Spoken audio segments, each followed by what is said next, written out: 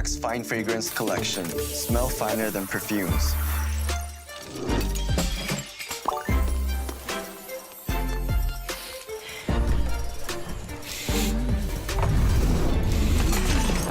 Hi, Mark. Hi.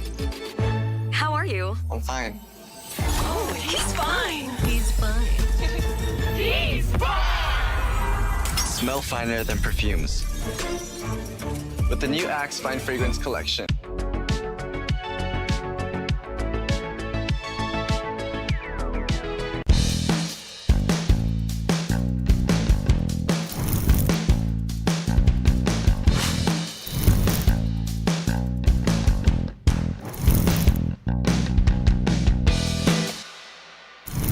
Axe. Layer like a legend. Start with a deo stick and finish strong with Axe Fine Fragrance Collection. Scents inspired by luxury perfumes with up to 72-hour deo protection. Layer like a legend with Axe.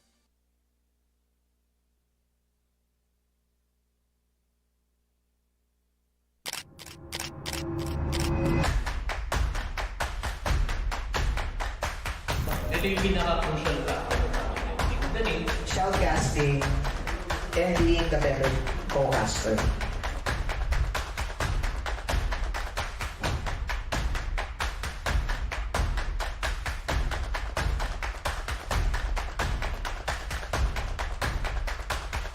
Doon na natapos ang Campus Roadshow. Viva! Ang estudyanteng magaling!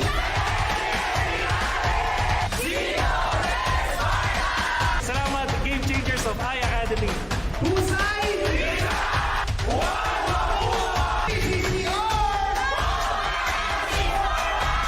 Dragons of University of Asia and the Pacific. Animo!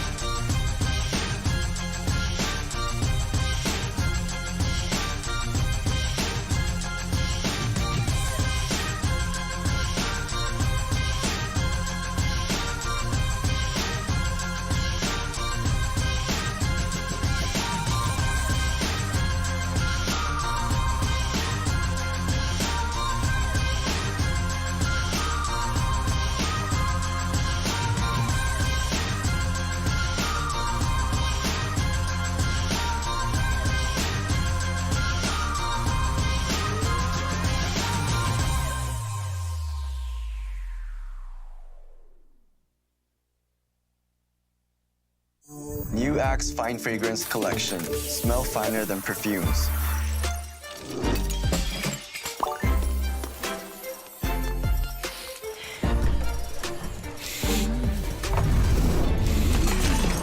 Hi, Mark. Hi, How are you? I'm fine.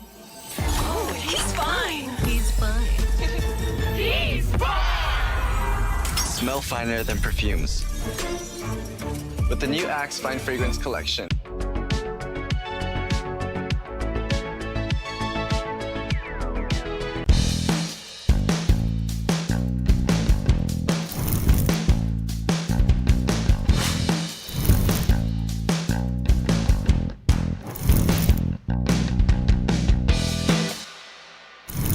Axe, layer like a legend. Start with a deo stick and finish strong with Axe Fine Fragrance Collection. Scents inspired by luxury perfumes with up to 72-hour deo protection. Layer like a legend with Axe.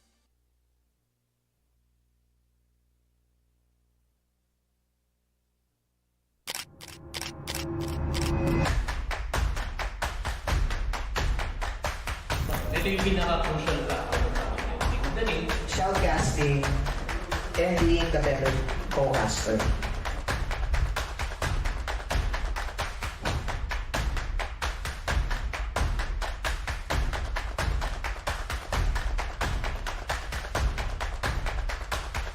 Doon natatapos ang Campus Roadshow. Viva! Ang estudyanteng magaling. Salamat, Game Changers of I Academy. Husay! PCC Dragons of University of Asia and the Pacific. Animo!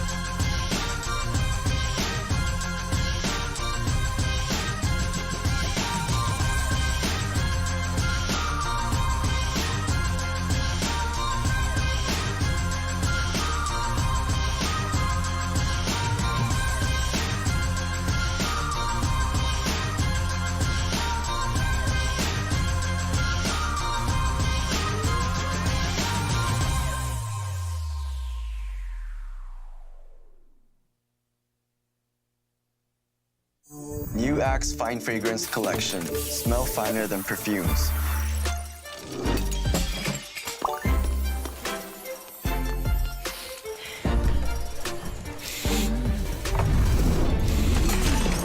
Hi, Mark. Hi, How are you? I'm fine. Oh, he's fine. He's fine. Smell finer than perfumes. With the new Axe Fine Fragrance Collection.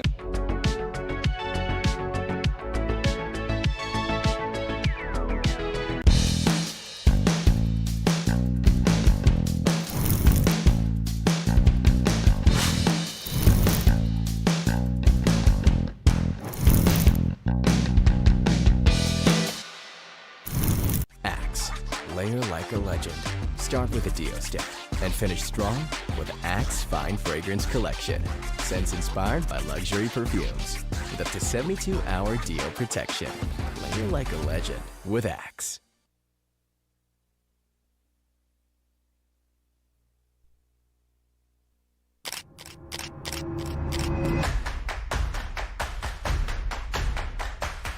Ito yung pinaka-crucial factor sa akin. Madali. Shoutcasting and being the better co-caster.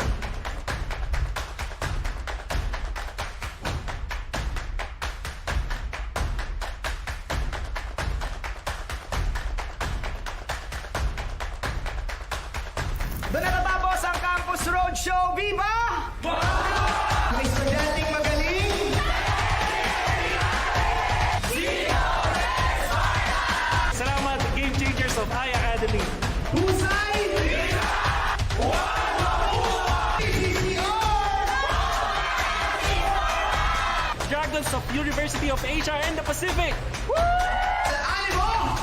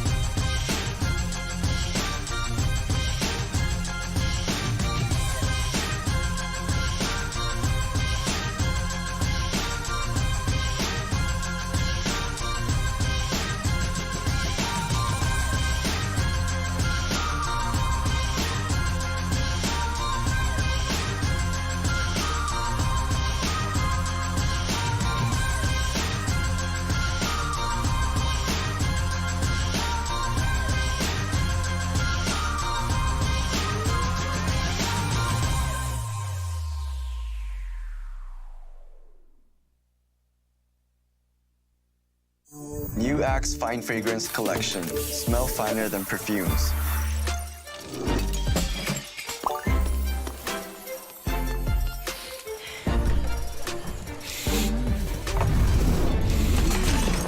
Hi, Mark. Hi, How are you? I'm fine. Oh, he's fine. Smell finer than perfumes. With the new Axe Fine Fragrance Collection.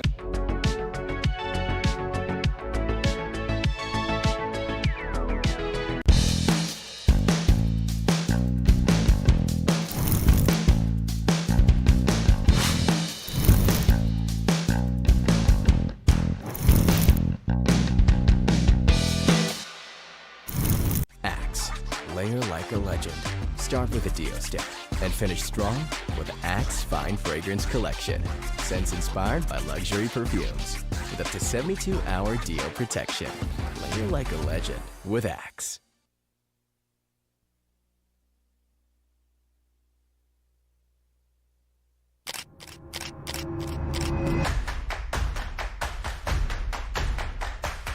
Ito yung pinaka-crucial factor sa akin.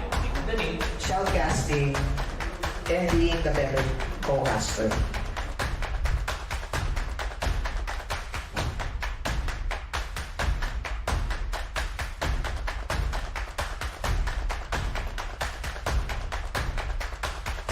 Doon na natapos ang Campus Roadshow. Viva! Mga estudyanteng magaling.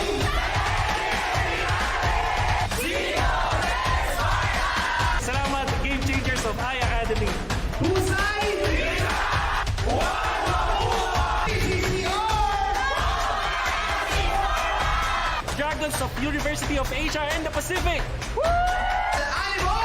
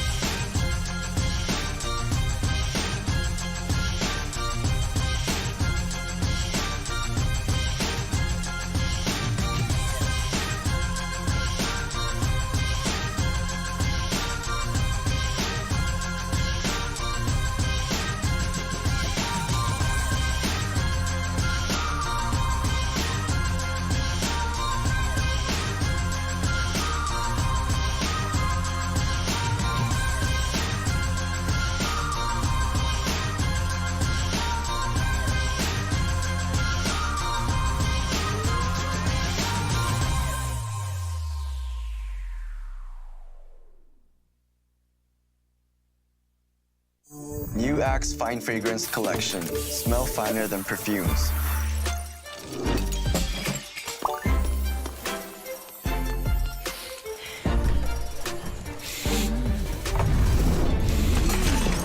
Hi, Mark. Hi, How are you? I'm fine. Oh, he's fine. He's fine.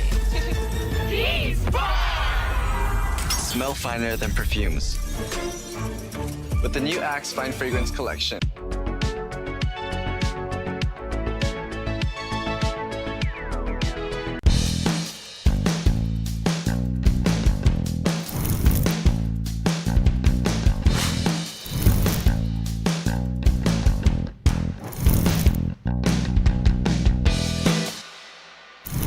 Axe, layer like a legend. Start with a deo stick and finish strong with Axe Fine Fragrance Collection. Scents inspired by luxury perfumes with up to 72-hour deo protection. Layer like a legend with Axe.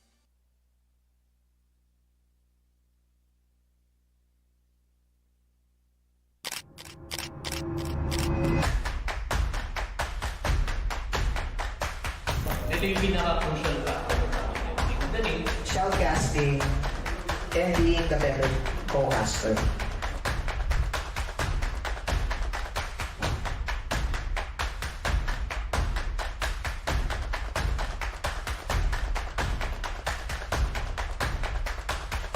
Doon na natapos ang Campus Roadshow. Viva! Mga estudyanteng magaling. Salamat, Game Changers of iAcademy. Husay! PCC Dragons of University of Asia and the Pacific. Animo!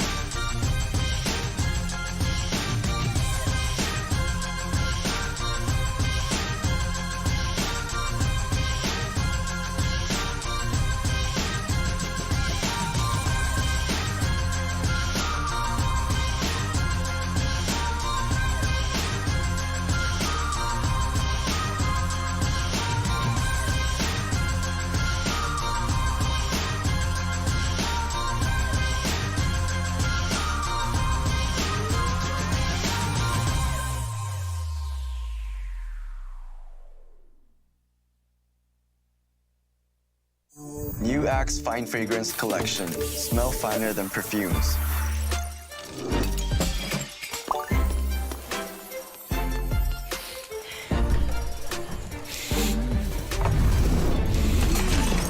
Hi, Mark. Hi, How are you? I'm fine. Oh, he's fine. He's fine. Smell finer than perfumes. With the new Axe Fine Fragrance Collection.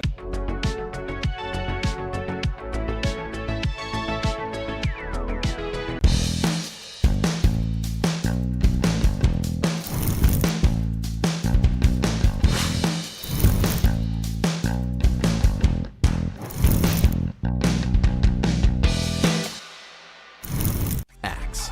Layer like a legend. Start with a deo stick and finish strong with Axe Fine Fragrance Collection.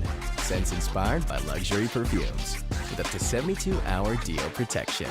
Layer like a legend with Axe.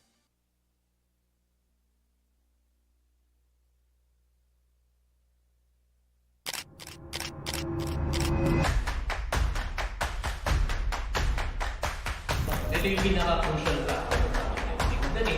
Shoutcasting and being the better co-caster.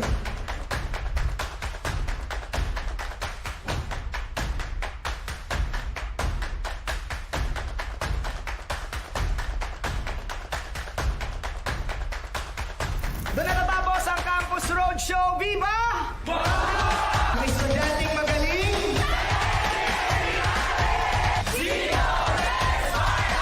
Salamat, Game Changers of iAcademy. Husay! PCC Dragons of University of Asia and the Pacific. Animo!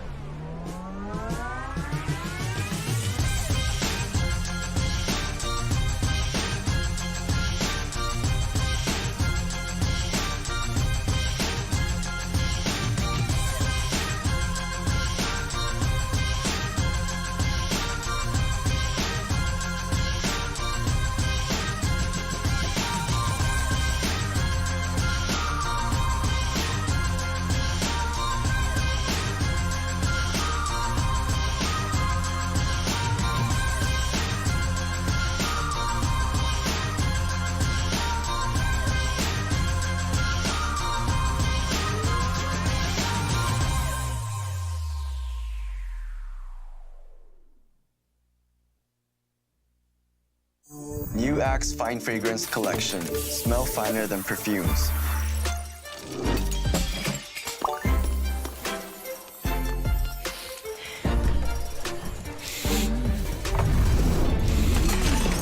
Hi, Mark. Hi, How are you? I'm fine. Oh, he's fine. He's fine. He's fine. Smell finer than perfumes. With the new Axe Fine Fragrance Collection.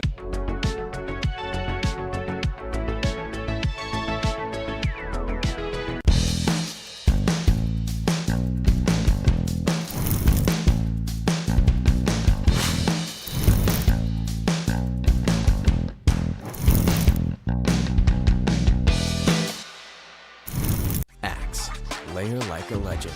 Start with a deo stick and finish strong with Axe Fine Fragrance Collection. Scents inspired by luxury perfumes with up to 72-hour deo protection.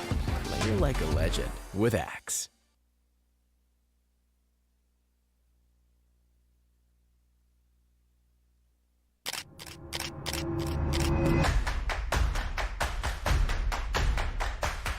Ito yung pinaka-crucial factor namin. Dali, Shoutcasting and being the better co-caster.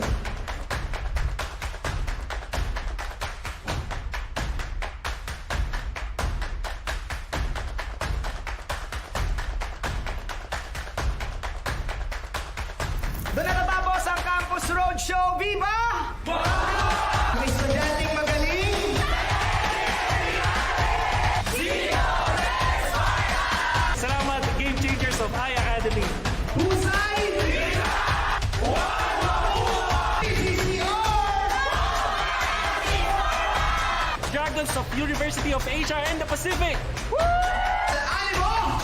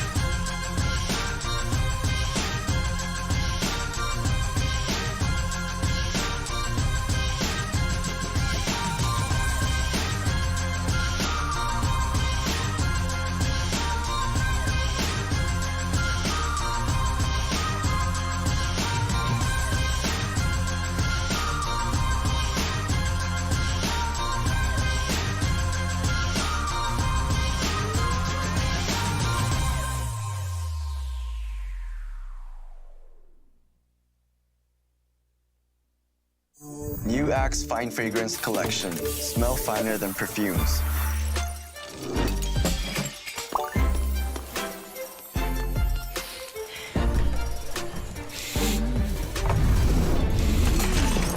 Hi, Mark. Hi, How are you? I'm fine. Oh, he's fine. He's fine. Smell finer than perfumes. With the new Axe Fine Fragrance Collection.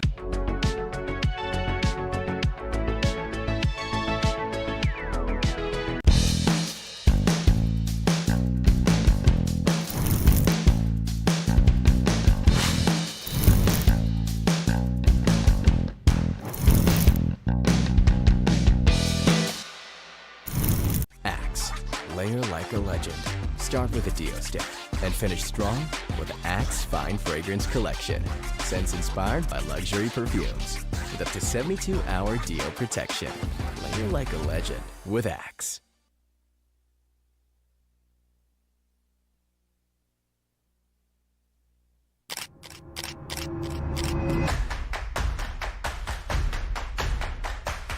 Ito yung pinaka-crucial factor namin. Hindi ko galing. Shoutcasting and being the better co-caster.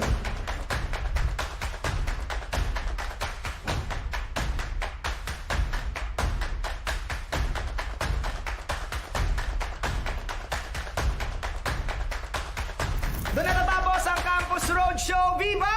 Mga estudyanteng magaling.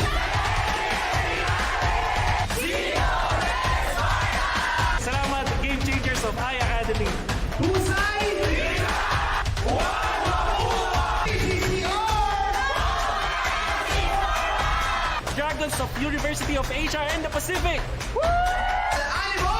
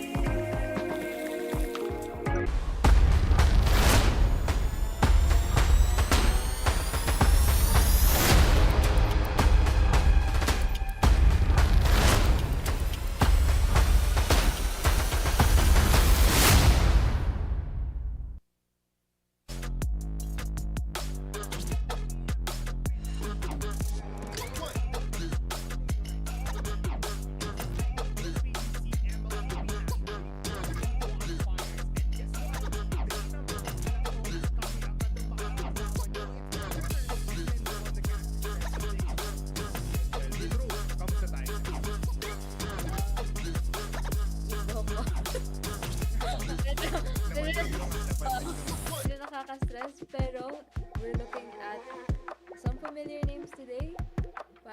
Kasi medyo kilala na natin yung mga nandito. And di ko pa sila nakikita matching up against each other, so I'm very excited to see them din etong mismo matchup na to. Alam mo, YouTube said no na hindi pa natin nakikita itong mga players na to, pero in this kind of stage, so titignan natin ngayon kung paano nga ba sila nag-improve. Last time na nakita natin dito, we have some star players na may kita ulit natin, which is gonna be fun. But before that, gusto ko lang alam sa inyo na dumayo na to sa 5 rounds na puro best of 1 yung mga players natin. And now, we have the top 4 teams that wants to qualify for the top spot papunta dito sa PCC. But of course, everybody, it is the Philippine Collegiate Championship, and ganun talaga ka-solid eh. May kita mo talaga na our players right now are gonna be top tier. Meron na naman tayong mga qualified teams na nakita nyo. Nandyan yung Ateneo, nandyan yung NU na lahat naman. Big shoutout to them as well. And a big shoutout for one of the coaches there, ang ating resident cashier din kay Ivan, kay Sir Ivan. Birthday niya kahapon, so big shoutouts to him. So happy birthday pa sa'yo. But everybody out there, please do like and share the stream kasi magsisimula na tayo in just a little while. Kwentuhan muna tayo ngayon. So Minru, ano nga bang ina-expect mo later on? May nabanggit mo na rin naman kanina na we have some teams coming back in the stage. And as we look at the Group A and Group B, any thoughts, Minru? Again, yes, very familiar name. Itong Shark Sigma, we've seen this team before. Itong mga to. And siguro yung pinaka-in-expect ko is these players have been here for a long time, as you've said. Pero kasi ML is always changing. There's a new patch actually, recently lang. So, yun yung gusto ko makita. How are they gonna adjust? Na naka-affect ba yun sa performance nila? Na yung patch na ba yun parang napaganda palalo yung play nila? Or may mga ibang kinailangan pang mag-adjust? Yun nga, no, nakikita nga natin Letran Cyber Knights, UCLM Apex Apex Esport, and LSB Shark Sigma nandito sa ating Group A. Pero we can also look at that 4th and 5th spot kung saan may open qualifiers for Visayas and one more on that open qualifier spot. Sa Group B naman natin, NU Bulldogs, Ateneo Esports, and of course, Pylon. Nandyan pa rin ang top dogs natin, Minru, but meron tayong Regional Wars champion na mag-qualify here. Plus, yung ating open qualifiers day number 2, sila naman yung malalagay dyan sa Group B. But talking about what you've said before, no, na meron tayong bagong patch, meron tayong mga bagong iteration na meta pagdating dito sa mundo ng Land of Dawn, tulad ng nangyayari sa MPL sa main na liga natin na ng buong MLBB. May mga teams na medyo nag-struggle, last champions, ngayon tinambakan ng mga Phoenix Army natin. It might be the same here kasi you have top dogs pero you have up and coming teams na talagang umaarangkada, na talagang nagpapakitang gilis pa rin naman, and this might be their time to finally branch out of their comfort zone and be the ones on top with the new patch, with the new things inbound. And meron din naman tayong makikita mga bagong mapa. We have 4 maps na to look forward to later on para, it makes things more interesting. But that is our Group A and Group B. And of course, after that, meron tayong Campus Playfest in 2025. Magbabalik ang Campus Playfest natin. It is the biggest year-end celebration in esports and gaming. And guess what, guys? Sobrang solid niyan. Kasi mangyayari yan, Minru, if I believe, sa MOA, sa Mall of Asia Music Hall. Pero please do keep on following these pages, yung PCC natin, CCE, and even, I think there's one for Campus Playfest alone, para lang maging updated kasi sobrang solid niyan. Feeling ko makikita namin, makikita nyo kami dyan ni Mindro. Wink na lang yan para, alam nyo, para matunugan na rin naman yung production and buong events team natin. Mindro, any thoughts about this? Of course, wait lang. Before that, syempre, meron tayong episode release, Minro, on November 12, which is the Playground Wars, kung saan makikirelate kayo sa mga creators or mga special guests natin dyan. But balita ko, Minro, 3 episodes na makikita natin dyan. Oo, tsaka parang may pa-teaser din sila, di ba, na kailangan abangan nyo muna talaga bago nila i-drop yung mismong episode. So, ako, naka-on na yung notifications ko para makita ko yung teaser pa lang, tapos naka-on na rin for the main episode. Sobrang solid yan, no, Mindro? Ay, nako po. Ako medyo may nasisipat na rin ako, di ba, from the people that are involved. Pero kung kayo, if you're just tuning in, ngayon lang laman yan, go and check that out. Kasi November 12, first episode natin dyan. In the morning, may teaser tayo tulad ng sinabi ni Mindro. So be ready for those amazing. Ito yung maganda sa PCC, Mindro, pa-elevate yung mga nangyayari dito, even for Campus Playfest and CCE, rumaragasa. But before that, or bago tayo mag-move forward dyan, hindi yan posible lahat, or hindi posible ang ating Philippine Collegiate Championship National League right now without these sponsors. Yeah, that's true. So let's all discover the game changer plan by Converge and elevate our gaming experience like never before. With its true fiber power, we'll be able to dominate every game effortlessly. Hashtag the game changer, hashtag Converge FiberX. At hindi lang naman yan nagtatapos sa Converge Fiber X, you do have Realme as well. Level up your game and creativity with the Realme 15 Pro 5G, powered by the Snapdragon 7 Gen 4 for peak gaming performance. A massive 7,000 mAh battery with 80 watts Super VOOC. Ganun kaangas yan. And a 144Hz quad curve AMOLED display for ultra smooth visuals, capture every victory with its triple 50MP AI camera and 4K 60 FPS recording, then edit effortlessly with AI Edit Genie. Ang daming kasama niya ng Realme Plus. The Realme 15 Pro 5G is built for gamers, creators, and go-getters. At guys, kung sobrang solid ng skills natin ngayon and for our sponsors, maraming salamat po. Ako tuwang-tuwa ako kasi first time ko narinig mag-English ng tuloy-tuloy si Minru, so it's also a plus in my hand. Pero before that, Minru, pag-usapan natin ngayon ng onte yung mga nangyari, no? Sobrang solid. We have 2 matchups for today. Magsisimula yan sa best of 3. Tapos susunod, best of 3 ulit. Tapos after that, best of 3, which means it's a fun-filled day and even an evening full of MLBB. Yeah, parang yung yung pagkakasunod-sunod niya rin kasi there's a lot at stake for these people. Pero ang alam ko, kung tama lang ako, please correct me if I'm wrong, Sir Bepo. Parang tomorrow, di ba, meron pang qualifiers ulit. So, does this mean na yung mga teams dito na hindi makakapasok sa finals, pwede pa ba sila na sumubok ulit bukas? I believe we'll check on that, Minro, pero I believe laglag na sila kasi it's per division eh. You have Visayas, you have Mindanao, you have also a championship spot na mapupunta sa Group B kung naaalala mo yung Group A natin, Group B natin, no? But, let's see. Ang alam ko lang talaga, we have day 1 and day number 2 separate qualifiers yan. So, it's, alam mo yun, mabigat ang mga labanan natin dyan. Pero may mas maganda pa rin naman kung mabigat ang pakiramdam nyo, meron tayong kasama sa ating buong PCC right now. And it's GCash. GCash is actually taking the gaming world by storm, providing gamers with an effortless and convenient way to make payments, especially those that don't have their own credit cards. Whether it's grabbing new hardware and titles from stores like Data Blitz or Game One, or purchasing the latest gaming titles in Nintendo eShop, Steam, or even instantly topping up diamonds in Mobile Legends, GCash is every gamer's power-up partner. And you know what?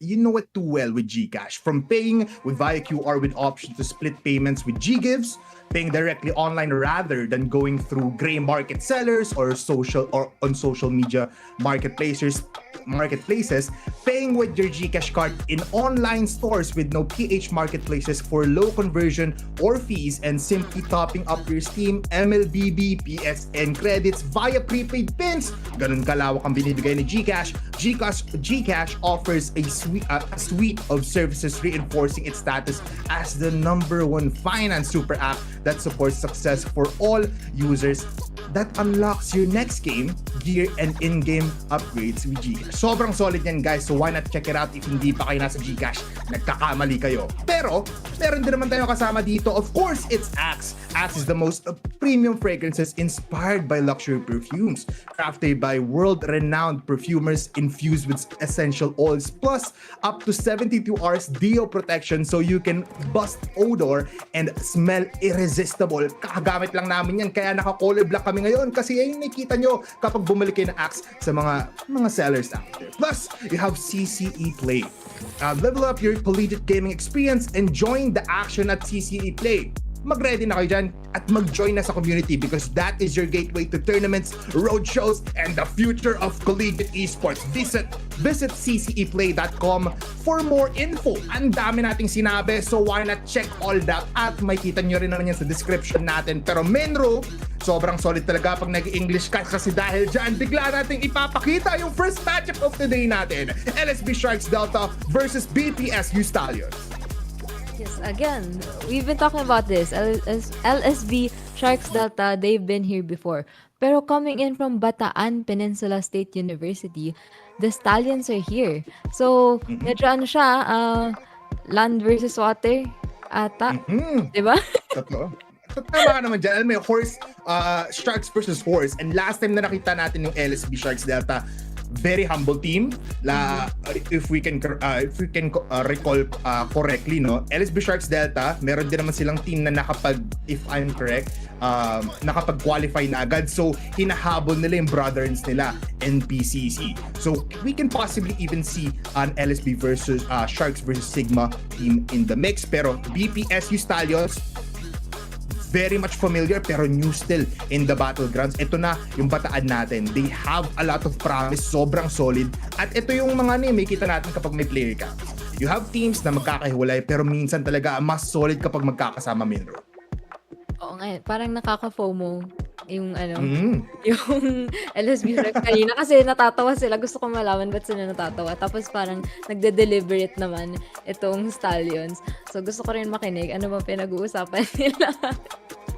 I mean, titignan nga natin kanina, no? It's good vibes. Very much great action siguro ang may kita natin dito for LSB. Medyo flip naman or magkaibang side naman of the coin yung may kita natin nung nasa Bataan Peninsula State University na tayo. Kasi alam mo yun, seryoso, tumitingin pa ng draft. Kulang na lang ilabas nila yung portfolio nila, yung punong-puno ng papel para makita kung ano nga bang inaral nila. But of course, that is our game number 1 matchup today. Sino nga ba ang inyong sinusuportahan? Will it be LSB Sharks or will it be BPSU Stallions? Right now, papasok na tayo sa draft main row. Blue side ang LSB, red side ang PPSU. Okay, this is one of the most exciting things for me. Kasi ang daming ang nagbago na daming na nerf. Si CC, yung mga XP laners natin na dominant before, mga na nerf sila. But then still, Fredrin is the first ban here, which is also, I think, a good call, especially kung plano ng LSB Sharks dito na mag-assassin. Kasi kung gusto nila mag-assassin, sobrang hirap naman natapatan ng utility jungler, diba? So why not just take it out here on the first? Oh, ayun, diba? Parang alam nila, okay, parang mag-assassin nga to, diba? So, ban na natin yung haya, wag na natin ibigay ito. Ito na nga, no, yung binabanggit mo na possibly LSP Sharks Delta prioritizing a fast and a quick maneuvering assassin. Tatanggalin na natin dyan agad yung Hayabusa, possibly even a Lance Root tatanggalin na dito, but of course, it's a better matchup kapag sa Fredrin. Pero tatanggalin muna dito ng LSB yung isa pang kinakatakutan nila. Moskov, one of the prime marksmans right now on the other side. BPSU din, tinatanggal yung, you know, one of lason kasi ito pag tinignan mo sa best of 1 series, even though it's a best of 3, sobrang ganda pa rin ng isang Fanny, lalo na kapag may kalaban ka na sobrang galing mag-Fanny. Alam mong snowball na yan simula pala. Yeah, so again, parang tinatarget yung assassins for Stallions here. Pero yung Sharks Delta, I feel like parang ayaw nila kasi ng makaka-disrupt siguro ng play nila inside the map na, kasi alam naman natin to si Moskov is very all around the map. He can travel very fast. So, not sure if I feel like they're gonna be banning a roam here kasi sino nga ba pwedeng i-ban na roam? Si Grak. Sinagot ka na agad. Diba? Si Grak yung sobrang meta ngayon, especially kapag meron tayong broken walls, na pag-usapan natin yung last time na kapag may Grak, may broken walls na mapa na sobrang complementary sa kanya. This is actually concerning Mindro kasi ibig sabihin yan, marami tayong open heroes na very much meta na magiging possible picks natin dito. You have the Arlot, you have the CC. If I remember quite clearly, LSB Sharks Delta also uses the Arlot a lot. Pero sabi ng BPSU, since may Fredrin kayo, since may Grak kayo na binan, since may Moskov din naman, targetin muna namin yung wide na assassin pool nyo. Tanggalin natin Joy with the Fanny and the Hayabusa as well. I feel hindi ko kasi alam kung mag-a-assassin sila pa rin dito or pina-force ba nilang mag-fighter jungle. But then ayun, si CC kahit na nerf to, if I remember correctly, parang yung passive niya kasi diba parang bumaba na yung duration. But still very top priority pick for Sharks Delta. And pinayo nila over the Arlot. So, I mean, possible pa rin naman na ma-switch yung lane, yung lane or kung saan nila ilalagay itong CC, no? Open pa rin naman i-gold, open pa rin naman i-XP. So, still versatile pick para sa kanila. Itong BPSU Stallions, kukunin nila yung Gatted Catch. Great initiation, great team fight hero. Pero yung isang hero dito, Mindru, parang i-unlock pa natin later on. Naka-invisible pa siya, mamaya ipapakita natin yan. So, baka nagulat ka, balik na agad tayo dito sa LSB Sharks Delta. Ano yan? First surprises natin yan dito for Philippine Collegiate Championship. Pero why not take advantage na agad dito ng isang sobrang gandang assassin, marksman, whatever you call it, nasa jungle na agad to. You have the Yisun Shin for LSB Sharks Delta. What do you think? What do you think is, anong meron kapag may kasamang Matilda ang isang YSS? I think yung sinasabi mo kanina na flexi pa itong CC. Medyo 80% sure ako na nasa gold lane na siya. Kasi ito na nga yung Yisun Shin on the jungle, tapos Matilda pa yung roam nila. Kung magdo-double marksman sila with a Matilda roam, I feel medyo napag-isipan na nila yun. So I think this is their plan. Pero Stallions, yung surprise natin, ako na magre-reveal, okay lang ba sa lahat? Sige, ano yan? Ano yan, Mindro? Parang nakikita ko kasi, parang ata siya, parang Lancelot. Totoo ba? Nararamdaman ko na Lancelot yun. Kaya, pero yung gusto ko rin sana kasi puro sana no? Pero gusto ko sanang sabihin kanina na in-expect ko na Yisun Shin ang first pick ng Sharks Delta. Because tinanggal na nga itong mga assassins. So, yeah. Di ko alam kung meron kaming wavelength at naisip ko nang mag-gold fighter sila. Pero yun, medyo naramdaman ko na mag-i-Yisun Shin sila. I mean, it's yan talaga kapag kapag magaling kang coach, pag top barangka saver ka, alam mo na yung mga nangyayari yan sa buong mundo ng drafting natin sa MLBB, no? Pero kidding aside, we have Lapu-Lapu in back for BPSU Stallions. Magandang pick to, even if ilagay nila yung CC sa XP lane, medyo pantay, no, Minru, kung isipin mo na yung labanan natin versus the Lapu-Lapu. Tapos samahan mo pa ng mga bans dito, they're prioritizing a lot of the XP laners now. You have the Arlot and as well as the Ruby. Yeah, I feel yung Ruby na to, they're expecting a gold lane Ruby also. So, medyo mahirap kasi yun sa gold lane, lalo kapag nakapag-stack ng mga items. And hindi naman lugi si CC doon, pero medyo mahirapan pa rin yung buhay niya because CC always wants to move. That's her signature thing, di ba? Yung mobility niya. And si Ruby, ang signature move niya ay ang stun niya. So, kapag kung madi-disrupt yun, they really want to put a stop on that. Pero, eto na nga, yung Arlot, I think they also expect na CC gold to, kaya binan na nila tong Arlot, but I'm not sure kung hindi ko kasi, para sa akin kasi fair yung matchup ng Arlot at ng Lapu-Lapu ikaw ba? I mean, yeah, feeling ko, lalo na pag nag-scale up ni Arlot, no, you have that potential na to carry your team. So, siguro nga na, medyo fair, medyo may advantage. Pero siguro, they don't want to give this out kasi kung naalala mo nga yung last nating cast here in PCC, may magaling na Arlot player here on Sharks Delta. So tatanggalin na lang nila yon, yung problema na yun. Plus, LSB Sharks Delta will have their last ban, 1-1, good laner. Ito na yung una nating marksman actually second marksman na binan for the entirety of this draft. Ngayon, babalik tayo for our last pickings. Kulang na lang ng mage actually in both teams natin plus a possible good laner for BPSU tapos isa pang XP. Anong pwede nating asahan dyan?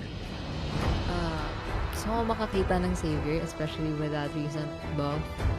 Pero, I think a Savior would be good against Stallions. Pero for Stallions naman, there's still the Eve na hindi naman ata nagalaw this recent patch, no? So, pwede pa rin yun. Very good against, well, kasi mobile naman tong Sharks Delta and medyo mobile din. Oh! Ay! Okay! Kimi. Okay. Wait. So parang nakikita ko na yung sorry. Nagulantang si Minro. Nagulantang si Minro after Kimi. Nakikita ko na yung game plan nila na gusto nilang sabayan tong Gold Fighter. Pero they have to make up for that lack of marksman eh. So lalagyan na natin siya sa middle lane, 'di ba? So, yeah. Okay, I think I like this Kimi. Yeah, tsaka kung isipin mo, you have the YSS on the other side. You also see a combination of a Kimi na available kapag may YSS para lang double marksman kayo if ever man kahit saan mo sila ilagay sa mapa. You have that damage potential. Pero sabi ng BPSC Stallions, tulad ng sinabi mo, may pantapat na sila dito sa buong lineup ng LSP Sharks Delta. That's the Kimi. Titignan natin yan. Zoom in muna. Very much amazing kasi meron tayong Cecilion. Panggulat lang for the other side. Plus the Iritel. Ay naku po. Speaking of Iritel, may kilala din ako, taga-Barangka. Ang galing mag-Iritel. Kakaiba to. Minsan nga inaangat niya din yung mic niya parang ganito, Minru. Pero last pick na tayo dito for BPS. Minamind games nila tayo kasi sabi natin CC Gold na to. Pero, yun, medyo very late game to itong lineup ng Sharks Delta. Isn't hindi naman siya sobrang bilis agad na alam mo yun, hindi mabilis yung power spike niya early game. Tapos may Sicilian pa. Pero for Stallions, anong kulang laro? Wait, gold lane? No? Yep, possible gold, yeah. Oo. There's still, there's still the Clint, the Claude, wala na pala yung Moscow, no? Grabe yung zoom in, parang inaano talaga tayo. Oh! Ooh! Wait. Lapu Gold. Oh! Okay. Kasi nga binan nila yung XP na lang for the last two bands ng BPSC Stallions. Or, wait lang, medyo ako kasi I see a possibility of a Yura Gold play. If iniisip ko lang, in another world, pero mas may nagme-make sense yung Lapu kasi, wait lang, nagugulan tayo, tsaka nag-zoom in talaga sabi ni Direk, yung dalawa dito, bulag to eh. So ipakita natin lalo na ito yung pinik nila. But you have these sets of heroes now for both teams, Minru, and everybody out there. You have LSB Sharks Delta with the CC, YSS, Matilda, Cecilion, and Iritel. Very much late game, tulad nga sinabi ni Minru. For BPSC Stallions, you have very tanky heroes. You have Uranus, you have Kimi for the firepower, you have nila with the Gatotkacha and the Lancelot. Pero ngayon, papasok na tayo dito lang sa Land of Dawn. Mapapasabi ko ulit, Minru, ng Oh My Glove kasi tayo ay nasa Flying Clouds na mapa at simulan na natin ang laban. Game. Oh My Clouds kasi nasa Flying Clouds tayo. Pero ayun nga, honestly, babalikan ko lang yung draft natin. Medyo hindi ko kasi alam kung kaya ba? Agad mag-rotate dito ng isang McGregor na towards the bottom lane. Here in mid, medyo nahihirapan din sila. Especially na Kimi to.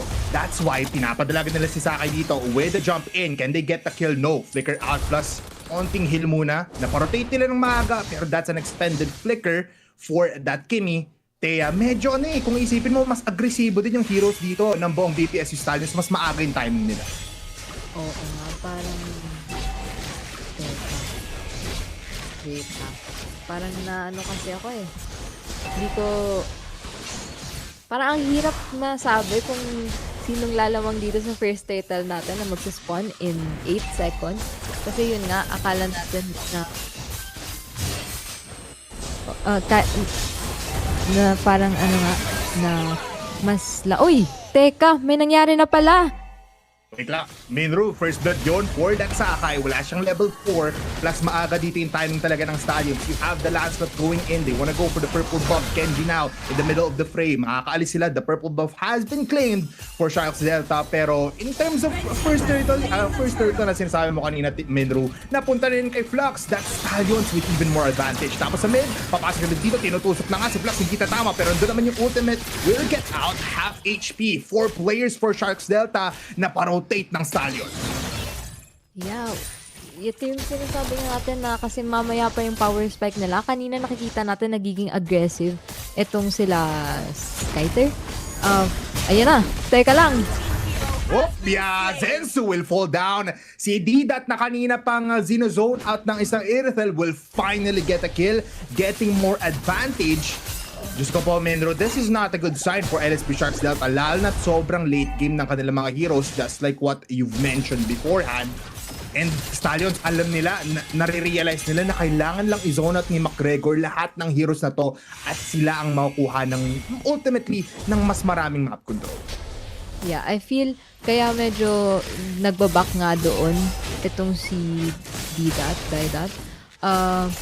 Kasi wala pa siyang level 4, so parang medyo mahirap pa na pumasok. Kagaya niyan nila Tudo. AOG, pero 6 na kapag dash out. Oh my goodness, papasok si Flock. Will roll. Makakakuha pa siya ng kill. Skitter will fall down. Si Sakai, still low in HP, pero dun sa right side natin, all too well, and it's too good. Kasi napatay niya dito si Kudo towards that Cyclone. First kill for Sharks Delta main row, nakikita natin onting umaangas ng LSB. Di ko alam paano yun namatay. Was that, hindi naman lethal. Auto-attack lang. Basic attack? Lang. Yeah, basic lang. Basic attack lang. Umabot yung yung auto-attack, yung basic attack ni All Too Well ng malayuan. Oh, okay. Akala ko kasi parang nakapag-flicker out siya ulit doon. So, grabe naman. Teka lang. Pero at least, itong Sicilian, one of the investments of LSB Sharks dito, parang hindi pa siya nagagalaw at nagkaroon pa nga siya ng kill. Yeah, parang na-kill, pero dito sa mid, there's a potential of a kill, lalo na't nandito si Zenzu. The Turtle has spawned in the top lane once again. Dehado ang Sharks Delta, lalo na't meron pa silang orange buff na kailangan i-clear out. Another free Turtle Minro for the side of VPSP Stallions, and Flux already going to level 9. Skypiercer on Kudo. A big fight happening here. Nandito si Dida, AOG. And Skitter will fall down. Double kill para dito sa Lapu-Lapu. Magiging triple kill pa ata. Pero sabi ni Flux, ako ang makakuha ng killing spree. Meanwhile, si 30 is just zoning out these two players sa gitna. Yung CC na nakita natin na sobrang lakas sa mga rank games ngayon, walang bat-bat sa isang Uranus, at samahan mo pa ng pinakaunang tore na babagsak dito sa gitna. I like that you mentioned na yun yung pinakaunang bumagsak na tore when that's the one of the most important turrets here. Kasi nagbubukas siya ng mapa. But then I also want to go back to the layering of skills dito nila Didat at ni McGregor. Kasi nag-abang sila sa bush, tapos na-stun neto ni Didat, tapos sabay pasok ng AOD ni McGregor. Like, sobrang ganda ng layering of skills nila doon. Sobrang ganda ng teamfight main rock. Ngayon mukhang makikita ulit tayo ng isang fight. Sakai, very much low in HP. Tatlong outer turrets agad ang nakuha ng buong Sharks Delta. Sila pala ang nasa right side natin. So big apologies on my side. Pero ngayon, BPSU pala ang medyo dehado. Looking at the gold lead, Minro, 5K almost ang angat ngayon ng Sharks Delta. Hindi sila titigil kasi sabi ni 30, kaya ko kayo takin. 5v1, nandito naman yung kakampi ko. Big AOG on the skater. That's a kill for Sakai, pero 30 will fall down. Kenji mamamatay din. Double kill pa nga para sa nag-iisang Rome. McGregor with a beautiful AOGs. Teka lang, sorry Sir Bipolar. Naguluhan din ako doon. Nasa kaliwa pala yung Stallions at nasa kanan yung Sharks. All this time na pagbaliktad ko sila. Sorry, pero yes, again! my bad Sharks. Oh, okay sorry. Nabawi agad natin. At nabawi nila. Kasi sobrang ganda ng pinapakita nila dito. Again, ayoko nang ulitin yung layering of skills, pero kasi yun yung palagi natin nakikita, no? At sobrang ganda ng pasok ni McGregor talaga. Yun yung parang all eyes on him talaga. Yung tingin. Talagang titingin yung mga teammates niya. May naalala akong ganyan tingin natin hindi ko masama yung ultimate na po. Dito on the top lane though, si 30 pinapasok na yung buong second tier 2 turret in the top lane. Sobrang taas. At ito yung kapag may Uranus ka on the other, if you have a Uranus on your team and sobrang ganda ng laning niya, sobrang ganda ng team fights, maaga agad, ma-enable agad yung tankiness, yung pagiging brusko niya. Pero ngayon, may isa pang brusco na kailangan abangan dito ng Stallions. It's McGregor now, taunting the Sicilian, going in for the Earth Shocker. Walang tatama doon, pero makakaalis pa naman si All Too Well. He does use the flicker plus the ultimate. But this is just a free reign for Sharks Delta, Mindro. Sila ang nagko-control ng mapa. Inaantay lang nila yung mga minion waves na pumasok plus this first lord. Yeah, that's so true. Kasi nga, kanina yung pinapansin ko si McGregor, pero napansin mo ngayon si 3D na wala kasing makakapag-stop sa kanya. Pero parang kinikiliti lang siya dun eh. Kinikinilira, tapos ngayon sila pa yung nangingiliti kasi umiikot ngayon si Kenji. There goes the traction pulse. AOG will not connect onto anyone pero naiwan dito si Sakai. He will get out with the dash incoming in from Kenji. Pero dahil doon, they have this opportunity to get more towers. Teka, it's only 8 minutes at parang puputok na itong turret dito Yan, nawala nga yung gold barrier, no? Yung mismong protection, yung magpo-push back ng minion waves here in the top lane or in the XP lane. 30, medyo nakakatikim ng onting damage, especially from Sakai, pero still, a lot of HP on the Disman. Papasok si Lirat biglaan, nakakatakot, pero traction pulse connect on to one. Si McGregor nasa likuran, go down with the Sky Piercer all too well. Makakuha sila ng isa, pero look at this 30 now, enabling himself, Sakai with a kill. Kudo still dishing out damage, pero vengeance is just too much. Plus, makakuha ng kill. Beautiful mega kill para sa kanya. At ito na, yung Irithel natin. Can he provide the damage? No, he cannot. That is 3 to 12 scoreline in 9 minutes. And now, nandito na sila sa Lord, Mindro. Gusto po. Parang kailangan natin silang isa-isang i-mention. Kanina, yung dalawang Brusco, pero yung traction pulse doon ni Kudo. Tapos, sobrang crucial nun para mataunt din ni McGregor, di ba? Yeah, totoo. Ito may kita mo nga dito sa instant replay brought to you by Converge, game changer na si Flux. Walang makakapigil sa kanya hanggat walang Matilda, hanggat wala dito even the Sicilian. Sobrang free reign. Ito yung mga gusto mo for a Lancelot game eh. Walang masyadong big crowd control na makakapagpigil sa'yo pag pumasok. And now, nakasalob lang sila ng base nila, Minru. 5 players cannot get out, cannot get formed, and the Lord is already here halfway across the map. At si Flux sabi niya, halika, tara, sumakay ka dito, pumasok tayo sa middle lane at magra-rap na ako kasi malapit na magsimula ang ating laban. Nance, Skater now, trying to provide the damage. Gold barrier will be used, papasok, the charge is there. Lord is now taken care of. Pero they will back off a little bit. Onting respeto for the side of BPSU Stallions. They're looking towards the top lane kung saan walang masyadong players. Papasok si Senzu, hindi tatama. Doon yung mga skills ng ating BPSU Stallions. Pero look at it, they will connect on to one. They will kill up Senzu. Pero na-taunt na naman dito si Immune. Nandito na ako po, Chief Armel. Nandito na naman si Immune. 4v5 here in the middle lane.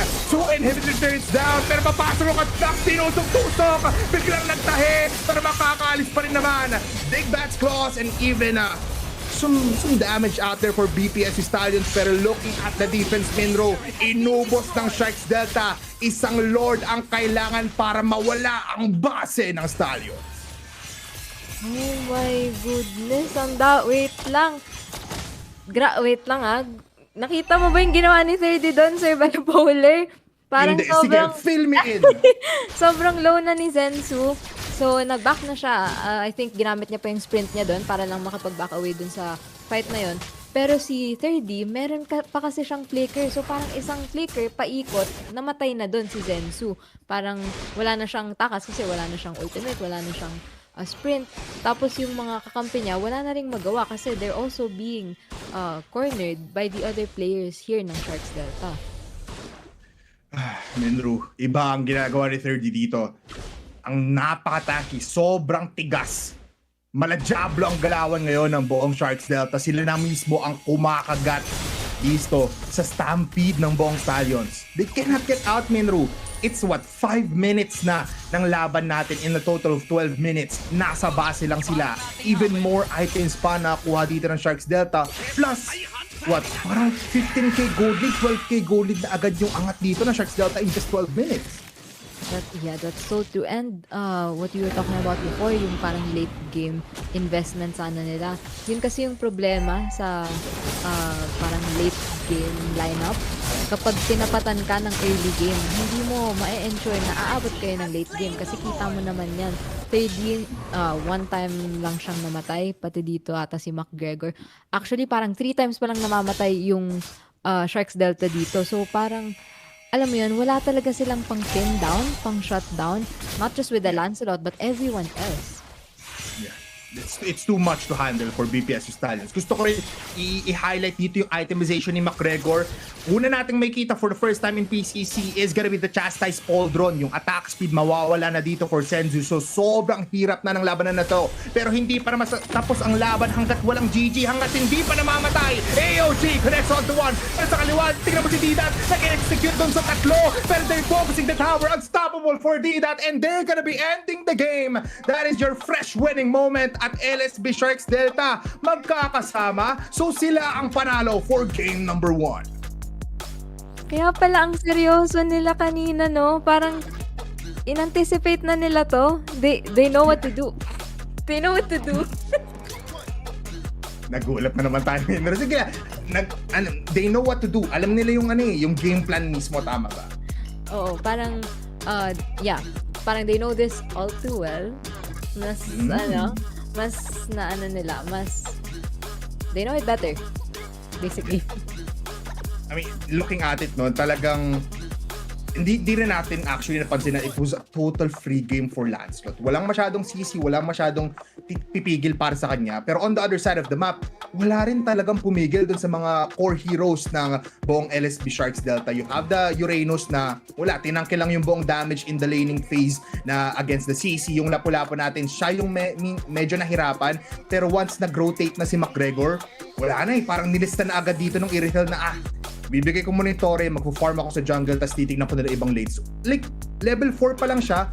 It is right naman na nag-rotate na agad siya for the possible turtle, pero since hindi nga nila yung point turtle, walang masyadong teamfights na pabor para sa kanila, walang nabigyan ng kills, walang farm, mas tumagal yung late game. Yung late game mas naging super late, so hindi na umabot doon yung mga players natin for style.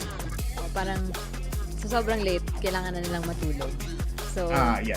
Parang tayo lang, no? Exactly. Diba? So, parang, yeah, I feel like medyo, talaga, yung naririnig ko kasi talaga ngayon, especially with the recent tournaments, we have the national tournament na parang 60% draft, 40% execution. So, sa draft pa lang, medyo hirap na talaga. Kita na natin yun from the beginning na Matilda and Isanshin agad in the first phase. Pero, looking at these post-game stats, as you've said, Flux was never touched. Actually, si Didat din pala. Hindi rin siya na shutdown dito. Kasi nga naman, siya si Immune, diba? So, parang, paano mo nga naman isa-shutdown ang Immune na? So, yes. Yung na-shutdown lang dito si McGregor and 3D, I think expected na yon. Ang hindi ko in-expect na isang beses lang sila na-shutdown dahil sila yung laging nasa harap. At kasi parang ayun nga, nandyan lagi si Kudo at nandyan lagi si Flux para sumunod kapag nag-initiate or nag-engage na sila. But yeah, I feel like kung CC gold sila and against Alapu, it would have fared much better. And yes. So, teka lang. Gusto ko lang din i-point out na itong si Kudo isang beses lang din siyang namatay, pero everything else, lahat ng skills niya tumatama. So parang free lang talaga si 3D na pumasok, free lang si McGregor na mag-AOG because they know na Kudo is just there to give that to give the damage. Tapos kung hindi naman enough, nandyan si Flux. So yes. Hindi, tama ka naman, Minro, no, na talagang dire-diretso dito sila Kudo. At dahil dyan, dume-diretso ang buong match MVP natin na hindi siya namatay despite him getting overthrown by the Irithel in the early game. Si Didat from LSB Sharks Delta ang ating MVP, ang ating real me MVP for this match. 507, 9,282 total gold. Tapos total kills natin dito is 18 for both teams. Tapos 5 yung napunta sa kanya. Minro, let's talk about Didat even more, a little bit. Yeah, okay. Yung sinasabi, natawa kasi talaga ako sa Immune na Pero yes, we all know Lapu-Lapu has been a headache, not just in the XP lane but in the gold lane. Kita mo naman yung mga pasok niya, pasok na pasok yung stun na kung hindi man mapasok nga doon ni McGregor, nandyan naman kasi siya. And also, yung kanyang damage na ang kunat niya pero ang sakit-sakit ng isang lapu-lapu. Sobrang hirap niyang patayin dahil nga hindi siya ma-stun. Tapos ang sakit niya pa. So ano nga gagawin mo against a lapu-lapu with lots of gold dahil nasa gold lane siya at hindi pa siya namatay. So, yes. Yeah, iba talaga, Menru. To a point na hindi na talaga siya mamamatay at hindi ito yung one time na muntikan pa siya mamamatay. The last fight of the game, nakita mo yon, half HP, tapos pumakasok pa siya papuntas doon sa loob, 1 HP pa siya doon sa pinakadulo and hindi pa rin napatumba ng buong BPSU Stallions ang isang lapu-lapu. That is our Converge Game Changer game highlights and victorious for the first game natin ang ating LSB Sharks Delta. Mukhang maganda nga talaga ang vibes ng ating Stallions pero mas maganda at mas focused ang ating mga players from LSB Sharks Delta. Ayun, we're just gonna be looking towards the next game pero mukhang we're just gonna be wait lang, titignan ko muna yung ROS natin kasi medyo medyo tinitignan ko lang yung ating ROS. But yeah, everybody, mukhang babalik tayo for another game here kasi game number 2, Menro, marami tayong may kita dito. Small adjustments for LSB Sharks pero Stallions, kailangan nilang humabal pa ng konti. Yeah, I really think na now that they know how LSB Sharks plays, LSB Sharks play, yes. Parang mas alam na nila what to do. Yeah.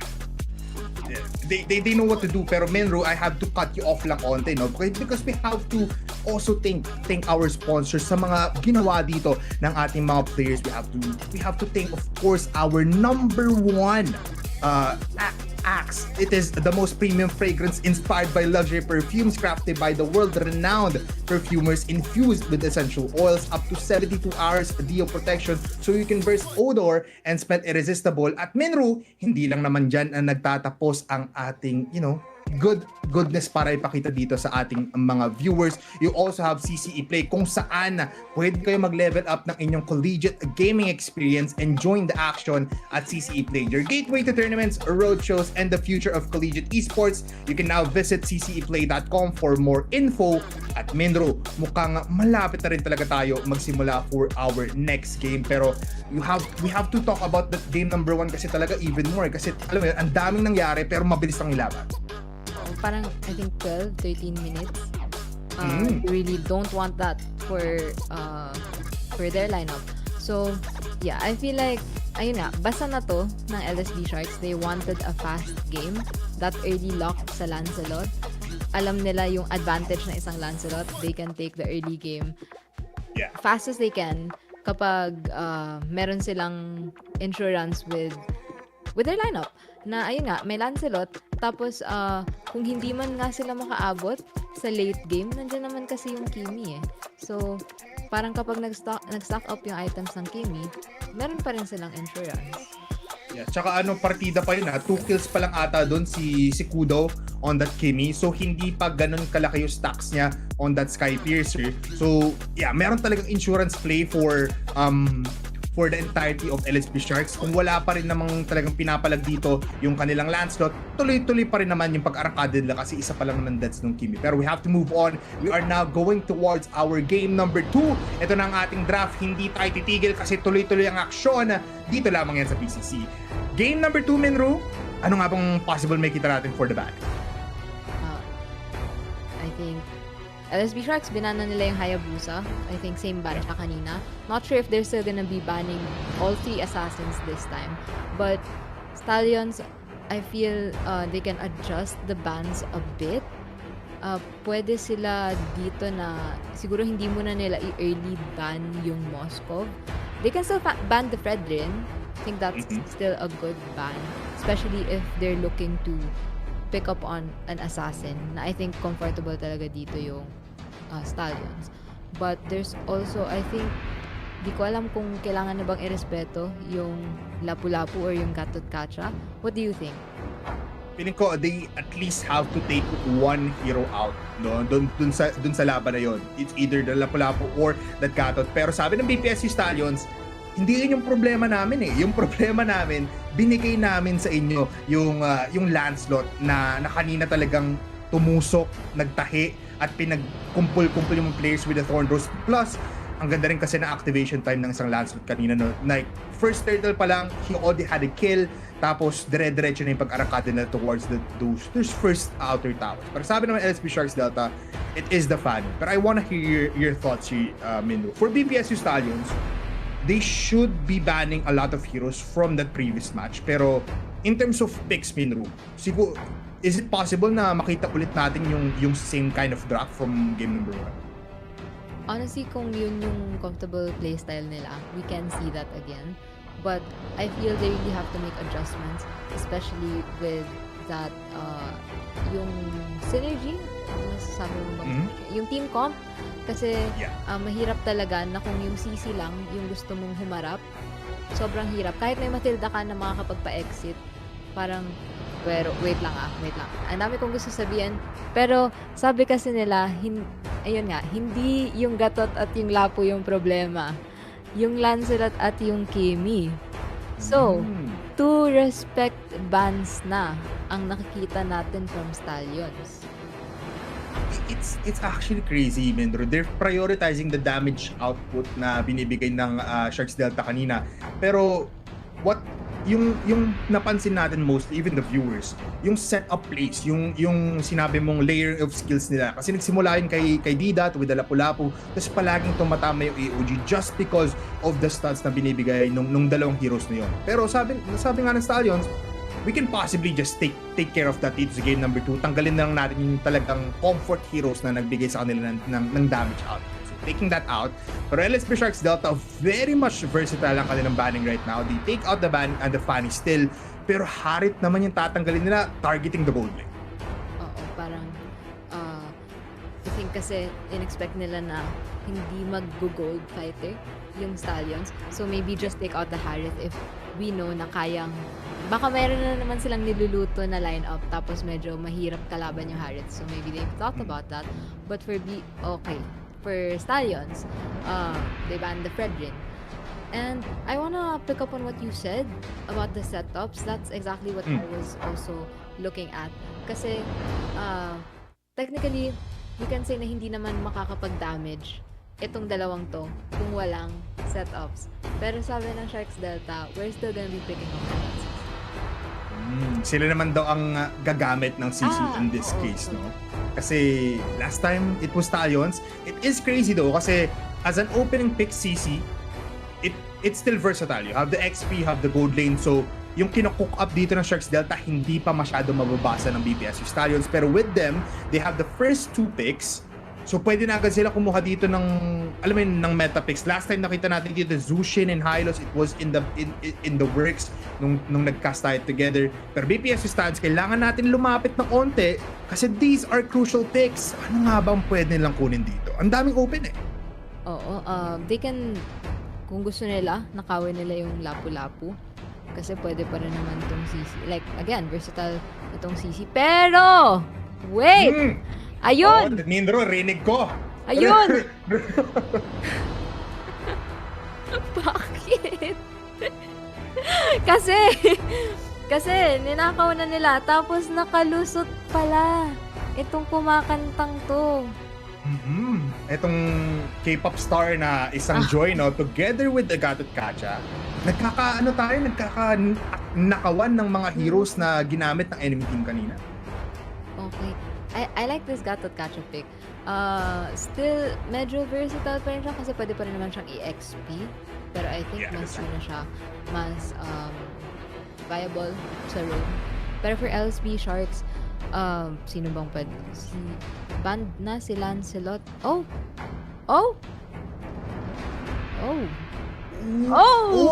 Okay. Eto na. Inaabangan natin eh. Pangatlong pick kaya napapaulan tayo. You have the Farsa. You have the Chip as well. Chip is an insane roamer. for Sharks Delta at sila yung isang team na kaya talagang mag-provide ng isang chip gameplay. They're one of the teams na pagdating dito sa PCC, kaya nilang ipagana ang isang chip. It is hard, pero with the CC, alam mo na yan, ultimate combination yan, papasok tapos curtain call, tapos yo-yo blitz, patay na agad yung igagang nila. Pero with this Farsa, sobrang ganda ng teamfight agad dito ng Sharks Delta. May panggulat, may pang out, may pang setup din naman kahit papano. Pero for BPSU Stallions, we wanna look back at it, no? Kasi medyo di natin napag-usapan eh. Kasi ito rin yung meta right now. Kung meron kang bilog, dagdagan mo na ng square. You have the Eve on the mid lane. Ayun yung... hindi ko alam kung napapansin mo, pero ito yung lagi kong hinihingi eh. Yung Eve at yung Farsa. Tapos binibigay sa atin nila ngayon. Pero wait lang. Yung... what do you think about this chip and Gatot Kacha? Kasi kapag nag-ultimate yung chip, di ba sama-sama sila? Hindi ba possible na mag-AOG lang dun sa mismong portal? Yeah, yun yung counter dito ng BPSU Styles. Kaya hindi sila masyado nagugulat, no, towards their team fight. Plus, if hindi agad nila na pick off dito yung Eve, walang layering of skills na hinahanap for Stallions, no? Walang layering of skills na madidisrupt for Stallions. Kasi if mamatay man dito yung Gatot Kacha, meron pa rin catch na talagang nasa loob lahat ng mga players after the shortcut of chip. Pero ngayon, looking at the bans though, Lapu-Lapu, sila rin naman na magbaban dito kasi nakakaramdam na sila, Mindru. Nagkakaagawan lang tayo ng mga heroes. Yung nag-iba lang dito, yung Farsa, tapos yung Eve. So medyo nag-iiba lang talaga yung laban natin. Oo, parang... ano ba? Yung Lapu-Lapu kasi, kaya pala, yung sinasabi natin na kung bakit hindi nila binaban, kasi kukunin nga pala nila itong si Gatot Kacha. Tapos possible pa rin na makuha nila yung Lapu-Lapu. Pero wait. Tama ba ako nang nakikita? Si Guinevere ba yan? Yeah, si Guinevere yan. Nagulat din ako eh. First, it works yung ban dito ng BPSU Stallions, no? Pero we don't necessarily know the player pool ng buong LSB Sharks toward an XP. Pero we have to move on ng onte. They did ban out dito yung last ban ng ating LSB Sharks, yung Arlot. So, hindi pa rin natin siya makita in this matchup despite them having a player na very much comfortable ng Arlot. Sila lang daw magbabanag kasi nagkakatanggalan na tayo ng XP lane. Fourth pick for Stallions, kailangan nila ng marksman, kailangan din nila dito ng XP lane. Yeah, kasi hindi rin sure, di ba, kung CC Gold na nga ba. I feel like they're gonna be picking up on an XP here. Wala na yung Lapu, wala na yung Arlot. Who else is there? The Yuzong is still available, but I feel like the Yuzong is okay. Again, di ba? Okay. Wait. And tama ka naman na Yuzong is that medyo kino-consider kong actually Ruby kasi kahit na mag-shortcut sila dito, sobrang ganda ng CC potential na ginagawa ng Ruby for those gank ups. It's also great na up against the Farsa, pero they go for the Yuzong, very good laner, plus up against the CC na potential pa rin naman mag-XP.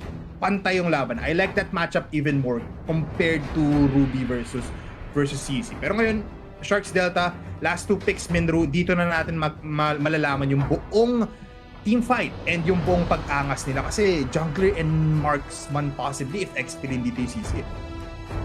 If kung kukuha sila ng marksman, pwede silang mag-utility jungle dito. Oh my God! Yes! Minro, binigay sa atin. Matagal na namin to ni Nostra Minro. Kung si Minro naghahanap ng even Farsa, ako naghahanap ako ng Ruby. This is actually crazy though. Kasi for now, Sharks Delta, di natin alam kung sino yung gold lane nila. Kasi itong dalawang fighter na to, interchangeable pa, pero possibly the CC para mas maganda yung fight up against this Yuzong. Pero with the YSS, Minro nagbabalik at sila naman yung kukuha. Inagaw din yung isa pang hero dito mula sa Stallions. I think natutuwa ako sa pag-reveal. Ako din. Diba? Parang yung sunod-sunod kasi una knockout tapos may new picks. So ngayon hinihintay na natin kung mag-marksman sila pero Irithel pa rin.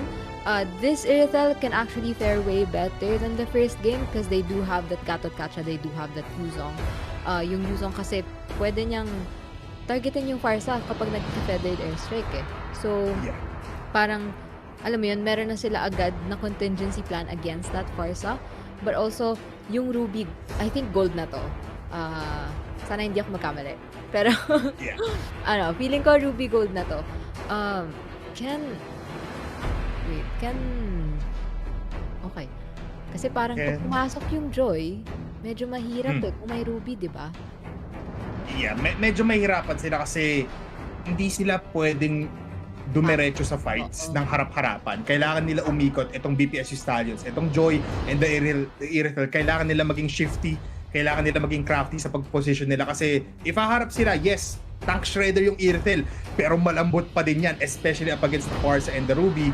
So kailangan nilang positioning is the play for Stallions right now. Pero for Sharks Delta, Minru, they also have to position quite clearly kasi kailangan mo ng nostokin kailangan mo na isipin na itong dalawang damage dealers ng BPSU, yung main damage dealers nila, hindi sila sasabay sa Yuzang pati dito sa AOG ng isang Gatkacha. Pero Minru, it's time to get ready. At isang tanong na naman to for our two teams. Sino nga ba ang makakuha ng 2-0 or will it be a 2-1?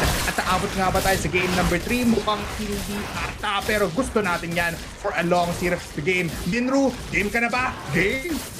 Game. Yan! Yan! Sorry, bigla akong nakalmot. Pero, sige. Sige, wait. Yung sinasabi mo kanina, yung positioning, I think, kailangan din talaga na yung pagtama ng skills. That's what I wanna say.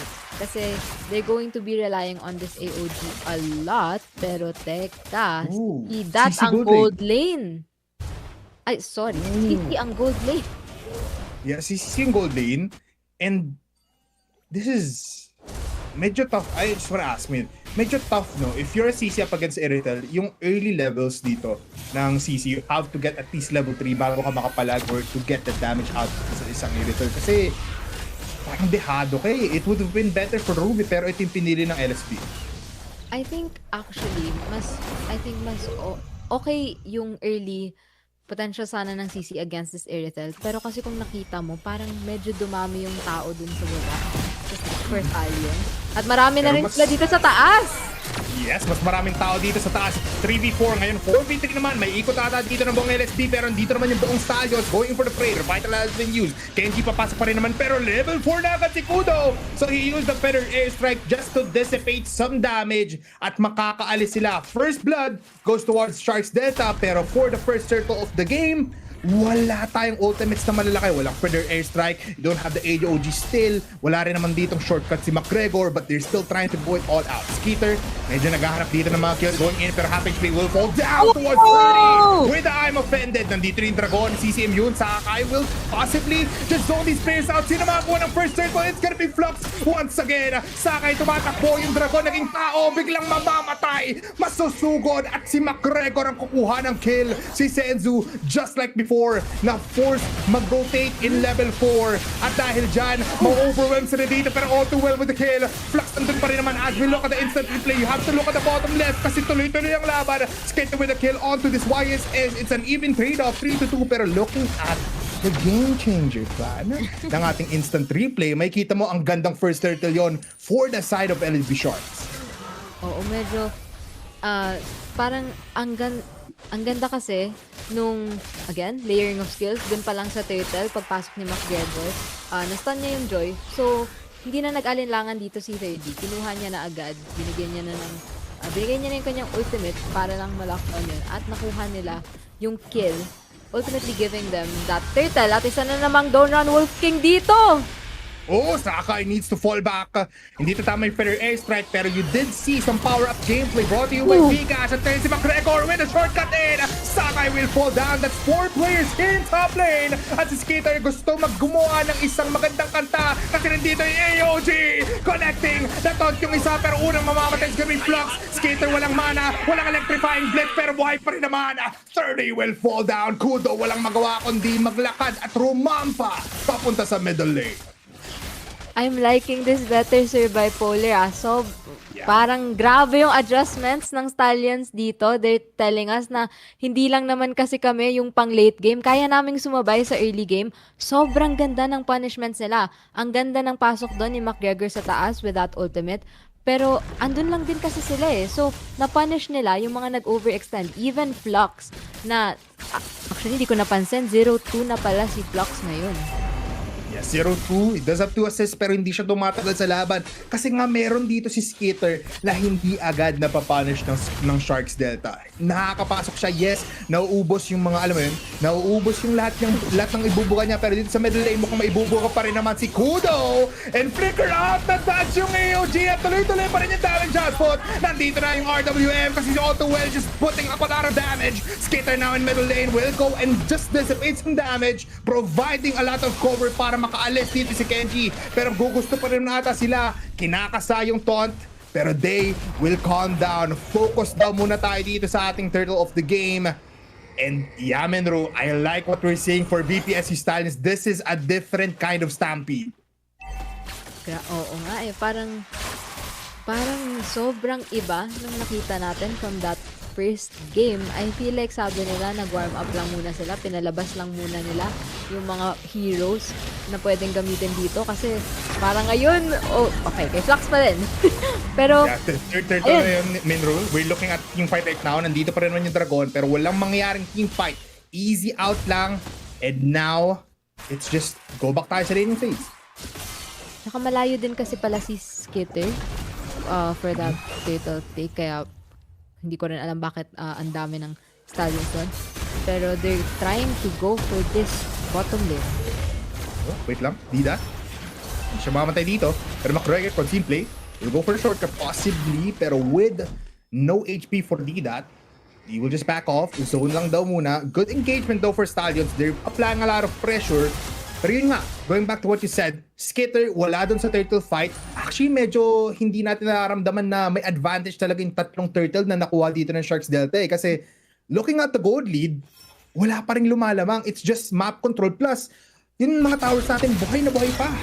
Yeah, that's true. Tsaka, pero parang bakit kayo naglalaban dyan? Parang wala naman, wala lang. Gusto daw nila kumuha ng kill. May shortcut na nangyari. The AOG actually didn't hit. So they want to go for some sort of re-engagement right now para sa Stallions.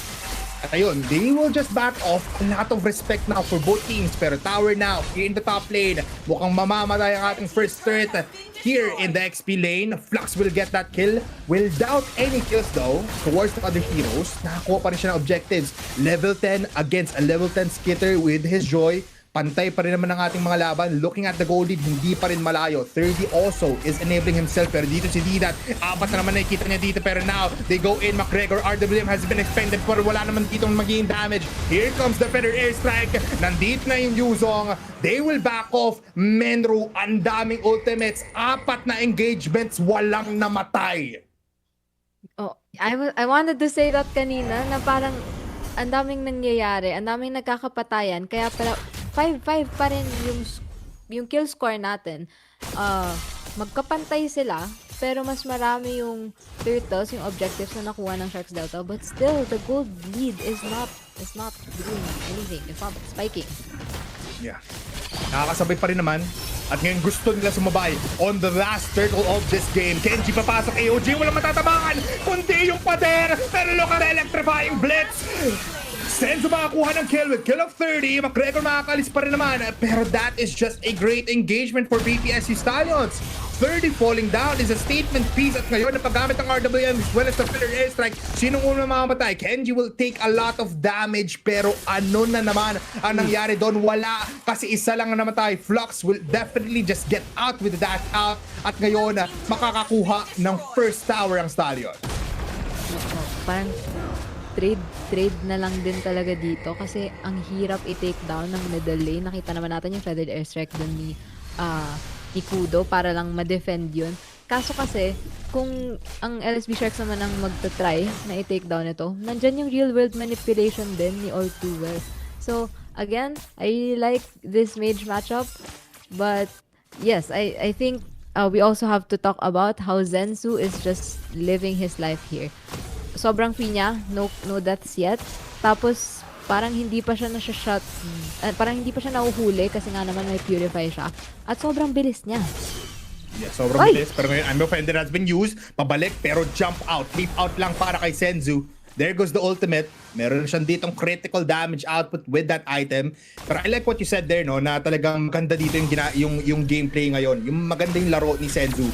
Last time na nakita siya in game number 1, 1-0-4 yung kanyang kill score or yung kanyang stat line. So wala siyang kill, pero ngayon 2-0. Another I'm offended, pero AOD just to counter it off. Pero look at the damage. Oh, Flux with the combination of the aerial word manipulation. Kenji, makakalis nga ba? Pero mamamatay lang din. McGregor will get the kill. Ngayon, sasama na si Skater. Oras na para magpatunog na mga kanta kasi mamamatay kayong lahat. Pero siya pa ang napagbigyan na low in HP. Pero that's just a 1-for-2 exchange in favor of Sharks Delta. Now, we can finally feel the damage output dito ng Delta Squad. Looking at the instant replay brought to you by Converge as we look at the Lord fight. Ang gandang engagement to, ang ganda ng mga hooks dito ng 30. Oo, sobrang, kahit isa lang kasi binibigyan niya. Tapos, kung parang, kung hindi naman ma-shot, pipin down talaga, andyan naman si McGregor na may ginagawa dun sa itaas.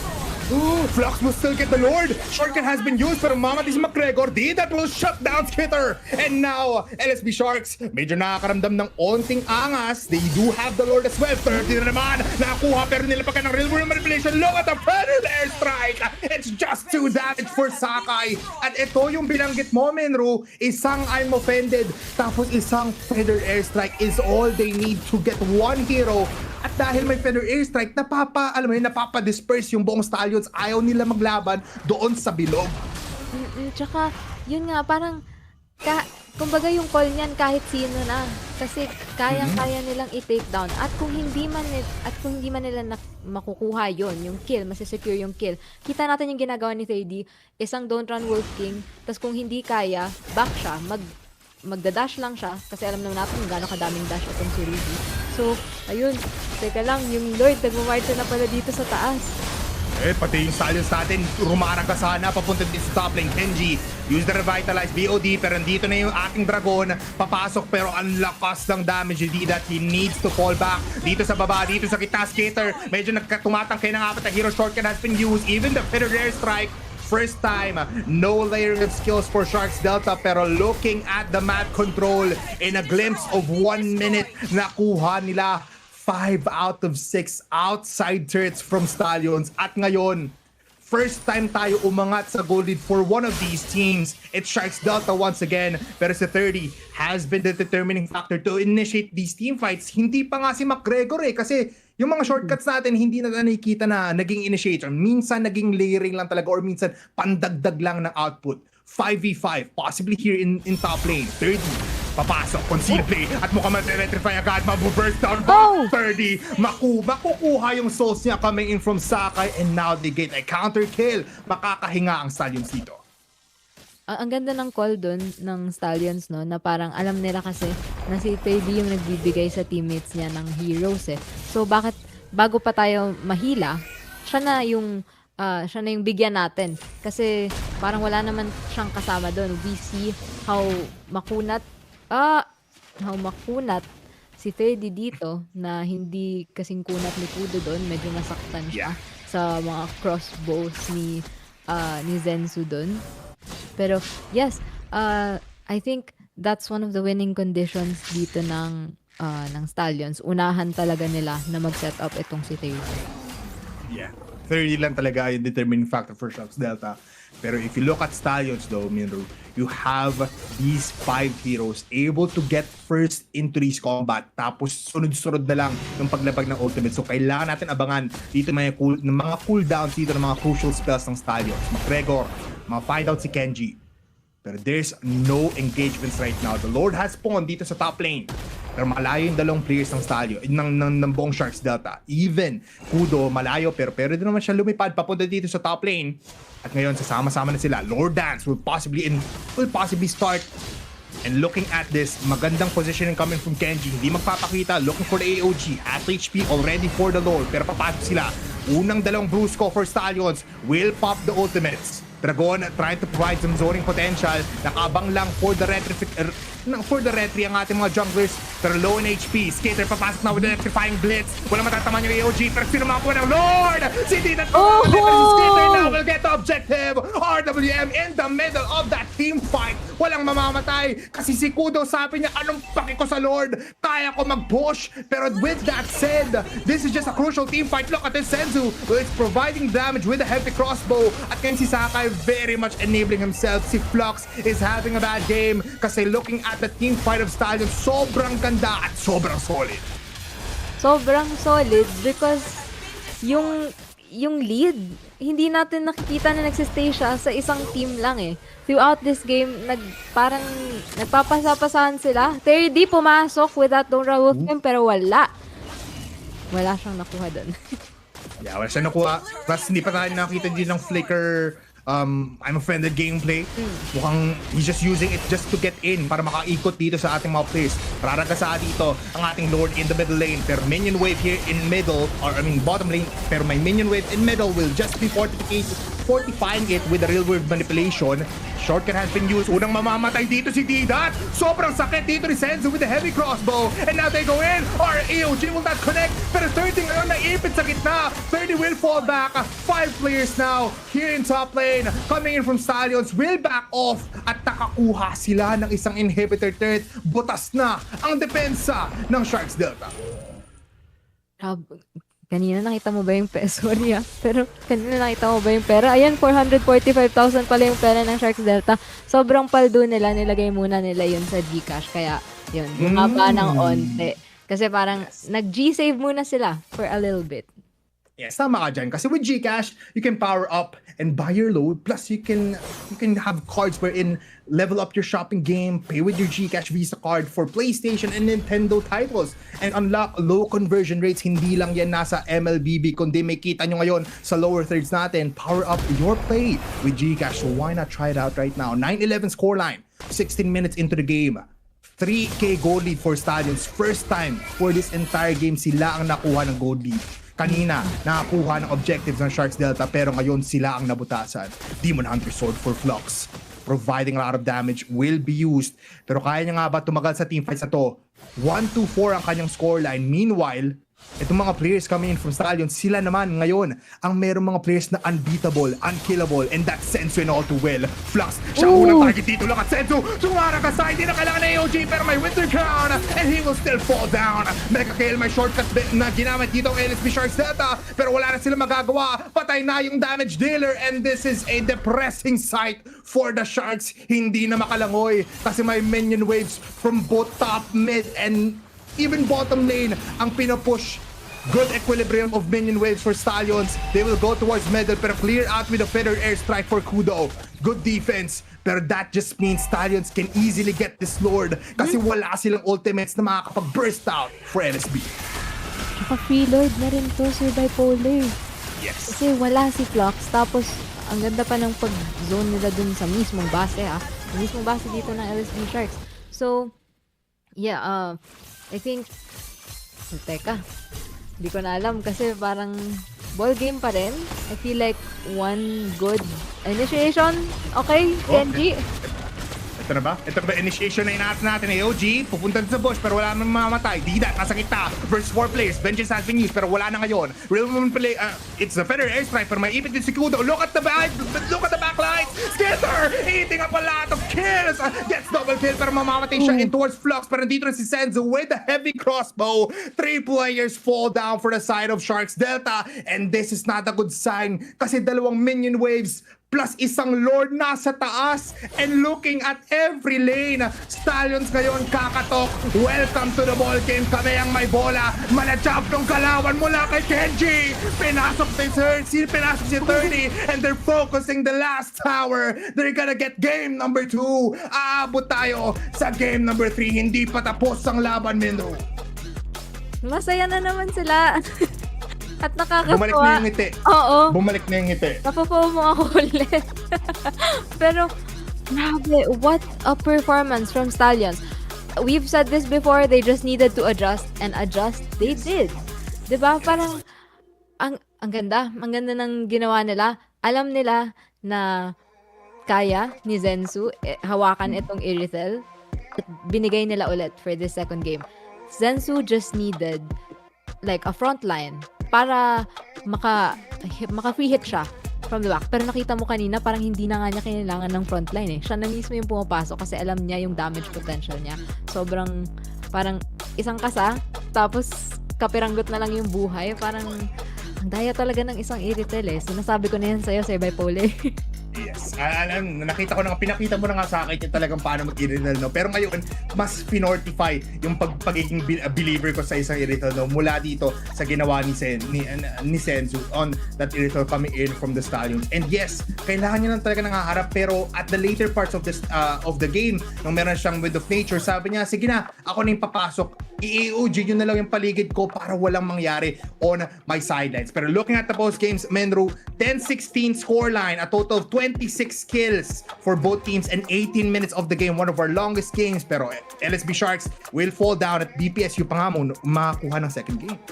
Oo, tsaka what we were talking about earlier, yung mention mo din na ngayon yung Stallions na mismo, yung unkillable, untouchable, si Zensu at si All Too Well, hindi sila nahawakan this entire game. Yung kaninang pinapansin natin na si Zensu, yung damage niya, na establish natin yun. Sobrang sakit ng isang Irithel, sobrang sakit ng Irithel ni Zensu. Pero kailangan din pala nating pag-usapan itong si All Too Well. Kasi 2-0-12, 12 assists and 0 deaths. Na kasi kita mo yung paglapag niya ng real world manipulation, parang gate na parang na papantayan siya ng feathered airstrike, pero iba pa rin kasi talaga, 'di ba, yung stun potential, yung slow, yung damage, nagle-layer yun lahat. Kaya siya na mismo yung nagle-layer sa sarili niyang skills. Hindi niya na kinailangan ng AOG ni Kenji dito kasi si Kenji parang it's either mauuna or mahuhuli siya before that real world manipulation. Si Sakai naman, nakita natin nag-struggle siya nung early game, pero yung mga pasok niya rin, yung mga petrify niya, they were most of the time they were hitting, they were parang clicking, na yun nga, nabibigyan niya pa rin ng espasyo itong si All Too Well, pati si Zensu na mag damage lang from behind. And as you can see, no, Minro, I also just want to look at comfort heroes to ng BPSU Stallion. So parang nakita nila yung butas talaga for LSB Sharks. And looking at our Real Me Match MVP, it's none other than the man himself, the man, the myth, the legend from that Irithel gameplay. It's Senzu from BPSU Stallion. 607, unkillable, untouchable, pero siya mismo ang gumagawa ng mga plano para makakuha ng ating second win. Plus, it extends the whole series. 15,000 total gold. At talagang 6-slotted na siya at the end of the game eh. Ngayon may kita natin ng ating highlights for looking at the highlights of our game number 2, brought to you by Converge. Minru, from the get-go, from the start of the game, maganda yung angas dito ng buong LSB Sharks Delta. You have to commend them with a shortcut. At least 2 kills was taken mula dito sa mga shortcuts ni McGregor. Pero in the mid-game, nakita natin, pumapalag na ang ating BPSU Stallions, pero may angas pa rin naman. May insurance din naman in terms of team fights dito ang LSB Sharks. It was the I'm offended, yung hook dito yung 30, plus yung feather airstrike na combination nila with Kudo. But at the end of the game, hindi nila mapatay-patay Irithel dito kasi naging distraction lang si Skitter. Look at this. Pumapasok siya sa backline, doing a lot of damage, pero si Senzu is untouched. He is the man to give up the damage at sila pa nga talaga nakuha ng ating game number 2. Yeah, tsaka kung makikita mo rin dyan, napapansin ko na yung, kasi sinabi natin yung winning condition nila ay yung i-shut down itong si 30 bago pa siya makapag-deliver ng hero dun sa kanyang teammates. Pero nagawa na pala yun ni All Too Well na kapag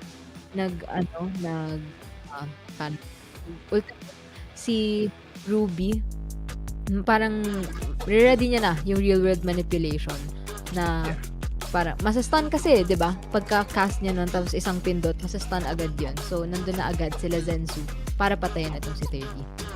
Yeah, tsaka buti nga binanggit mo ulit yung RWM dito ng ating ng BPSU Stallions kasi parang sige, kunin mo yung players namin, ikukulong namin agad kayo. Wala kayong mapupuntahan at dahil dyan kami ang kukuha ng kills. But after that game number 2, Kung gusto nyo rin naman manalo, why not get yourself one of the most premium fragrances inspired by luxury perfumes, brought to you by Axe, of course, crafted by world-renowned perfumers, infused with essential oils, up to 72 hours of deo protection, so you can bust out odor and smell irresistible. Iscan nyo lang yung QR code, may makita kayo maganda dyan. Plus, can also level up your collegiate gaming experience and join the action at CCE Play.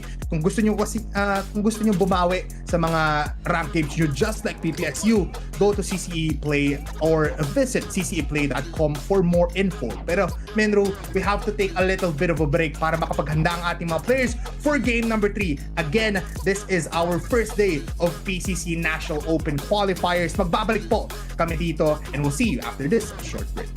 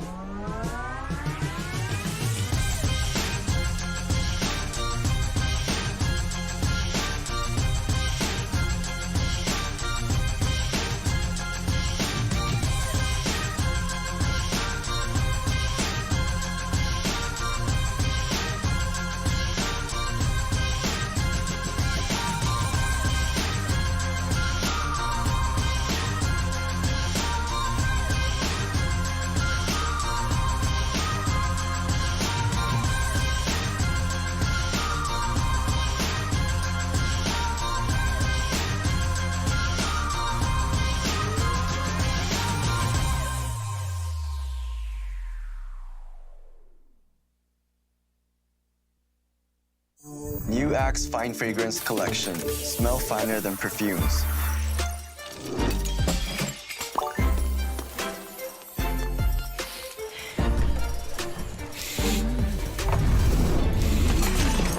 Hi, Mark. Hi, How are you? I'm fine. Oh, he's fine. Smell finer than perfumes. With the new Axe Fine Fragrance Collection.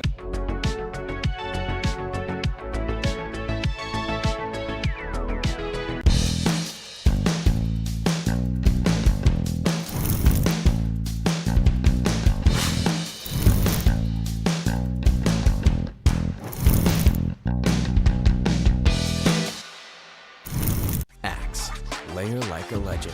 Start with a Dio stick and finish strong with Axe Fine Fragrance Collection. Scents inspired by luxury perfumes with up to 72-hour Dio protection. Layer like a legend with Axe.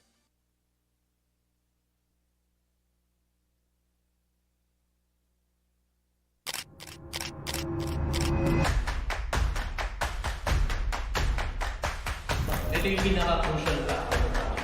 The name, Shoutcasting and being the better co-caster.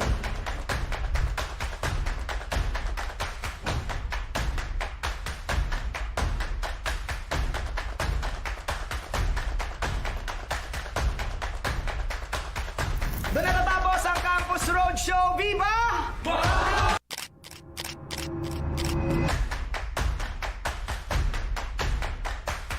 ito yung pinaka-crucial factor natin. The name, Shoutcasting and being the better co-caster.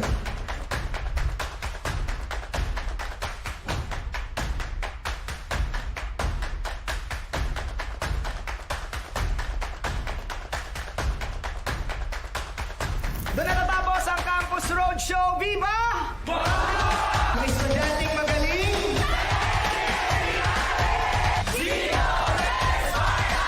Salamat, Game Changers of iAcademy. Husay! PCC Dragons of University of Asia and the Pacific. Animo!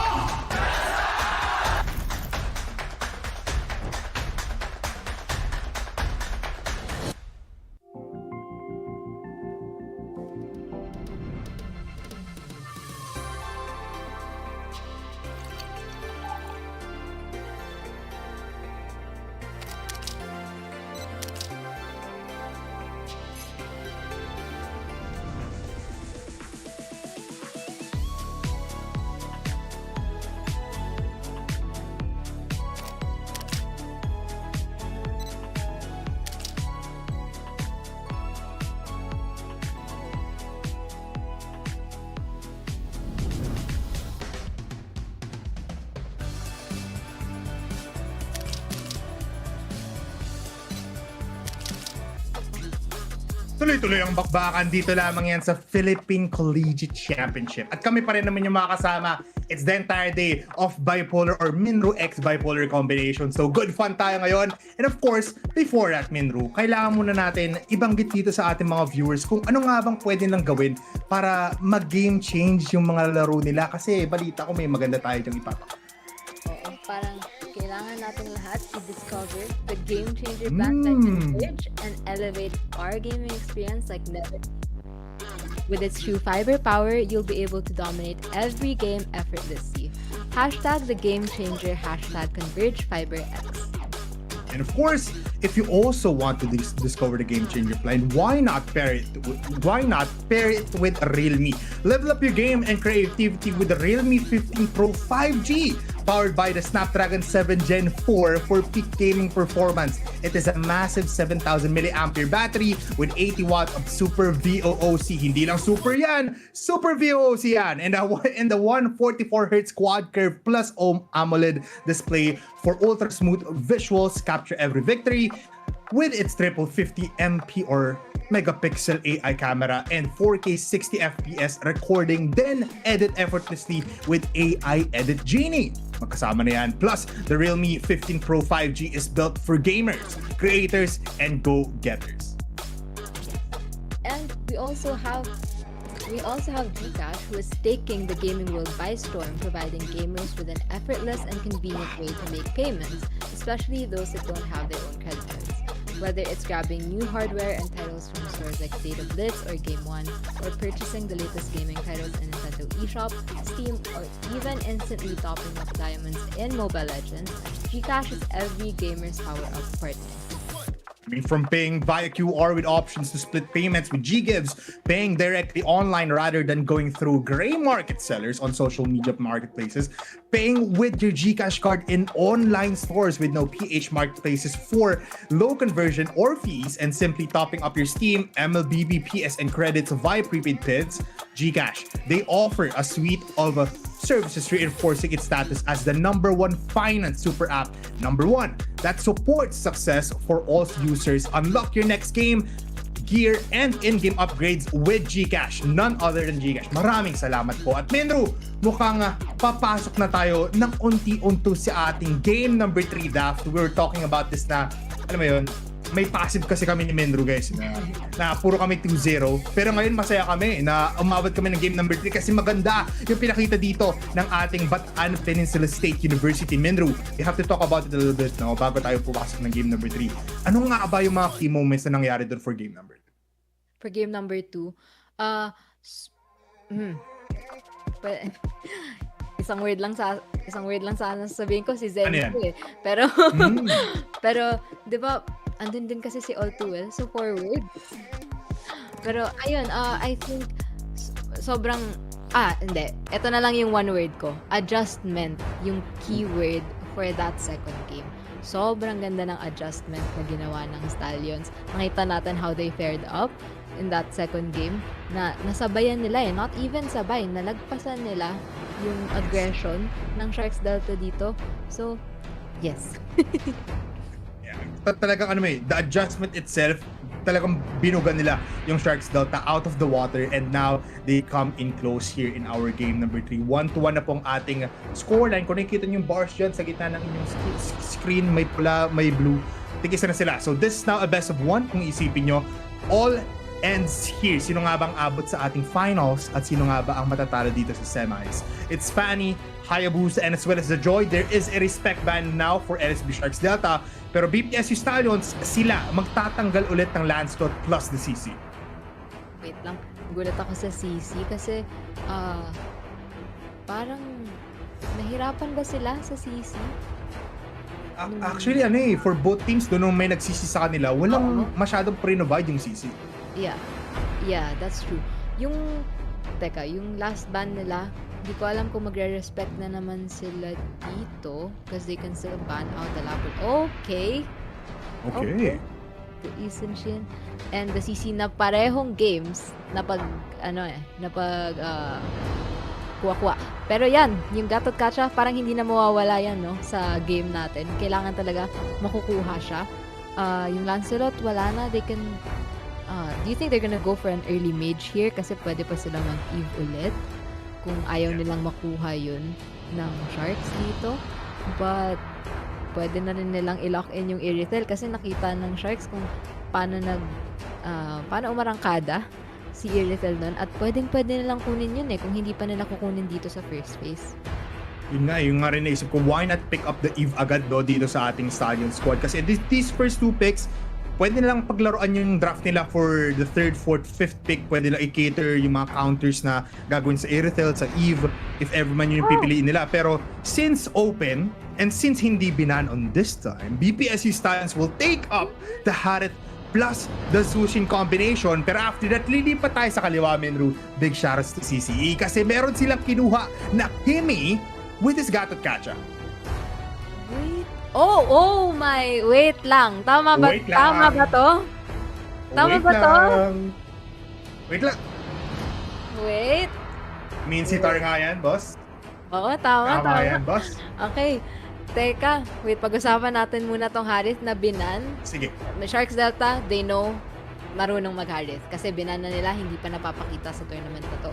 So, they know that.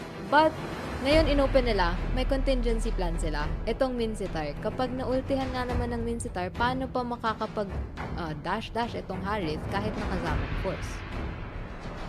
I mean, looking at one more pick here, no, bago tayo bumalik sa bans, it is the Baksha now, good damage, plus yung tankiness ng kalaban natin dito, or ng kalaban ng Stallions, on LSB, mawawala agad yun just because of the sheer power na binibigay ng Baksha. Pero Minru, huwag muna natin pasanin yung bans dito. We can go back onto this later. Let's talk about the Minsitar pick even more, plus the Gatot Kacha. Parang ang ganda-ganda ng teamfight dito ng LSB pag kinumpare mo dito sa first 3 picks ng BPSU.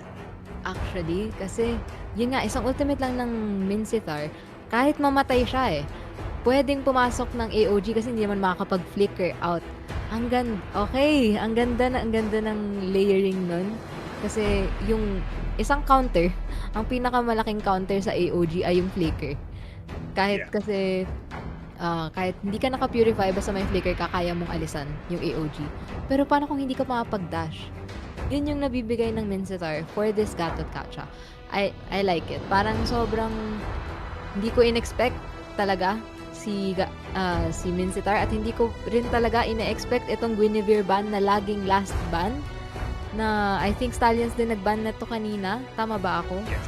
Yes, tama ka dyan. Oo. Pati yung even the Arlot yung Sharks Delta nag-ban nun last time. Pero yung Yuzong will be the last ban here for Sharks Delta.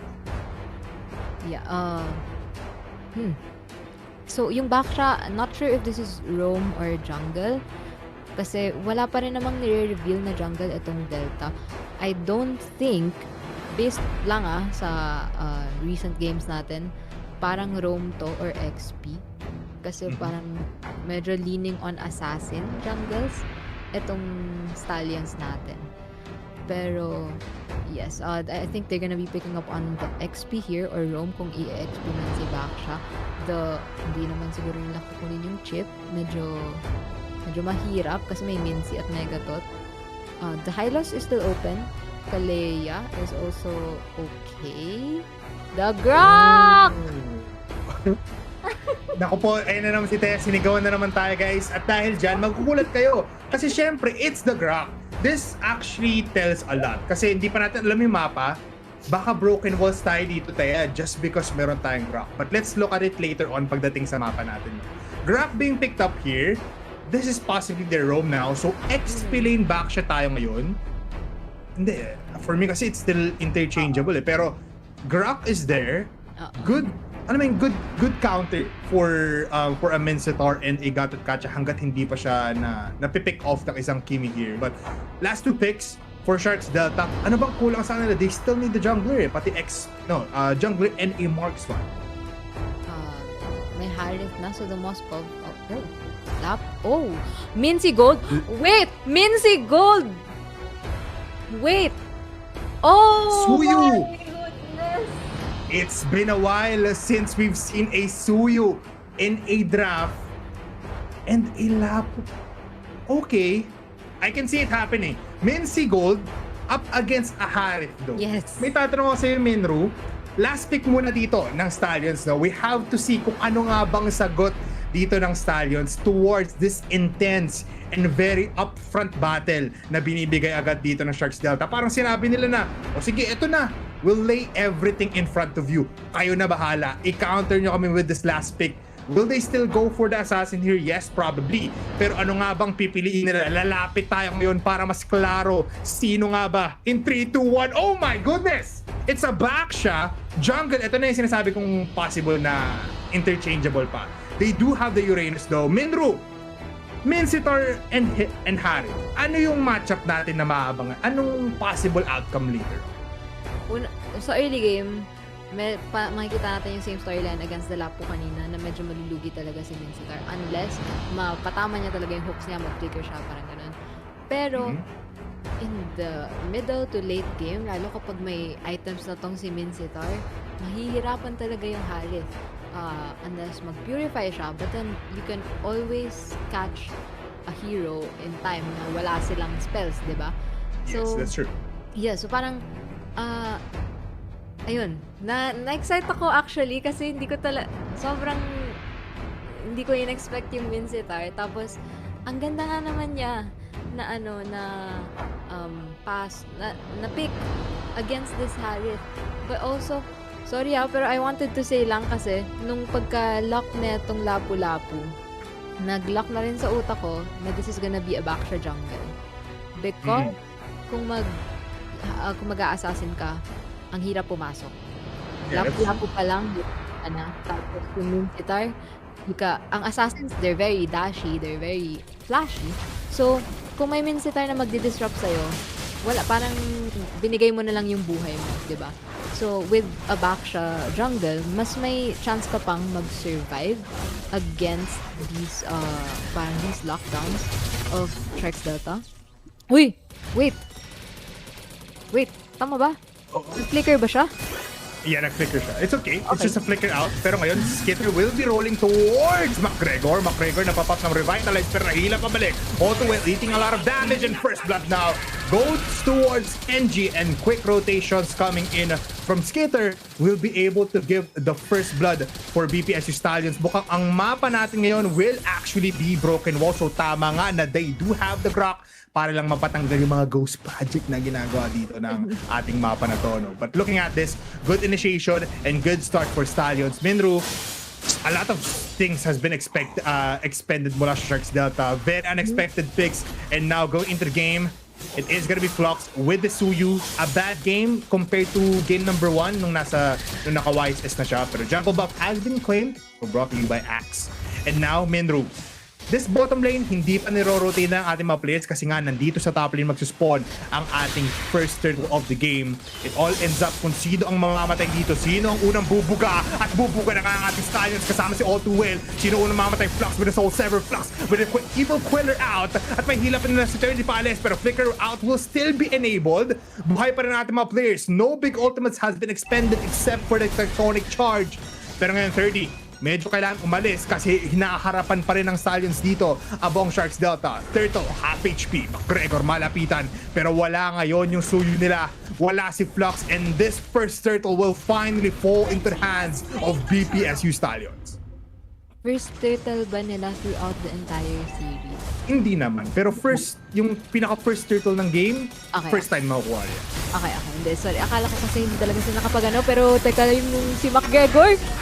Oh, McGregor will fall down with his Seven Force included. Tectonic Charge will be there. Kudo will fall down. And 2 successive kills. 3-0 na agad ang scoreline natin. Sakay in top lane mukhang gustong gawing 4 kasi si 30 alam niya walang flicker to. Walang masyadong HP and he can definitely get out still. Pero this lane domination, another Uranus inbound at mukhang maganda ang simula talaga ng Stallion. Yeah, I like what you said na maganda yung simula nila kasi nung first game, they were banking on that late game potential pero kita mo kasi yan no, yung Grok at yung Sushin, kaya nilang pumasok. These are very early game heroes. Kaya, teka si wait no? See that? Medyo delikado. Seven Force has been used. Sensu will back off. Ito na naman yung nakita natin for second game, Enru. Maraming engagements pero walang namamatay.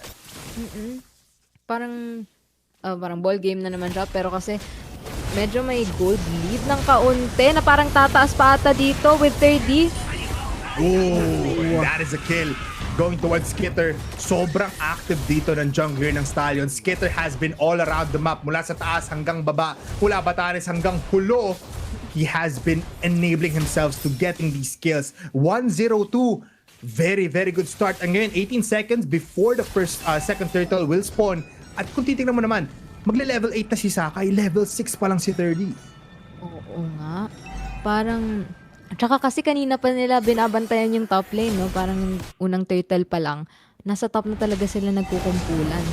And I just want to mention, si Skitter kanina, diba, tama ba na puro, diba, Sharks yung nagbaban ng assassin against Skitter? Am I correct? Yes, tama naman. And actually, LSB Sharks ng first game, sila nagban ng Frederick. Tapos, if I'm correct, sila yung nagban ng puro assassin. So ngayon, sila yung gagamit ng utility jungler. Pero sa bottom lane, Wong si Didat will fall down with the Examine Force and Skitter again will claim one more assist. Pero this gold plate armor sa Vavao has been taken care of. Makukuha pa nga nila yung first third of the game and just dire-diretso ang pag-arangkada dito ng Stallions. 5k gold lead now going into their favor.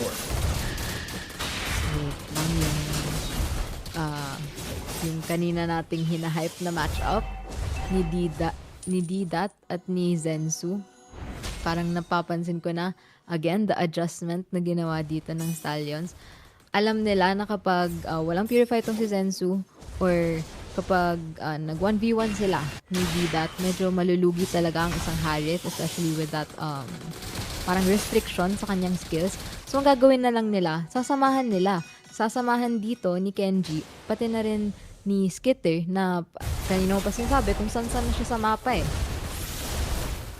Nakagulong eh. Oo. Dire-diretso lang talaga kung, Bilis kung saan siya napupunta. And nag-road trip dito ang buong stallions at mapapa-broom-broom ka talaga. Kasi look at this, all the way, nag-pop ng onting skills at nasa-zone out na si 30, naipit dito sa apat. 7-4 has been used. CCM yun, makakaalis pero 30 now will still be taken care of. AOG, makakuha yung isa na burst down dito si Skater. Kudo will claim that kill at gustong pumalag pero patay ayaw. That's not good for Stallions and first kill going into the hands of Sharks Delta. 4-man traction pulse yun Tapos follow up ni McGregor. Teka, hindi pa ba sila tatapos dito? Di ba tapos boy pa rin si McGregor, healing up a lot of damage. Senzo ngayon and Dave, nandito rin King's Falling at si Didat finally na pick off na yung kanina pong pupunteriya sa kanya dito sa gold lane. Sakai, full in HP, babalik yung mga natanggal niyang buhay dito from the engagement of Flux. Itong Suyu natin, still, wala pa tayong nakikita engagement sa kanya, 0-0-1. And Bravest Fighter, dito kay 30, has been used. Another turtle, first time, full map coverage. And full turtle advantage going to the hands of Stallions. The adjustments, Mindro, sobrang klaro na for BPSU. Teka. Yung pareho kasi, ang ganda ng layering ng pareho. Pero kasi lumalamang dito yung BPSU Stallions. Because of that, I think, because of that drop. Kasi yung walls niya, And the walls, the earthen flatter will be there. 30 will get a kill to Senzu. Naunang namatay dito yung Gauntlet pero AOG Palace. Blocks now will get a kill pero mamamatay si 30 with all too well claiming the kill. A 2-for-1 exchange. At gugusto pa ata dito ang buong LSB Sharks Delta. They still have the King's Calling. Yung ultimate dito pero Tectonic Shock! 3-man stun! King's Calling in the backline pero bigla naikot! Yung laban! Flux with a trade-off. Double kill para sa kanya. Triple kill! Call him a maniac soon kasi may killing spree si Flux. It's a wipeout for BPSU Stallions. Wait lang! Wait. Ang ganda nung ginawa ng Grok. Pero ito na yung sinasabi ko dyan sa Mincetar pick Pagpasok niya, biglang ultimate na to ni Mincetar. Tapos andyan na si Flux. Yung sinasabi natin kanina, ang tahimik ni Flux pero bigla siyang nag-fluctuate. Kasi sunod-sunod yung kills niya doon. Ay naku po, nare-relate ni Mindro kasi nag-brownout sa kanila 3 beses. At ngayon nagpa-fluctuate na yung lakas dito ni Flux. Unti-unting nararamdaman. 7-7 scoreline, Mindro. 8 minutes into the game. Traction Fast connecting onto 2. Senzu nandoon para sa cover. These walls from Kenji has been great. Ang gandang execution. Pero nga, King's Calling, the ultimate coming in from Mensitar, dito kay Didat has been the tide turner. Ito yung umiikot ng laban. Tapos samaan mo si Flux with the Soul Sever. The damage is too intense. Kanina nung 6 minutes tayo, Menro, 0-0-2 yung scoreline ni Flux. Ngayon, 4 kills now into his name. Hindi pa siya napapatay. Oo, tsaka, ayun na kasi, yung Suyo, ang dami niya ring panakas di ba? Tapos ang sakit. So, sakit. Ang hirap nga niyang i-lockdown. But I think, dito rin sa Lord na to, hindi pa naman ata sila magkakabigayan. Parang sinasayaw-sayaw lang nila ng paunti-unti to. I just wanna say, yung parang naiisip kong winning condition nila falls on the gold laners of both sides. Si Zensu dapat hindi talaga siya ma-pick off muna. Kasi yan, tinatarget naman siya. Tinatarget dito. Here comes the Brave Spider. Namin force gate na. Sino ko na makakuha ng kill? 30 will fall down. Yung Lord Boy pa rin naman. Sakai now is falling down low in HP. Flux with the retribution. The Lord has been slain. Pero sa all too well will get the kill. Upos ang dalawa. It's a 1-4-2-4-0 exchange. At ngayon, without them getting the Lord, they are still able to go for the map control. Kudo, walang magawa kundi bumaril ng bushes dito kasi hindi siya makalapit. Senzu Zaman Force! Look at the damage! Almost triple hit pero Yoji nasa gitna. Walang paki dito si Senzu pati si Kenji. Sige naman kasi nandun si All Too Well. He claims a Flux. Inubos at pinag-ikot-ikutan dito ang buong Sharks Delta. The turret will inevitably fall down and that's 2. Dito sa middle lane, Stallions, kahit may Lord na nakuha ang Sharks Delta, wala silang paki. Yeah, I wanted to say that na parang kung ikaw yung Stallion dito, mas okay ka sa trade na yun. Pero parang pupilit nila itong middle lane. Pero nandiyan na rin naman sila Sakai para i-defend ito. Delikado to Miro, delikado to. Wala si Flux. May Tectonic Surge pa rin si Kenji. Lumalapit na ngayon si Skitter. Tignan mo yung gulong. Umiikot papalapit kala McGregor. They wanna kill off the Lord first. Sabi nila, wag natin bigyan ng tower dito or turret ang buong Delta. And they claim up the Lord. Onting damage lang here in bottom lane. 1 HP na lang actually. What a hold! What a spear back mula kay Dida. They kill off Sakai, one of the tankiest heroes for Stallions. And this is not a good sign for Stallions, pero a better sightline for Sharks Delta. They can go in. Hindi tatama yung spear back. Wala pa naman dito si Senzu. Traction pulse, walang matatamaan. Senzu now joins at magbaback off ang Sharks Delta. They're okay with that exchange. Yeah, okay. Maganda yung exchange talaga na yun kasi yung problema nila din dito is Sakai na parang free roaming at makukuha nila to ng... Teka pala, si Skater pumasok ha. Wait lang, Spirit Glory, tumama doon with the King's Calling, pero tinan mo tatlo, kumaka na doon sa isa, pero Salmon Force wala magagawa, 30 will get the kill of Skeeter, here comes the wall, pero wala sila magawa sa McGregor will fall down, 30, buhay pa rin, pero nakapag-EOG pa, hindi siya namatay, CCM yun, pero yung CCM yun mismong hero, siya pa ang mamamatay, killing spree, another Sky Piercer stuck for all too well, pero McGregor, gustong mabuhay, pero yung kaibigan pinatay. Now looking at the instant replay while they push towards the middle lane. A long team fight. Look at this. Nabuhay ng todo sila Kenji. The Zaman Force actually not doing a lot of damage kasi hindi nila na-pick off dito with the AOG inbound. 30 is just isolated from the team fights. And again, pabalik-balik tayo. Look at the gold lead. Wala masyadong advantage. Tsaka parang ang hirap din talaga pag naubos na yung skills dito nila Didat, lalo kapag wala na si Kudo. So parang yung naging call nila kanina, kanya-kanya na muna. Parang ano na muna, back na lang muna isa-isa. Oh, wait lang. Conceal play. May ikot yung gulong pero they want to look towards the Lord. Minru, look at all too well. He has one death.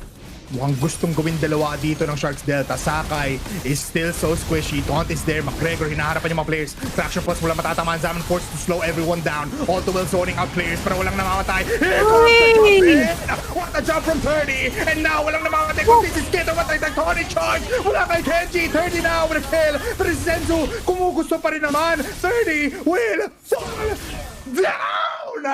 Double kill for Senzu at si McGregor tumatakbo ngayon. Wala ng AOG pero wala silang pake. Wala kaming pake sa Lord. They wanna push out. Lalo na't wala dito si Skitter. They will still get this third possibly pero dito pa rin naman si Kudo. AOG inbound connecting on to one pero replay muna tayo ngayon. Dalawang play by play ko kasi marami nangyari. The third will fall down middle lane pero tingnan mo naman yung instant replay natin brought to you by Converge Game Changer. Maraming namatay. 30 actually. Muntikan pa makalis kung may flicker lang siya.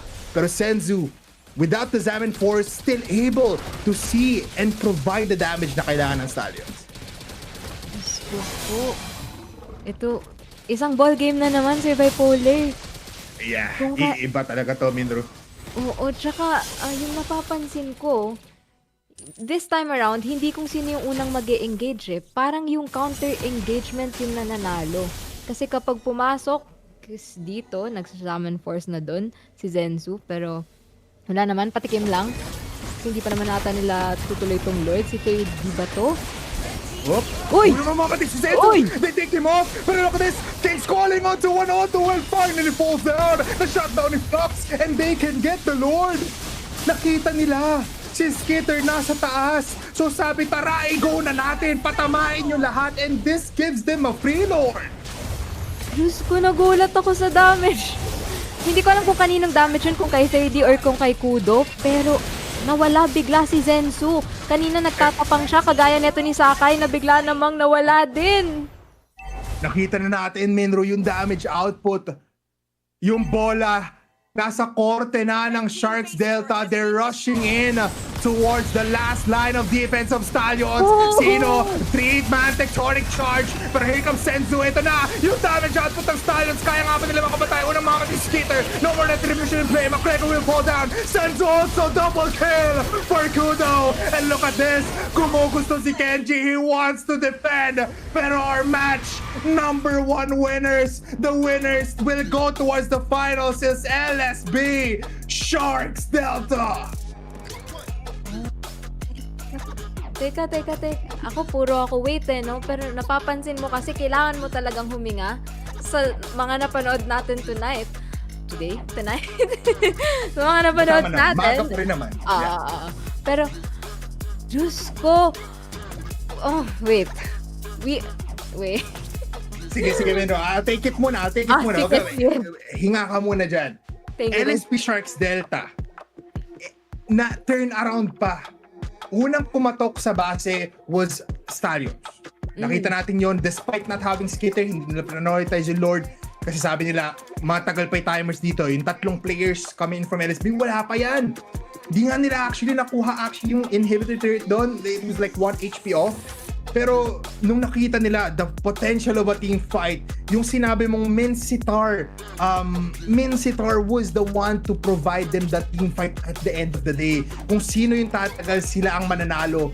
At yun ang ginawa ng LSB Sharks. Yeah, yung sinasabi nga natin counter engagement, no? Parang yun na yung napansin ko na yung counter engagement yung mas nananalo. Nakita natin yun dito actually sa post-game stats na dikit yung laban, magkasunod. 6, 7, 16, 17. 6-7. 16-17, mali pala yung basa ko. Pero, ayan. Kasi ang ganda na rin, ang ganda ng mga ng mga pasok dito ni Kenji. Nakikita mo, naririnig mo yung mga reactions ko kapag siya ay pumapasok na dun sa mismong wall niya o kahit saang wall eh. Pero kasi yung counter engagement na sinasabi natin, kapag siya nag-ultimate tapos sumunod yung teammates niya para patayin yung mga na-ultimatean, nandyan si Didat para mag-cast ng kanyang sariling ultimate. Tapos nandyan din si McGregor na yung bilog eh. So, parang nagle-layer yung skills nila dahil din sa ginagawa ng kalaban nila, if that makes sense. Tapos si Flux na parang hindi nga natin nararamdaman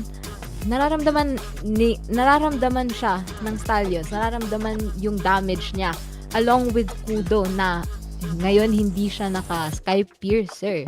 Kasi kanina 'di ba parang naka-Sky Piercer siya. Si All Too Well ang naka-Sky Piercer ngayon, pero parang pantay pa rin yung kill score nila kasi kahit naman minsan na hahablot si Kudo, parang kaya niya pa rin lumabas without first kill, tapos damage lang siya ng damage kasi nandyan nga naman si McGregor. Tapos kapag that, parang free hit na lang siya kasi hindi naman na siya magagalaw eh, nandun na sa gitna eh.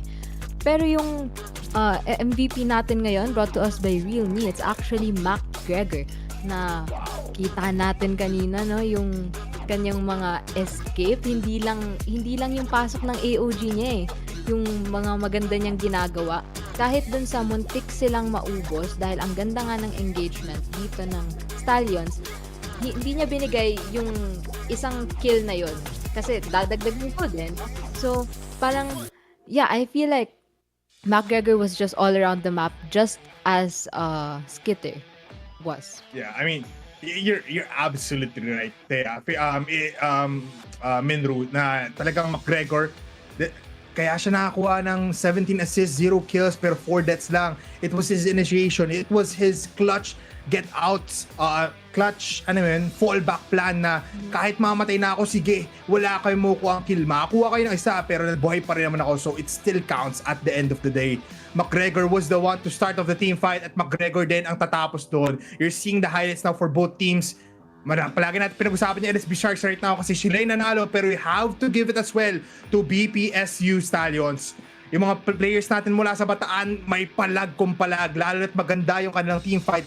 It was just the better team fight talaga. At the end of the day was Kudo and Flux, and as well as the damage output na binibigyan nila. Looking at that last fight, we saw a 4-man tectonic charge mula kay Kenji, pero it was not enough.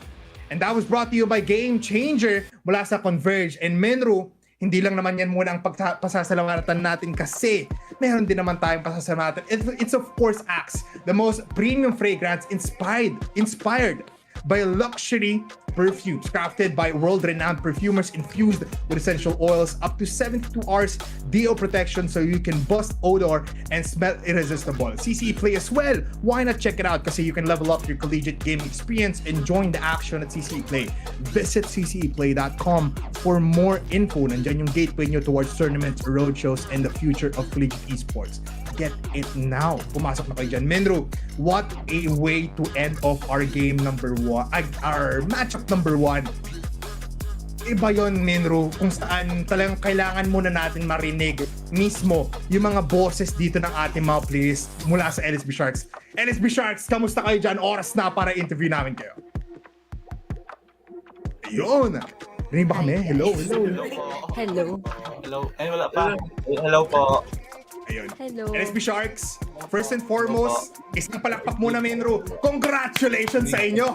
Iba ang ginawa niyo mga bossing. LSB Sharks Delta, first question of the day. Paano nyo nagawa yun? Sila na mismo yung may hawak at the mid game pero naikot nyo pa. Si Tarpik mismo. Anong naisip nyo? Bakit nyo siya nilagay sa gold lane? Bakit yun mismo yung pinang-counter nyo? Ano po kasi, yung parang magiging damage dealer nila or yung magiging winning condition po nila is yung Harit lang. So kakounterin na po namin siya yung Harit. Hindi na namin papadala. Ayun po, kaya kami. Kasi po, pag namatay po yung Harit nila, wala na silang damage po. Amazing, no? Nakikita rin natin may pineflex pa sila mga Jaws. So big shoutouts to them. Menru, it's time for you to ask a question para sa ating mga players mula sa LSB Sharks. May mga buff sila no? Pero yung tanong ko, 'di ba, nung second game na turnaround ito ng Stallions, kinabahan ba kayo nun or parang ano yung pumapasok sa utak niyo na alam niyo na ba na kayo mananalo dito, parang medyo nahihirapan lang kayo or parang medyo talagang kinabahan, ganun? Ano po? Nalaman po kasi namin yung mali namin, nag-reflect kami doon, tapos yung mga errors namin, meeting kami ng saglit, nilinis namin dahil ng game 3. Bale, parang kung nag-adjust yung kalaban nyo kanina, mas maganda yung adjustment nyo kasi umabot kayo ng game 3 tapos kayo pananalo. LSB Sharks Delta, again, congratulations para sa inyo. Para sa inyo, oras na para kayo naman yung may floor. Ibibigay namin sa inyo yung mic. Sino yung shoutout nyo? Kahit ano pwede nyo sabihin, wag lang masama. Pero parting words muna kasi kayo na una nating finals for our first qualifiers of the day. Shoutout, go lang. Shoutout po sa Lyceum Subic Bay po. Binigyan kami ng food kahit binigyan niya kami ng food po kahit wala pang wifi sa bootcamp namin. Shoutout po. Shoutout po sa LSB Pam na solid sumuporta din po. Tapos po sa mga parents po namin na sumuporta sa amin. Tapos sa baby ko. Ayun, yun yung natin natin. Nalugi tayo dun Hindi natin maano yan. LSB Sharks Delta, bago kayo mag-open again. Ayun. Na-shoutout din kasi kanina pa yung napakita eh. Again, LSB Sharks Delta, maraming salamat po. It's time for you to get ready for your final matchup. Thank you so much, guys. Oras na para mag-ready. Congratulations. Menru, I don't know, parang na-speechless din ako kasi looking at the player's perspective, nung sinabi mo na Sitar talaga yung maging game changer nila for that game, yun din talaga yung naisip ng ating LSB squad. Oo, parang kasi feeling ko in-expect nila yung Harith with the ban nung second game. They expected the Harith to show up. Parang ayun, they already thought of the plan. They already knew what was gonna happen. Yeah, I mean, it was a plan that worked out at dahil dyan, it is a crazy game number 1 or matchup number 1 na nakita natin. Everybody, kung gusto niyo rin kasing galing ng ating mga players, why not go and get yourself your Axe? Kasi again, ulitin lang natin, Axe is the most premium fragrance inspired by luxury perfumes. Iskan nyo lang yung QR dyan. Crafted by world-renowned perfumers, infused with essential oils up to 72 hours of their protection so you can bust out odor. And of course, again, Kung gusto nyo kasing, kung gusto nyo maging in the know towards the collegiate level of esports, get yourself in the mix of CCE Play. Kasi you can level up your collegiate game experience and join the action at CCE Play. Visit ccplay.com for more info. And of course, maraming salamat po sa ating main sponsors, Converge, and as well as kay Realme, and as well as kay Gcash. So maraming salamat po sa inyo. But after that, everybody, that is our first game of the day. Menro, bago tayo mag-throw to the break and after natin magpasalamat sa ating mga sponsors, any parting word before we head on to semi-long break? Hi, Chuya. Hello din daw. Para magbabayo muna siya kasi nga magbe-break tayo. We're both very excited, kami ni Chuya, to see the next games kasi nakita natin first matchup pa lang, Sir Bipolar. Ang dami nang nangyayari. Yung Minsitar, we're not even in a global ban, by the way. Pero kita mo yung mga lumalabas na picks, ha? So, I'm excited for the next two matchups na, I don't know, ano pa bang pwede nating makita? I mean, yun na nga, talagang iba ang pinapakita ng ating mga players ngayon sa season na ito ng ating PCC or Philippine Collegiate Championship 2025 Open Qualifiers. Ako po si Bipolar together with Menro. Big shoutouts to you guys sa ating mga manonood dyan. Pero before that, we'll head to a very, very short break. Magbabalik po ang PCC for our next matchup of the day. We'll be right back after this short break.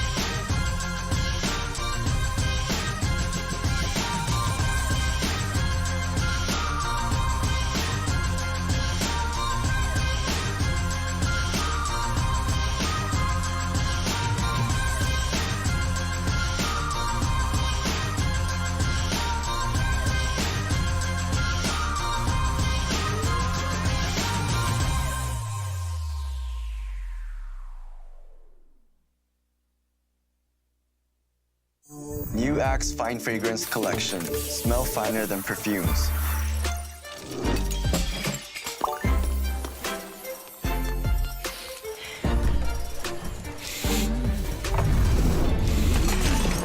Hi, Mark. Hi, How are you? I'm fine.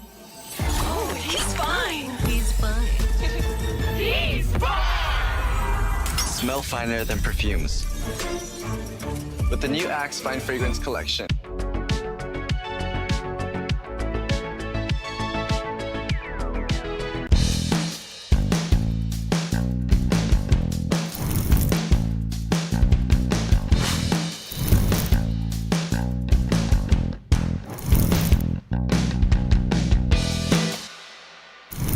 Axe, layer like a legend. Start with a deo stick and finish strong with Axe Fine Fragrance Collection. Scents inspired by luxury perfumes with up to 72-hour deo protection. Layer like a legend with Axe.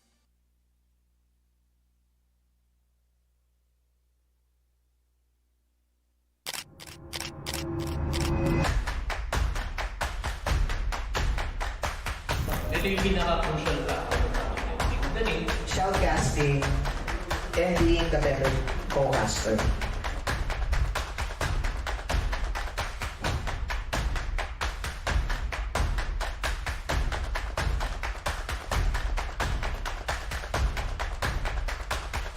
Doon na natapos ang Campus Roadshow. Viva!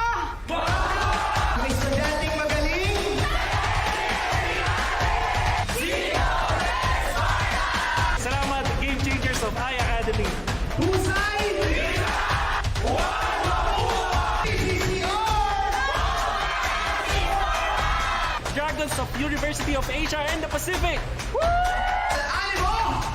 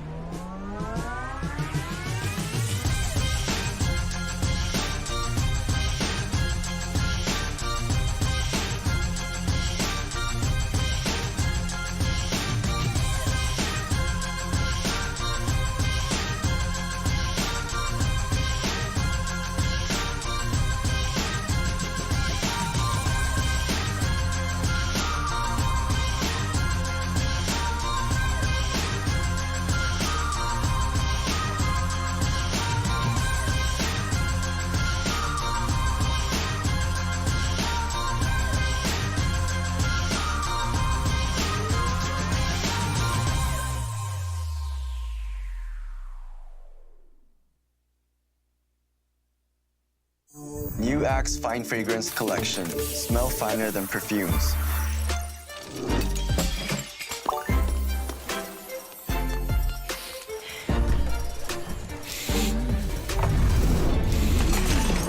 Hi, Mark. Hi, How are you? I'm fine. Oh, he's fine. He's fine.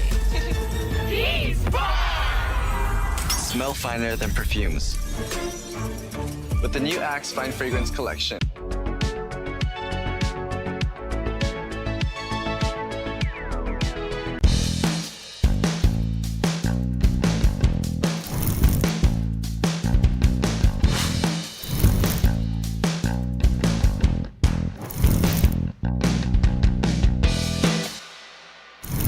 Axe, layer like a legend. Start with a deo stick and finish strong with Axe Fine Fragrance Collection. Scents inspired by luxury perfumes with up to 72-hour deo protection. Layer like a legend with Axe.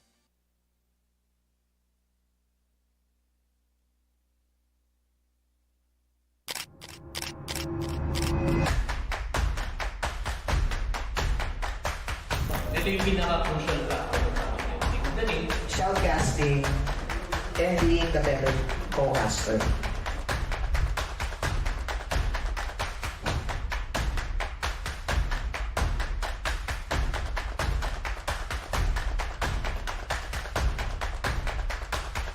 Doon na natapos ang Campus Roadshow. Viva! Ang estudyanteng magaling.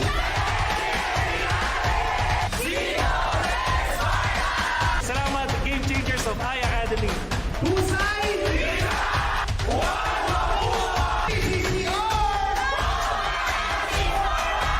Dragons of University of Asia and the Pacific. Ánimo!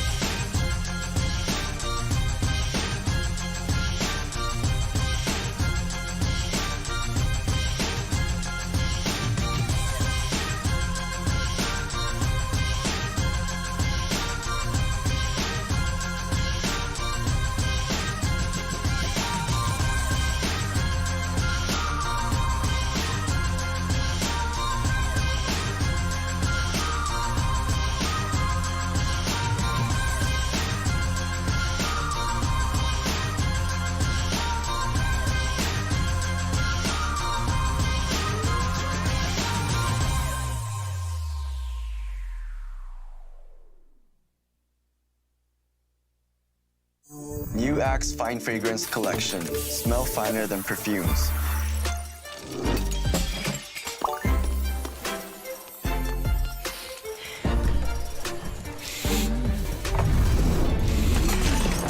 Hi, Mark. Hi, How are you? I'm fine. Oh, he's fine. He's fine. He's fine. Smell finer than perfumes. With the new Axe Fine Fragrance collection.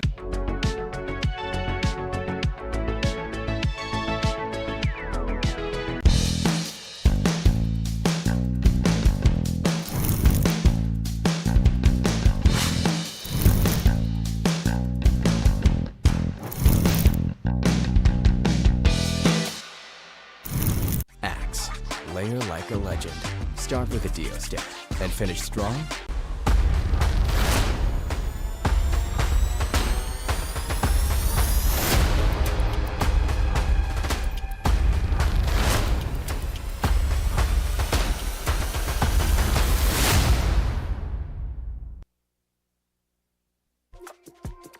Welcome back to the PCC. It's the PCC MLBB National League of 2025. And what a matchup number 1 na nakita natin kanina. 2-1 ang naging resulta noon with LSB Sharks taking the last hurrah or last laugh in that matchup. Good game, well played pa rin naman para sa ating, Bataan squad coming in from Stallions. Pero kami pa rin makakasama nyo. I am bipolar together with Minro. Minro, let's talk about this a little bit, no? Ating tournament format for today. Meron tayong open qualifiers for today and tomorrow. It's been a very fun fun-filled night. Pero ngayon, second match of the day. It's the same kind of team na nakita natin last time. So, ano pa rin? Let's see kung ano nga bang adjustments na pwede nang gawin. Match. Sorry. Yung Yung matchup number 2 natin, yes, yung FC Bravehearts and as well as yung Akari Adamson. No? Nakita na natin yung last time. Okay. Medyo tinatamaan ka na talaga na ute, Minru, kasi ganun talaga mangyari. Pero Minru, any thoughts for our second matchup of the day? Sorry, naguluhan kasi ako. Akala ko, uulit yung kaninang pinanood natin. Pero okay, Hindi. Yes, but don't think like me is what I'm saying, guys. But let's talk about FC Braveheart and Akari Adamson. Kilala na natin to kasi napag-usapan din natin to kanina. These are familiar names. Akari Adamson, basta nakast ko to so kilala ko sila. Also, Bravehearts, I've also seen them play. And I believe, kasi sobrang iba ng meta nun, Sir Bipolar Yeah, yung meta natin nun, Hylas Zushin pa yung meta nung last time. Talagang, Tangtas Mage yung dumodomina. Pero ngayon, it's a different kind of ball game. So, yun nga, what happened in our match number 1, hopefully makita rin natin yun for this matchup. I think yung advice ko lang, umihi na kayong lahat para tuloy-tuloy na natin mapanood to. Pero, yes, group stages, can you introduce them to us, Sir Pepole?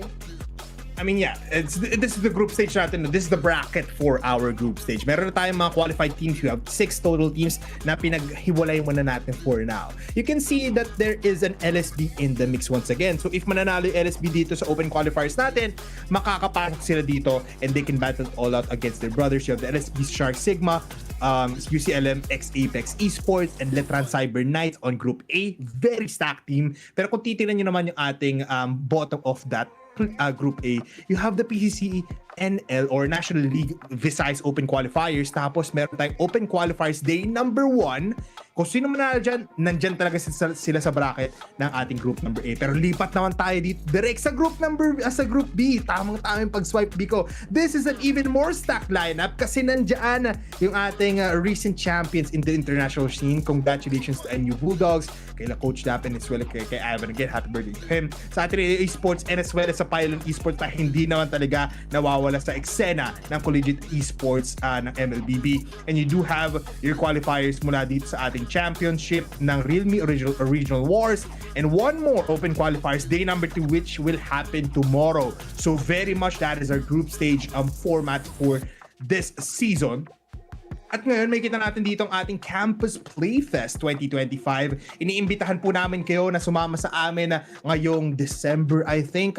Mangyayari na malapit na. This is the biggest year-end celebration in esports and gaming. I think tamaan na rin ko kay Direk kanina. This is December 7 to 8 if I'm correct. So please do get that in your calendars kasi syempre sobrang solid niyan. Last season, nasa ano tayo nasa malapit tayo sa SM North, malapit tayo dun sa norte nasa may Victoria Court Hotel sa may Kamuning, tama ba, Direk?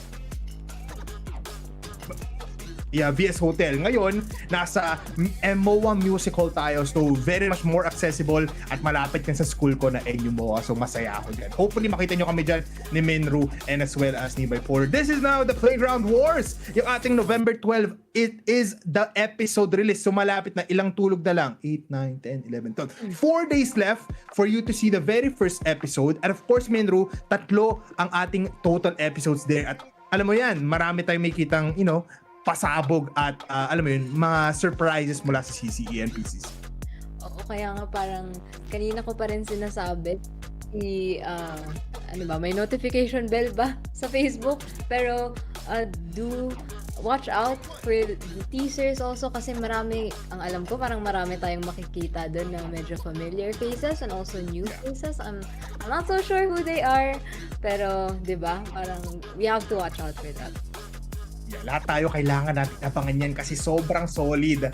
At dahil dyan, mas sobrang ganda pa ang inyong gabi kasi meron tayong pasabog para sa inyo. You can discover something great. Ano nga ba yan, Min? Okay, you can discover the Game Changer plan by Converge and elevate your gaming experience like never before. With its true fiber power, you'll be able to dominate every game effortlessly. # the Game Changer, #ConvergeFiberX. At hindi lang yan, no? Why not pair it with the best smartphone in our country right now and even worldwide? It's the Realme. Level up your game and creativity with Realme 15 Pro 5G. It is powered by the Snapdragon 7 Gen 4 for peak gaming performance. A massive 7,000 mAh battery with 80 watts of Super VOOC and a 144Hz quad curve plus AMOLED display for ultra smooth visuals. Capture every victory with its triple 50 megapixel AI camera and 4K 60 FPS recording. Tapos, i-edit nyo na yan effortlessly with AI Edit Genie. The Realme 15 Pro 5G is built for gamers, creators, and go-getters. Ayun. Parang ang ganda ng combination nun, no? May bago ka ng phone, tapos hindi ka pa maglalag.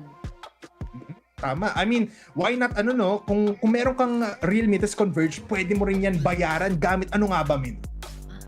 Yes, of course, you can pay it with GCash because GCash is actually now taking the gaming world by storm, providing gamers with an effortless and convenient way to make payments, especially those that don't have their own credit cards.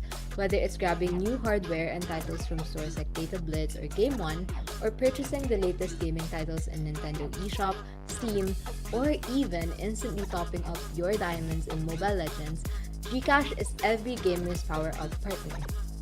And you can pay it via QR with options to split payments with GGives. So sobrang solid yan. Paying directly online rather than going through gray market sellers on social media marketplaces.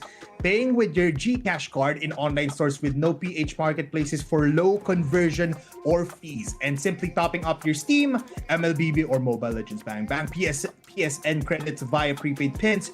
GCash offers a suite of services reinforcing its status as the #1 finance super app that supports success for all users. Unlock your next game, gear, and in-game upgrades with GCash. Maraming salamat po para sa inyong lahat. At kumuha na kayo yan. And if you're not in the know, get yours now sa ating Realme Conversion, even GCash. Right now, it's our matchup of the day. May kita natin dito ang ating team. It's Kari Adamson and FC Bravehearts. Minro, this team is very much taxed. Nakita nga natin to last time and ito yung mga top dogs natin sa last time na nakita natin sila sa PCC.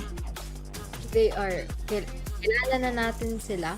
Not just their names but also their schools. Kita mo naman tong mga players na to, parang handang-handa na yung iba, pero yung iba parang naka-alt tab pa muna. Nakangiti, ano? Parang, ayun, nagre-ready na sila eh. So, yeah, ito naman, FC Bravehearts. Ay, wait lang, nakakatuwa naman yung background ni Kuya. Parang ang happy niya dun. Parang chill Sana lang. all, no? Oo, ang chill lang nila din dito. Parang di sila masyadong kinakabahan. They know this game. They know their play. They know what they're gonna do, both of these teams. Yeah, these two teams are the top echelon pagdating sa kanilang origin, pagdating sa kanilang schools. So hopefully makita natin dito a possibility of the game number 3 ulit, kasi that's how these two teams are gonna be crazy. Pero ngayon, aabot na tayo sa ating draft kung saan ang ating mapa will be expanding rivers. First time natin yung makikita dito sa ating open qualifiers, and blue side, fortunately enough, is our Akari Adams. So hindi kami malilito ni Menro kasi kulay blue din naman yung kanilang mascot. This FC Bravehearts will be the red side. Menro, look at the bands. They are prioritizing a back shot for the side of Akari Adams. Ibang-iba siya, no, sa first matchup natin. First ban, back shot. Kanina parang first ban Fred din talaga yung pinakaunang game. And targeted assassin bans, I feel. Pero, CC, okay. Okay, parang tama nga naman, kahit nga kasi na-nerf, kanina ko pa sinasabi, na-nerf na to guys, pero ang sakit-sakit pa rin kasi talaga. So, rinerespeto pa rin yun ng FC Bravehearts dito. Akari Adamson, I think, they can ban the Arlot. Alam mo yun, ikaw mismo, binaban mo yun sa ranked game, Sir Bipolar. Inuutosan lang po ako ni Minro ng top barangka na i-retail doon at iban mo daw yan. Pero kasi masakit pa rin siya, diba? So, possibly, iban ito ng Akari Adamson here. Oh, never mind. They shut me up. I mean, it works, no? Kasi nga, yung map mode natin dito, or yung mapa natin for that is expanding rivers. So, quick rotations mula dito sa Hilda plus the back siya with that map mode, sobrang sobrang bilis, mas makakapag-rotate sila sa madilian. Plus, even with the Hilda, hindi naman to dangerous grass, it still works out. Ngayon, Bravehearts will be banning out the Yisun Shin for their ban. And looking at it, Akari Adamson now, mukhang they can also, Arlot still open, pwede na nila i-ban out yon, or they can possibly just take out one assassin kung gusto nila. Kasi, Lancelot, top ban kanina, nung nasa first match of the day natin, nung LSP as well as nung nasa Stallions, but they're taking their precious time. That's true. Pero ang gusto ko lang din i-mention si Lapu-Lapu na kita natin kanina, medyo masakit talaga siya. At binan na rin naman siya during our first matchup. They can still ban this hero out here, but okay, Arlot pa din. Parang narinig nila yung mga bans mo kasi. Ako na naman ang sinisi ni Menro. But, of course, it still works out. No, Arlot, very much great in the laning stage up until the late game. Actually, scaling potential right off the bat, sobrang lakas ng isang Arlot. So, why not just take out that problem? Tapos, later on, pag umabot tayo ng game number 2, pag nasa game number 2 na tayo, doon na natin makikita adjustments if ipaprioritize pa ba nila iba itong ating Arlot. Pero that is the last one in the first phase of Akari Adamson. FC Bravehearts, though, mukhang may plano silang kakaiba. Kasi tatanggalin nila dito one of the most, I could say, broken in terms of ultimates right now. It's gonna be Angela. Alam mo naman yan, sobrang solid ng isang Angela with the heart guard. Pero it's actually, medyo magiging curious ka talaga, no, Minro, kung ano yung pinaplano dito ng Brave. Kung ano yung nasa isip nila when they ban that out. Kasi, andito na yung Lancelot na hindi binan both teams. So ultimately kailangan talagang i-pick up to sa first phase. Pero Sushin na ang ipipick up dito ng Bravehearts. Wait, na-mention ko yung Fredrin pero hindi ko siya naalala. Oo nga naman, may Fredrin pa. I mean, it's a Fredrin now, no? Biglaan naglabas ng mga junglers ng ating both sides. So, they will play out these last picks for these heroes. The Zushin, though, very much strong. Nakita natin yun kanina in the side of Stallions, if I believe, na kahit talaga rumaga sa the setups, the continuous damage from the Lantern, sobrang ganda. Plus, alam mo yun, in the early parts of the stage, kung nakikita mo yung Arlot na sobrang lakas, even Zushin in the mid lane can roam around the map, tapos dominate every lane. Pero Akari Adamson, this is a very basic meta pick for them. It's the Granger plus the Gatot Kacha. What are your thoughts, man? Honestly, yung kanina ko kasing iniisip, medyo early yung Fredrin. I think they could have picked up on um, parang ibang hero, which I was thinking was supposed to be Gatot Kacha. Kasi medyo okay siya with the Tsushin, also yung combo nila. Pero yun, since inuna nila yung Fredrin, nakuha na dito yung Gatot Kacha. Tapos ang bilis din ng sagot na Moskov kasi possibly nga naman, ibaba na to ng Akari Adamson kung hindi pa nila i-pick up dito. Yeah, I mean, right now, looking at it, no, Akari Adamson did counterpick some of these heroes already. Looking at the bans though, this Gatot Kacha so good in the early parts of the game. Plus setups, it just needs the rightful player para mapagana ng todo to. This Granger actually very much good, no?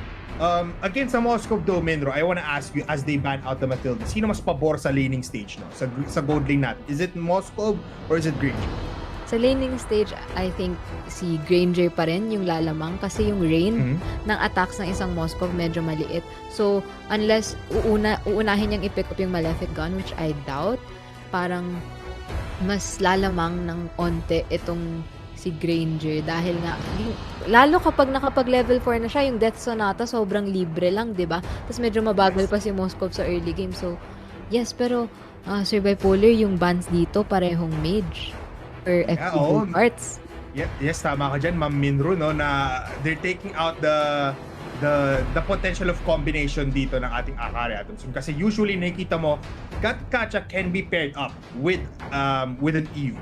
It's actually curious, no, na nakalagpas pa yung Eve at the last part of the banning. They could have actually switched up the Granger with the Eve para lang mas solid. Pero they take the Granger instead. Tatanggalin nila ngayon yung Alice, a very good XP laner. Why not just take that out para mas pumabor sa kanila XP lane later on.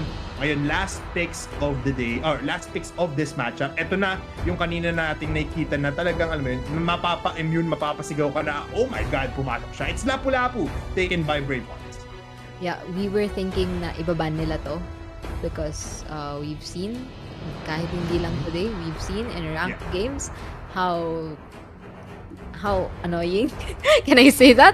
Pero nainis kasi ako dyan kay Lapu-Lapu. Parang, ako din naman. Parang napakadayang hero. Pero, FC Bravehearts, they want to make this Lapu-Lapu work. Pero parang sabi ng Akari Adamson, we also want to make this Sicilian work along with this Esmeralda. I mean, ito na yung common counter, no? If you have a Fredrin, if you have shields on the other side of the enemy, pumik ka na lang Esmeralda. Make it easier for your side. Pero very basic actually picks, except for the Esmeralda dito for Akari Adamson. That's what I'm seeing. You have the Sicilian very late game. But FC Bravehearts now, they take up the last roam here. Grok! Combined with the Lapu-Lapu is a deadly combo, Minro. Nakita na natin yun kanina. Oo. Parang, gusto ko lang din sabihin, yung thought process siguro sa Esmeralda kasi nga, parang solid counter din siya against the Lapu-Lapu. We know how Lapu-Lapu's shield stacks up. Pero kasi, ML is not a 1v1 game. It's a 5v5 game. At yun ang gusto ng Grok dito. Na marami siyang kalaban, para marami siyang sa-stun, di ba? With that ultimate.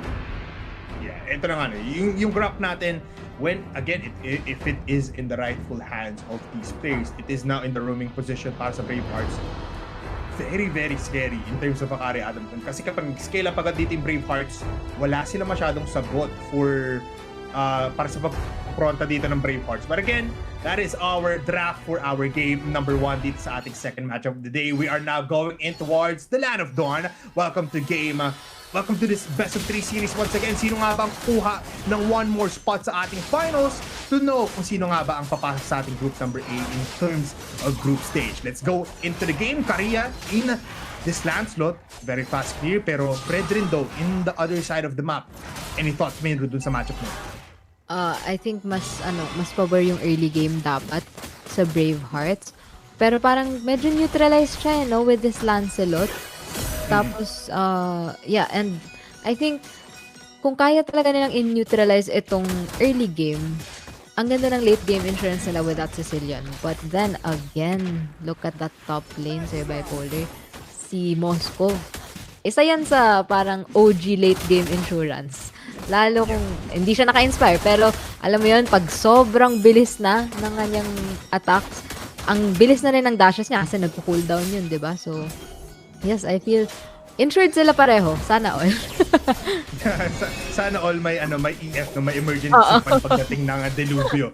Pero looking at what you said, no, this Moscow is actually gonna be the determining factor kung paano sila na sa mid game and para ma-shut out din yung late game hero dito na Akari Adamson, which is this Cecilion. Arth Pinkman, I remember this guy's name kasi ito yung mahabang name na nakita rin natin last time.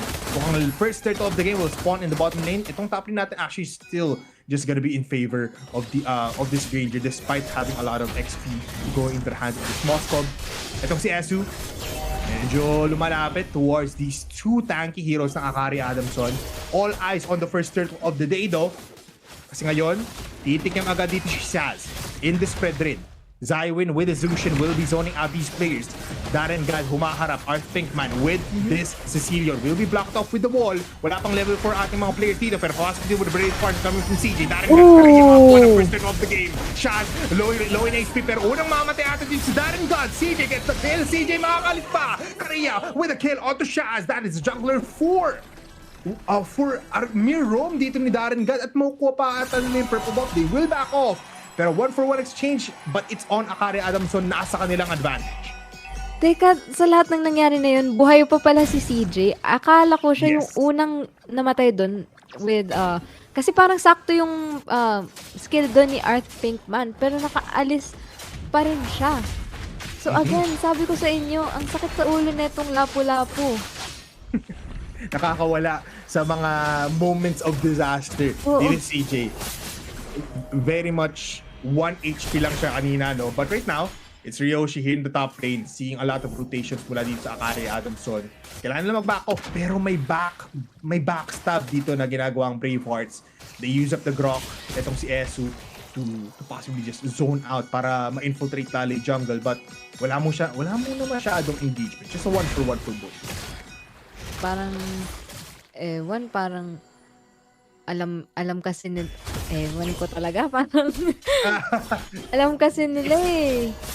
Yeah, it's too early to say din kasi. No? Like, 3 minutes into the game, wala pa tayo nakikitang like total advantage. Yes, nakakuha ng turtle, pero it doesn't say a lot, especially for Bravehearts. May angas sila, matagas ang mga heroes nila, but 25 seconds left for the second third of the game. Dito sa baba, again, reverse ang ating mapa na ito. All eyes on the roams now kasi meron na silang level 4 for both side. Level 5 actually si Darren God. Mas maganda yung rotation niya dito kasi nahuhuli ng onti si Esu. 10 seconds left. Sino ang unang titigim? Parang, I was thinking kasi na sasama itong si Arise. Kasi si Ryoshi pwedeng pumasok pero yun, pumasok pala sila dun. Granzo makalis pero look at that initiation mula kay Granzo. Double kill para sa kanya. He kills of Zywin and as well as yung lapu-lapu ni CJ. Oh my god, what a turn na para sa Akari Adamson. Naunaan sila ng Bravehearts pero ngayon they're infiltrating the jungle. Si Shaz ngayon needs to back off. Walang kakampi para sa paligid niya pero uses the taunt to get away. Arise even joins the fight just to ensure a kill pero walang mamamatay. They do get the turtle at ngayon mukhang nararamdaman na natin with a 2K gold lead going to the hands of Akari Adamson. Nakikita natin na sila ang may angas ngayon in the early parts of the game. Si Darren God, wait lang. Darren God, kinakasan ng konti dito. So may kita pero sisimin siya dito ngayon. They still have the tectonic charge. Shaz will be alive. Wala mo ng engagement for both teams. Yeah, that was a fatal. Wait lang, Darren God. Never mind. Meron palang engagement dito. Granzo! Pumasok with the stalling for Star Moon. Arise will still get the kill. Actually, mali yung pagsabi ko. It is the falling Star Moon. Pinagbaliktad ko. They still get the kill there. But yeah, Menru, mahaba yung fights natin dito kasi, alam mo yun, sobrang tanky ng mga players natin. Tsaka, hindi ko kasi alam kung naka-Skypierce agad itong si Arise. Pero nakukuha niya yung gold niya doon sa taas. Makakuha pa sila ata ng Torre doon. Pinupush na nilang dalawa ni Granzo. Tapos, ayan, kung may Skypiercer na siya, unti-unting nagsistack up yun. Lalo kung andyan naman kasi si Granzo, andyan si Darren God para humarap. Ito taunt lang, magpo-falling Star Moon lang, tapos pwede na siyang mag-free hit. Yeah, it's crazy yung team fight layering dito na Akari Adamson natin. No? May engagement dito sa gitna towards the Little Wonders spawn, pero AOG will be committed outside of this fight. Akari Adamson lives to see another day, especially onto Darren God. Pero medyo umaangas na rin dito kasi si Arise is joining every fight after that second turtle. I think man also getting up a lot of stacks already. Zywin not finding some kills here. Pero still, low kill score ang ating dalawang teams. 10 seconds left. Last turtle of the game. Sino una makakuha dito? Esu. Going towards the bushes. Hinahanap ngayon ang kanilang marksman on the other side. Arise. Trying to go draw position play. Good wall. But look at this. Darren God eating up a lot of damage. Will be subdued. Granzo na sa gitna lang. Sobrang tanky ng isang Esmeralda. Wala silang magagawa. Karia will be getting that turtle. SODB committed, pero Shaz will ultimately fall down once again. That's 2 deaths now for him for these turtle fights. At back off lang ulit. Respeto mula sa dalawang teams. Yeah, parang naiwan dun, no? Si Shaz. Tapos, kasi nakita mo yung SOD kumonekta eh. Pero kasi yung mga kakampi nila nandun sa may pinakalikod. So bakit pa nga naman papasok? Kagaya ng pagpasok na dito kay Zywin. Oh my goodness, papasok nga sila dito. Our Pinkman na charge up, pero buhay pa rin naman si Zywin. Bravehearts, they're getting some damage in, pero hindi sila makapag-execute towards these fights. And looking at the level advantage, Penro, look at this. Appraisal draft being used. Half HP para kay Karia, pero papasok pa rin naman siya. Thorn Rose, nasa na nga ba? Papasok, tinusok. One more hit, pero tinakip yung damage. Mamamatay nga lang dito. Yung isang threat on the bottom lane, walang magiging exchange doon sa ating junglers. Pero that was very scary for both players. Oo, parang isang hit na lang si Shaz. Pero kasi sayang yung yung SOD hindi tumama. I mean, yeah, no, iba talaga yung tama niyan. Pero you can also, iba rin naman yung tama nyo kapag you can get that Gcash gear on and power up. Upgrade to new hardware easily. This can to pay. No need to wait. Kasi we are now waiting for a team fight that is happening right now. Arise will get the tower here. Darren God ngayon, half HP needs to get in. Shots na naman ang pupuntrihin ng aling Akari Adamson. What a charge mula dito kay Esu. He claims a 3-player in the air, pero Arise will get that last death. Sonata, makakuha niya yung kill. Zywin na pa back off and they are now inside of their base. Aalis sila, but then again, paano nga ba nila napanalo yon? Yes, they use the Gcash hand to pay. Oo. Feeling ko kapag talagang may laman yung Gcash mo, panalo ka na kahit Yes, tama ka. kahit di ka maglaro panalo ka na dun pa lang. Pero yes, speaking of money, si Arise, di ko alam kung magkano na talaga yung pera niya right now, pero kasi wala siyang deaths, nasa kanya yung 4 na kills, more than half of the entire team's skills. Tapos parang sa kanya rin parang nakakapag-push pa kasi siya eh. So, nag-GG save lang siya dun, kumbaga. And talking about these saves, no, it is quite clear na nagiging napapower up lalo ng ating Akari Adamson yung kanilang mga players, especially Arise. 4-0-0 on him, yet untouched. At ngayon papasok ata sila to jump in mula kay Granzo. He's been holding down the fort. Siya ang mismong humaharap. Di na kailangan actually ng that catch, and you can see this, Menru. Ito na yung ating item inventory ng ating mga players. Almost 8k already in 9 minutes into the game. Itong si Arise in his gold. Tapos may Sky Piercer na agad. Tsaka, ang 3K, yung lamang niya, against Ryoshi. Tsaka, ngayon ko lang nalaman, nire-rapid boots pala itong si Granger. Pili ko pang back out lang kasi maraming humahabol eh. Kung iisipin mo, maraming haharap para sa kanya. So, possibly yun lang. Tsaka, it provided him to rotate much easier nung nasa early game pa tayo. But looking at this, basag na agad dito yung barrier in the top lane. The Lord will fall down. Buhay pa rin man natin mga Bravehearts, pero dito sa gitna, isang delubyo ang lalapit towards the Bravehearts. Can they still go on? Puso pa rin kung puso, pero sobrang daming minion waves. AOG papunta lang dun sa gitna, pero tinusok-tusok. Bilang hinabot ni Karia yung mga players dito ng Bravehearts, and they get the tower, but they will back off. Respeto once again. Focus lang sa goal, and that is to farm up and get even fatter in terms of this gold lead. Yeah, because alam nilang nasa kanila yung mapa, no? They have control over the map. So, kaya rin, parang alam nila na kaya nilang i-take tong Lord na tong sunod na Lord na to. Ano ba? Tong sunod na Lord na to. Kasi ang hirap lumaban against a team that has 10k gold lead. I mean, you can't joke about the 10k gold lead, no? Ilang items yan for 2 core heroes, at least like 2. So kung isipin mo, at least like a BOD already on 1 player, tapos may scrap spot towards the rest of the team. So ganun ka-intense yung gold lead and the advantage of Akari Adamson.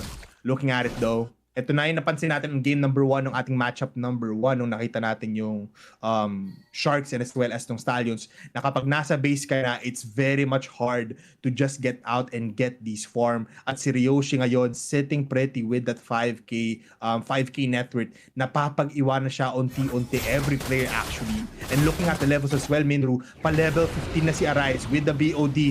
Looking at the other side, yung MM sa kabila, si Ryoshi just level 12, Shaz just level 12 as well. Even the roamers and this mid lane, itong si Zywin, wala pang umaabot ng level 15. So this is gonna be a crucial fight if they wanna take this. Shaz haharap ngayon. Granzo, half HP yung ating Lord. Karia is just hitting this Lord. At lalapit sila conceal play, pero napatay agad si Zywin. What a death na natin mula dito kay Arise. Pero it's a fight here in the orange buff. CJ ngayon, still low in HP yung lapu-lapu na sobrang angas. Inaangasan na lang ni Granzo. AOG connects on to 1. Pero CCM yun. Skypiercer kills off Esu. Pero susunod na mamamatay si Saz. Makakuha ng 7 kill streak si Arise. Darren God will pay the price. Pero wala na. The Lord is now marching towards the upper side of the map. Ko po, yung mga deaths natin, hindi ko alam saan nanggagaling. Bigla na lang talagang may namamatay. Kagaya, ayan, wait lang naman. Oh, Sanguine Claws connects. Karia makakuha pa ng kill. Wala na silang pake sa Lord. They take the last throne of the entirety of the enemy squad. At ngayon, this your Axe fresh winning moment. Brought to you by Axe and Bravehearts. Nagkulang lang talaga sa mga pinakita nila. At ngayon, pinakita tayo at nagulat lang tayo sa angas na ginawa dito ng ating ang Akari Adamson. Oo, grabe yung gulat ko dun. Kasi, di pa nakakarating si Lord. Oh, sim. Oo, di ba? Hindi pa nakakarating si Lord. Hindi na nila hinintay. Sabi nila, we can do this alone. We did it alone. So, parang, ayun na, in-end na lang nila. Again, si Bipolar, si Arise. Yes, Ma'am Minru. Yeah, si Arise. Yes, si Arise yung ano, yeah. Let's talk about Arise on Minru. Ano nga ba napansin mo dun kay Arise sa game number 1 na? Si Arise? Si Arise wala untouched. We keep talking about untouched players and Arise is one of them. I feel like wala pa nga siyang assist eh. Yeah, totoo. Diba? Parang sa kanya lahat ng kills, sobrang napagana niya yung Skypiercer. But also, I think we're gonna be able to talk about Arise a little bit more later. I wanna talk about Art Pinkman. Wala rin ano meron kay Art? Untouched din siya. And parang sinasabi natin, late game insurance siya, but they didn't even need to go into the late game.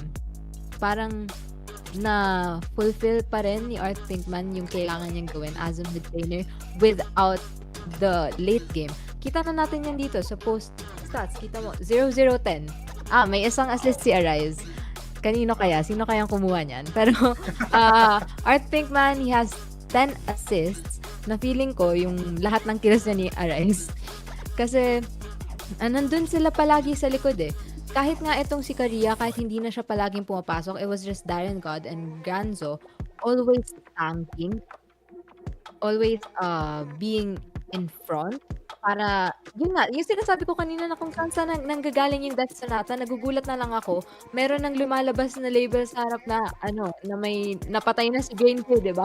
So, parang, ang hirap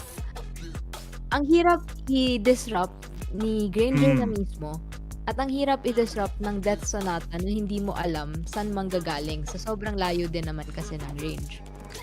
Yeah, plus isipin mo din dito yung yung zone out ni Granzo, kaya siya 208. Tapos si Darren God, alam mo yun, humaharap sila, that gives a lot of free space para kay Arise na maglaro in the backline. Actually, hindi niya na kailangan isipin yung positioning niya kasi mismong si Darren God at si Granzo na mismo yung gumagawa ng way para maging komportable dito yung Granger ni Arise and even Art Pinkman. And si Karia, ano lang, cherry on top na lang siya eh. Yes, pumapasok siya ng nauna, pero alam mo yun, he doesn't even need to be there. He just needs to push these minion waves. Kailangan niya lang magpataba. Currently, he's like the second in our net worth with Arise being on top. At ngayon, good game well played para sa ating ating Bravehearts, pero ating Real Me match MVP is gonna be Granzo coming in from their side. This is the Esmeralda, 208 and a total of 8,000 gold. Kakaiba ang ginawa dito ni Granzo. And looking at our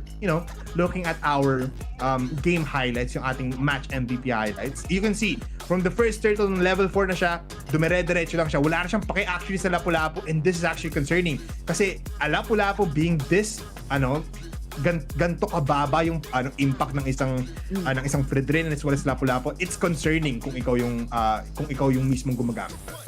Oo, tsaka yung sinasabi natin kasi kanina na it's a 5v5 game, it's not a 1v1. So parang hindi naman dapat masyado siguro dapat mag-worry yung Lapu-Lapu. Pero kasi si Granzo, sabi niya, oo nga 5v5 to. Kita niyo yung presensya ko dito sa harap ng 5 to. Ay, 4 lang sila, pero kita niyo yung presensya, parang na-bait niya pa. Kaya sunod-sunod yung kills na nakuha nila doon, nakapag-double kill siya doon. Tapos ayun, nabibigyan niya lang din talaga ng space etong si Arise, pati si Art Pinkman.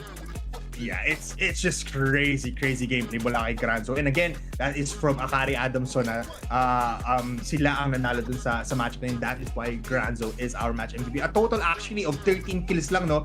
Very low kill score, pero nakita mo yung impact ng ating mga players mula sa Akari Adamson hindi nahawakan ng ating FC Bravehearts. Menru, what a game number 1, and in just a little while, aabot na tayo sa ating game number 2.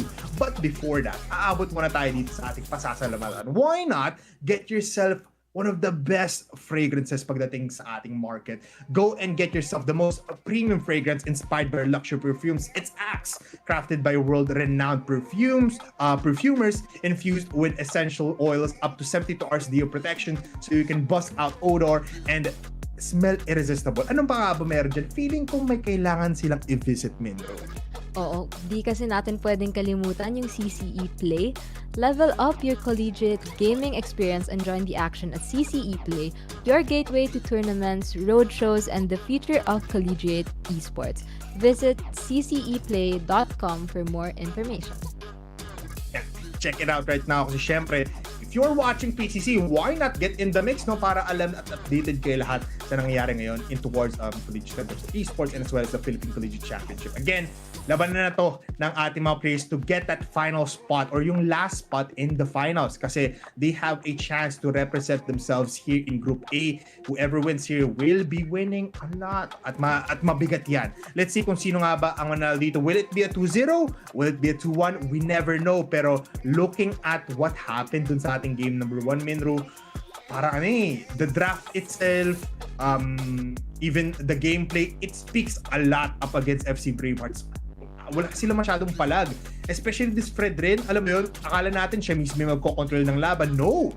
Talagang nakita natin na binaburst out lang siya. The continuous damage output dito ng ating Akari Adamson, hindi nila masolusyonan at the end of the day.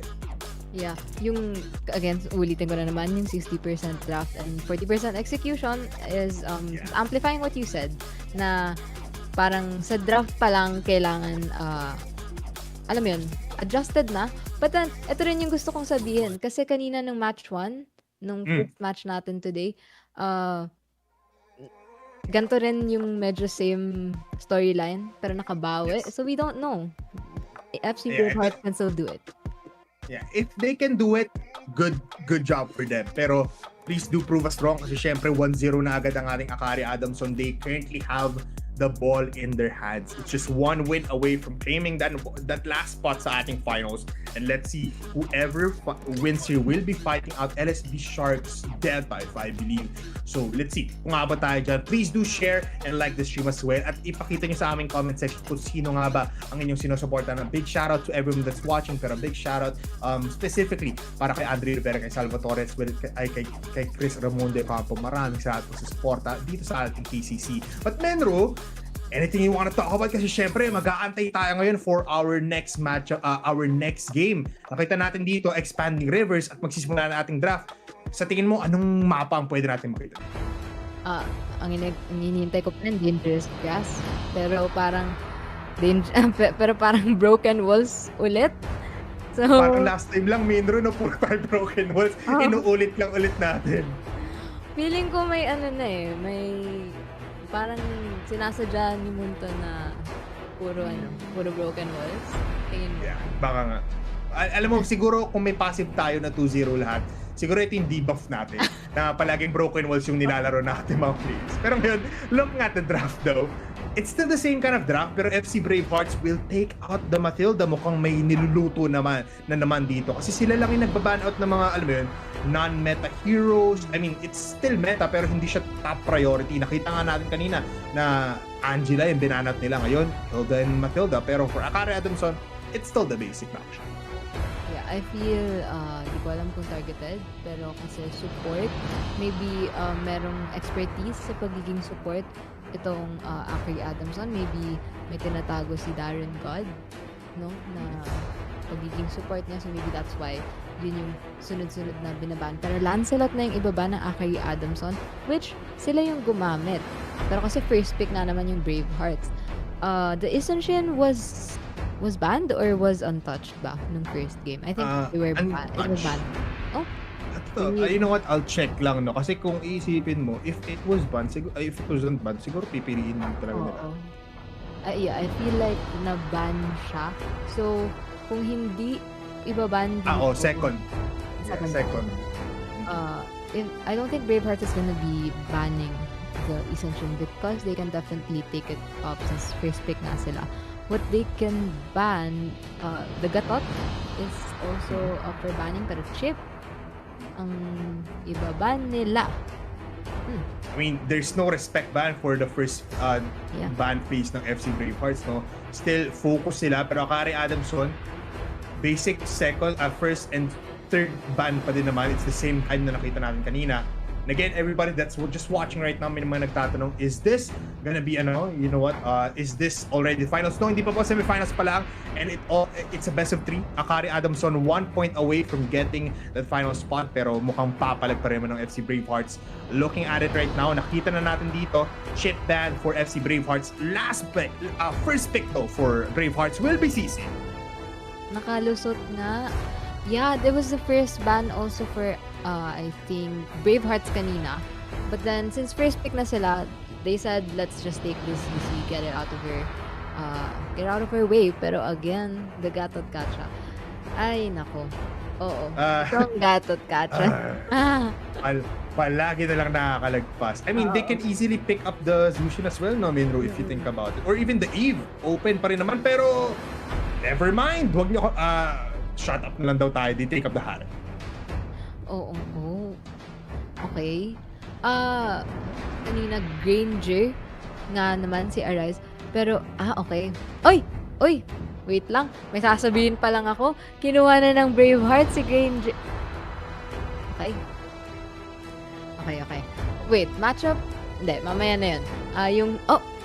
Ooh! I mean, nagugulat ka na lang, no? Kasi nakakagulat tayo mga heroes na pinipili dito ng FC Bravehearts. They take up the Granger, nakawan na naman tayo ng heroes, pero with the added Hayabusa, actually, this is a good pick up against the Harit if you think about it. Oo, parang kahit naman kasi ang dami niyang dash, hindi pa rin enough yung length. Basta, yun. Yung ng dash niya. Oo. Pero kasi, hindi enough yun para matanggal yung Ugi Shadow Kill sa kanya. For Akari Adamson, I think, Oh my God!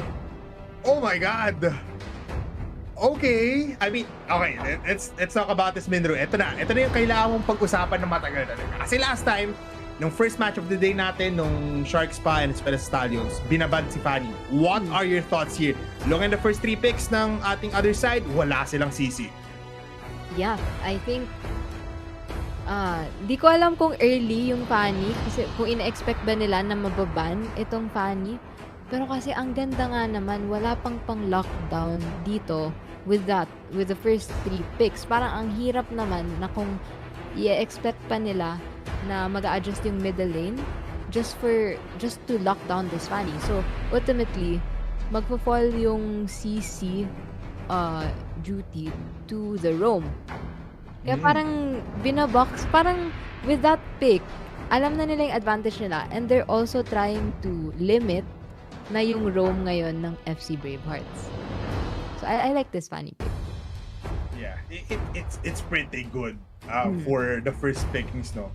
So they take out the Kalea, good counter. The lockdown is there. Sobrang tagal actually pag pinagsama tsunamis namin the second skill. Take out the Kufra as well. Kapag may Fanny kasi automatic Kufra lang, no? Iikot ka lang, magba-bouncing ball ka lang naman, hindi na makakalagpas pa yan sa front lines nyo. Pero they take out the Uranus as well as the Yuzong. Pag-take out na dito ng ating XP-laners for Akari Adamson. First pick ng second draft, ng second picking phase ng Akari Adamson. Ano pa bang kulang nila? Mage? Probably, no? Yeah. Eve open. The Farsa is also still open. The Tsuchin was... Oh, wait! Walang pumansin ng Tsuchin. Wow. Wow. Okay. Ayun na. Pinansin nila ako. Narinig. Oo. Yun, I feel like okay yung... Bilis ng sagot. Okay yung Tsushin kasi meron na silang magic damage. Hindi sila magkukulang with that Harith. Pero Grok kasi nga naman broken walls pa rin naman pala si Bipolar. Yeah. Tsaka good counter din for this Fanny. If you place the right walls at the right time, di makakapasok. And even with the Eve, good counter actually up against the Fanny na RWM lang, can't go out without getting stunned. Pero since open, why not take up the Lapu-Lapu in their side? Ngayon you have the full draft for both teams. Pero kanino ka nagli-lean towards? Sino nga ba may mas magandang draft here? It's both good just to be fair, pero sino may onting slight advantage?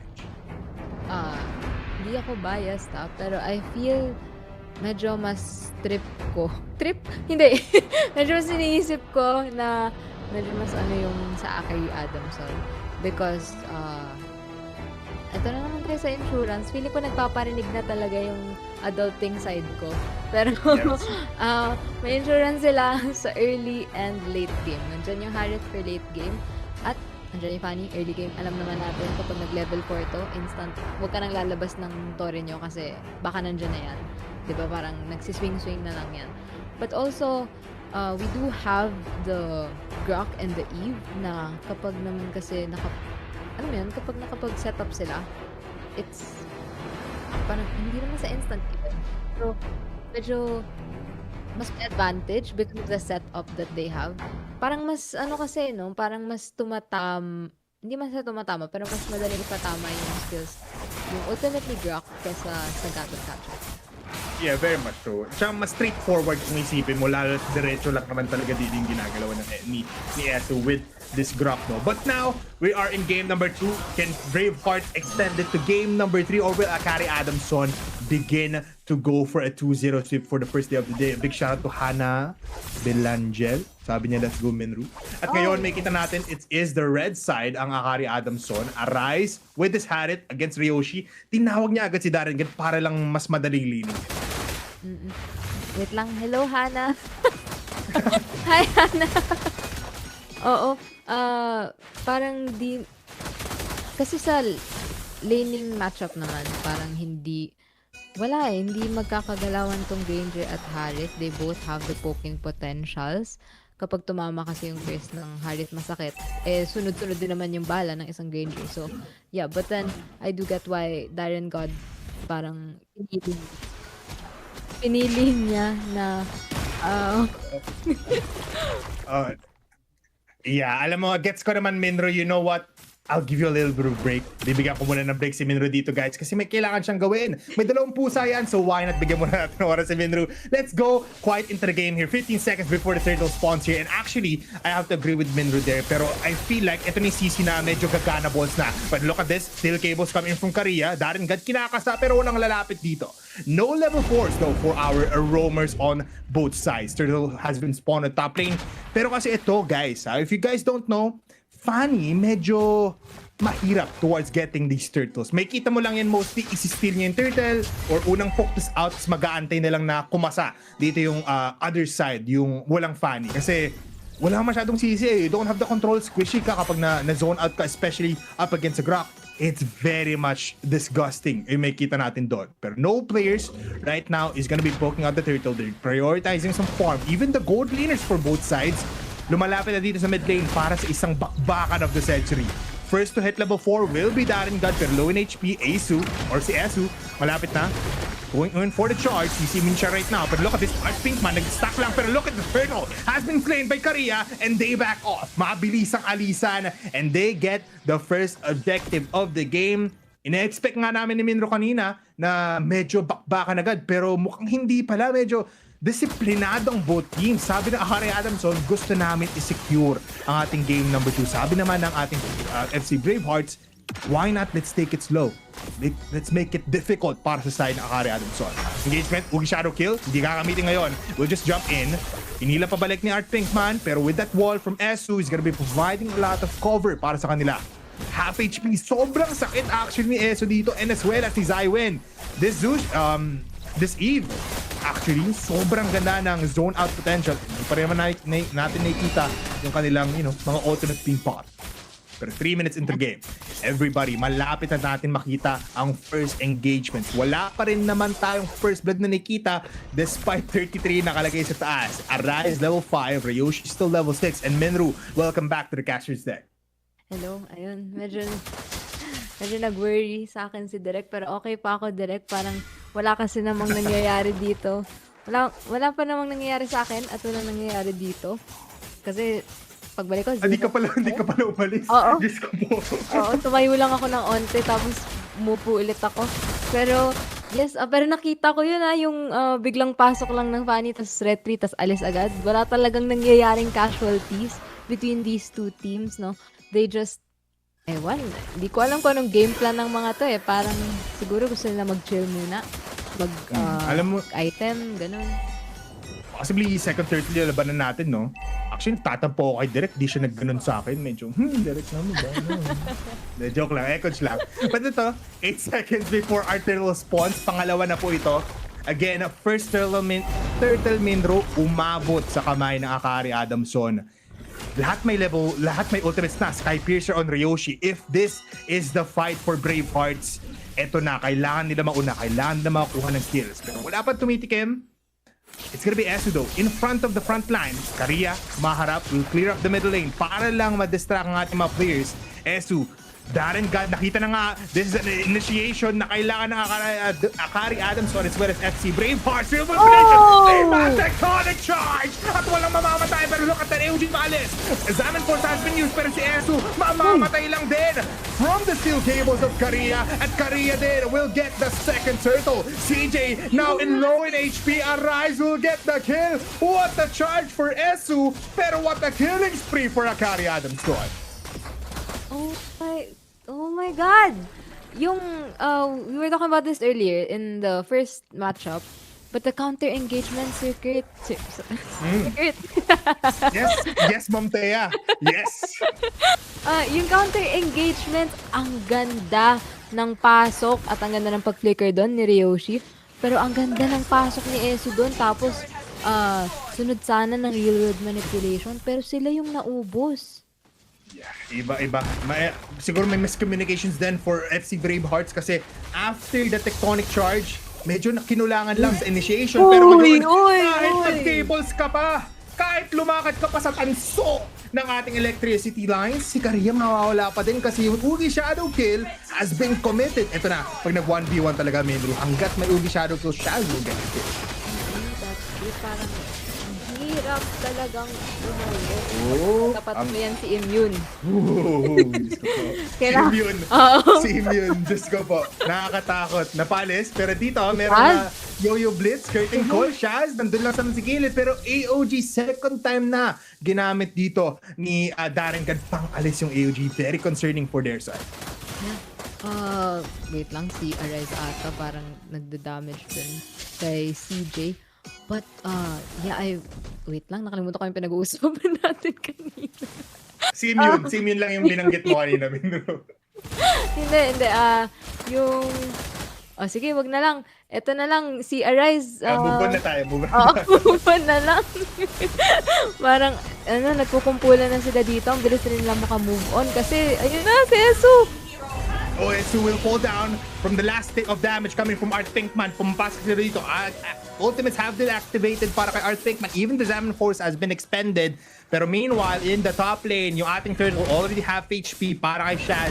Nilalakad and mabilis ang pag-arangkada. Lumalangoy ang buong Adamson. Papunta dito, Ugi Shadow kung ginamit na rin with the retribution play mula kay Shaz. They take care of the Lord, the Turtle. Nakakapag-alis pa naman Shadow away. Shaz, naku po, wala ng Shadow. Anong pinlan si Karia? Pinatay mo kanina, ngayon siya naman ang papapatay. Shaz will will be taken care of. Pero ngayon, 1-4 ng ating scoreline. First kill para sa Free Force kanina, pero nabawi agad ng Akaria. Nakuha nila yung middle turret. Yung sinabi mo na kanina si Shaz yung kumuha ng buhay dito ni Karia. Yun pala yung gusto kong sabihin. Parang natutuwa kasi talaga ako pag nag-1v1 yung mga junglers. So, hindi naman 1v1 yun yung nangyari doon. Pero yes, what you said, na kapag may Ugi Shadow Kill, medyo lalamang din talaga ang Hayabusa against a Fanny kapag nakapitan. Pero in a 5v5 situation, medyo mahirap, lalo kapag nag-share yung Ugi Shadow Kill, no? Pero si Fanny kasi yung cables niya kahit kanino kahit kanino tumama, madadamage niya. Yeah, that's true. And that's why 2-1-1 yung kanyang scoreline. Level 12 siya ngayon, level 12 din siya. So pantay pa rin naman, even our gold lead. It's just, around 500, 800 lang naman for Akari Adamson. Hindi lumalamang, hindi lumalayo ang ating FC Bravehearts. Right now, looking at it, the creep wave equilibrium natin, Akari Adamson with this Harit, sobrang ganda ng push potential nila. At ngayon si Darren Gad will initiate, pero nahanap agad eh. So, that awareness coming in from Bravehearts will be enabling them to be more alive. Pero ngayon, it is gonna be a fight here in the middle lane. Si Karia, umalis muna, TP outs mula sa ating mga players, especially onto Darren Gad. Malefic Roar has been bought by Ryoshi, even an armor for CJ. Pero wala, very low kill count. Very, hindi aggressive ang ating dalawang teams ngayon. Yeah, 1-4 kill score. So, parang sa 9 minutes, 5 pa lang yung namamatay from both teams. Tapos, itong... Teka, si Ganja. Wait lang. Diamond Ford, pero hindi pinansin si CJ. Papatay nila si Zyway. Din yung crucial kill. CJ will get the kill of Art Pinkman, pero that's just 1-for-1 kung saan si Arise still alive. CJ papasok ngayon. Merong curtain call, pero kakamitin lang Yo-Yo Blitz. It has been used now. It's a 4v4 now dito sa ating labanan nito. Pero si Karia, nag-aabang lang. Ang dilubyo, pero Ryoshi spots him. Sabi niya, halika dito. Babarilin ko mukha mo. Ang ganda ng position kanina ng Bravehearts. No? They were surrounding the Lord kasi gusto sana ata nila na mauna sa pwestuhan. Pero, di ko alam kaninong call yun. Nakita nila na medyo disengaged itong Akari Adamson. So, they were like, feel ko may makukuha tayo dito. At nakuha nila yung crucial na mid laner nga, si Art Pinkman. And that's a crucial kill. Yeah, very crucial kill. Alam mo, may napapansin namin, this might be a 30-minute game for both sides kasi sobrang laki ng respeto for both teams. Yung isa, wanting to get that 2-0, so they play it slow. Yung isa, they're playing it more disciplined rather than making a lot of mistakes. 5 kills is still a lot, pero wala rin naman masyadong advantage na kuha dito ang Akari Adamson. Esido has been the prime factor with this initiation. So mga tectonic charge niya, always multi-stunts. Bloody Wings dito ngayon kay Art Pinkman. So pwede siya umarangkada. Low in HP sa Roma Color Lord. It's gonna be Shaz. They will get out. Pero nandito rin si Karia. Sino unang mamamatay? Look at Esu. Tanking a lot of damage. Mamamatay lang din siya. Zaman Force hindi gagamitin kasi it is enough and they look towards the middle lane. Uy, wow! Oy, wait What lang. a real Real-world world manipulation! manipulation! Oh my God. Okay, Pero wala nangyari. Oo. Masyado. Na-excite tayo sa Oo. ating Kasi nakakagulat, parang lahat nag-stop ball bigla eh, no? Uy, teka, si Shaz yung Shadow 1 ba? No. Ay, actually, natamaan pero alam mo, nakapag-cable na agad si Career. So, alis lang siya. Meanwhile, sa top lane, si Ryoshi! Nahanap ni Arise! Pero papalik naman si CJ. Pero ang bilis ng dash out dito ni Arise. CJ now against 3 players. Here comes the bravest fighter. CC and yun, Granzo. Tumama ka naman. Yung wall! Tinabilan yung tatlo! Tectonic charge connecting up to 1. Pero si Career nandito na. Nandito na ang totoong delubyo. Ang Diablo ng Akari Adamson. Pinatay ang dalawang players ng FC Bravehearts, and with the Lord Menru, FC wanting to go for more objectives. Yeah, we were talking about the crucial kill kanina against Art Pinkman. And this time around, yung Akari Adamson yung nakakuha ng crucial kill. Yung kay Art Pinkman. Tapos, ngayon, yung nakuha nila ay kay Ryoshi, and that's another crucial kill for them because nakuha nga nila yung Lord, pero paano nga naman sila magpupush kung wala silang extra damage healer? Yeah, that's true. With CJ out of the picture as well, walang, alam mo yun, walang extrang haharap. Kasi itong si Esu, initiation lang eh. Just the setup itself. Good wall, Kariya, nakakita pa ng butas in amidst that building. Darren God nasa likuran pero walang matatamaan ng taunt. Ryoshi, with the Death Sonatas connecting onto him, masakit na rin siya. Still no kills onto him, so yung Sky Piercer not there. Pero yung Ogi Shadow kill, inatama kay Kariya pero nakalis pa rin naman. Kariya ngayon, lalabas pa rin naman dito sa middle lane. No ultimates has been used except for Shaz. And again, another engagement na magiging disengagement for both teams. Yeah. Parang na-equalize pa rin. Equalized pa rin yung game natin right now. The gold lead hasn't spiked. Hindi kagaya nung kanina, no? Parang sobrang yaman ng Akari Adamson. But this time, kahit low yung kill score ng FC Bravehearts, hindi naman sila behind. You can't say they're behind. Yes, that's true. Hindi pa natin nararamdaman yung weighing scale na Akari Adamson na yung lumalamang. FC Bravehearts na yung lumalamang. It's still a fair game. It's still equal footing for both teams. Pero, Minru, look at that timer. 7 seconds before it spawns. At ang ganda ng pwesto dito pero hanap ata ni Esu. Kanina yung pa-check mo. That's 5 players. Tectonic charge connecting out to 2. Kailangan umalis. Kailangan mag-disengage. Akari Adamson ginula. At nabulagta dito na Edsu. Pero with the Lord spawn here, dalawa yung walang ultimate sa kanila pero si Art Pinkman lang nawalan for Akari Adamson. So I don't know what to expect here, Sir Bepole. Yeah. I mean, the bigger ultimates right now are for Akari Adamson, no? So, yung initiation of FC Bravehearts, very much lacking. At least like, 20 seconds pa for Esu to get that tectonic charge up again. Kariya lumalapit na rin. Look at the minion waves. Kailangan solusyonan to ng FC Bravehearts. Both top and mid has been pushed by Kariya. Etong Lord, hindi nila pinapansin. Even more defense for Darren God. I have to give this.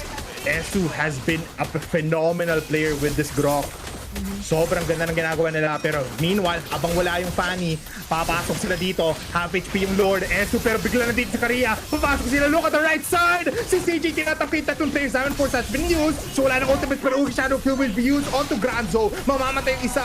The Lord still exposed. Art Pinkman tinatakip. Damage yung Trishaz. Ryoshi with the Sky Piercer onto Darren God. One more hit. One retribution si Kariya. Going for the kill. Pero kailangan niya mag-out. 1 HP and Shaz gets the Lord. The Lord has been slain again for FC Bravehearts and they need to back off from Akari Adamson. Uy, yung base nila. Okay, hindi. May mag-spawn pa na Lord. Sorry, akala ko sa Akari Adamson napunta pero may gusto pa silang gawin dito sa top lane.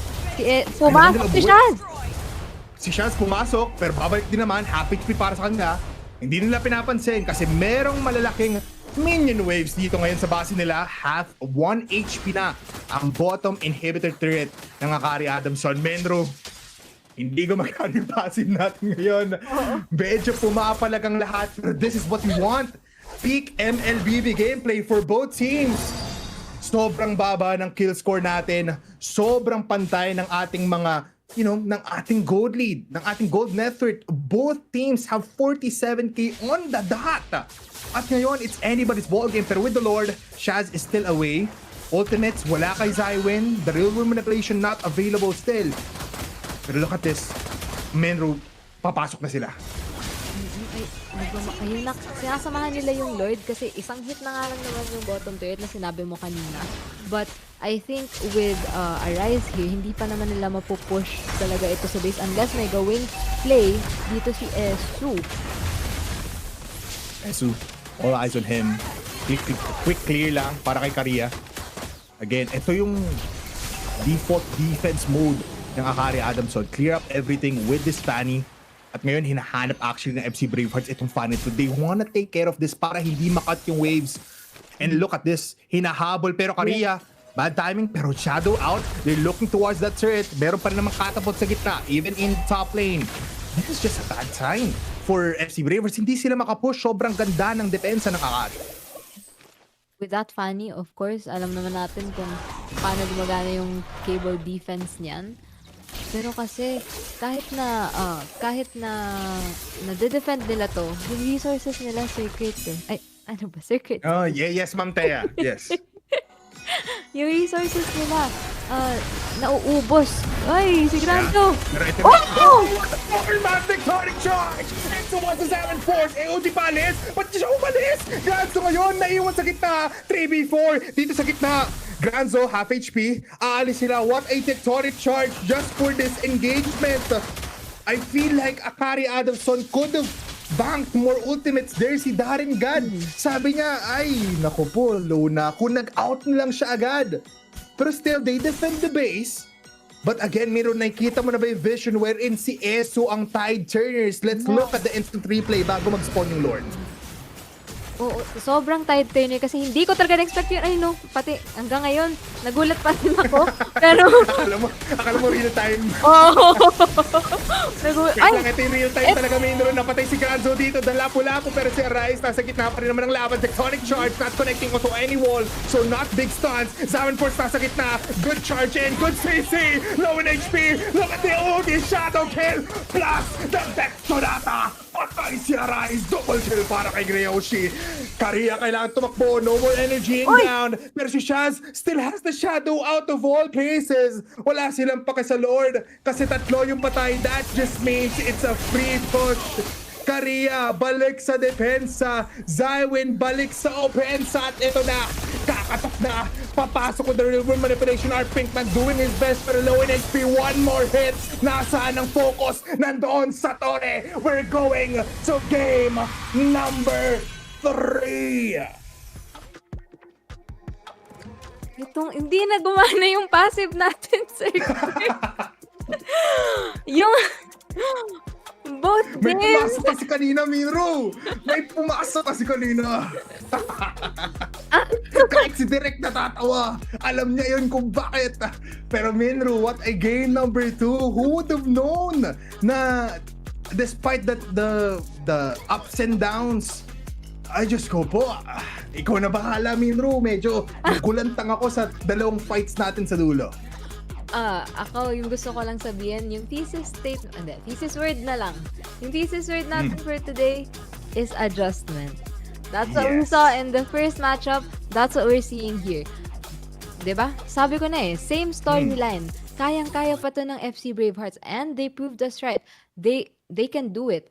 Ininakaw nila yung Granger. Actually, hindi naman siya nakaw kasi nag-early pick na yung Harith. Pero, di ba parang sabi nila, kaya rin kasi namin yung Granger So, you just wait for our power spike to... Spike? you just wait for us. Ganon. Kaya rin namin yan. Lalo, si Esu.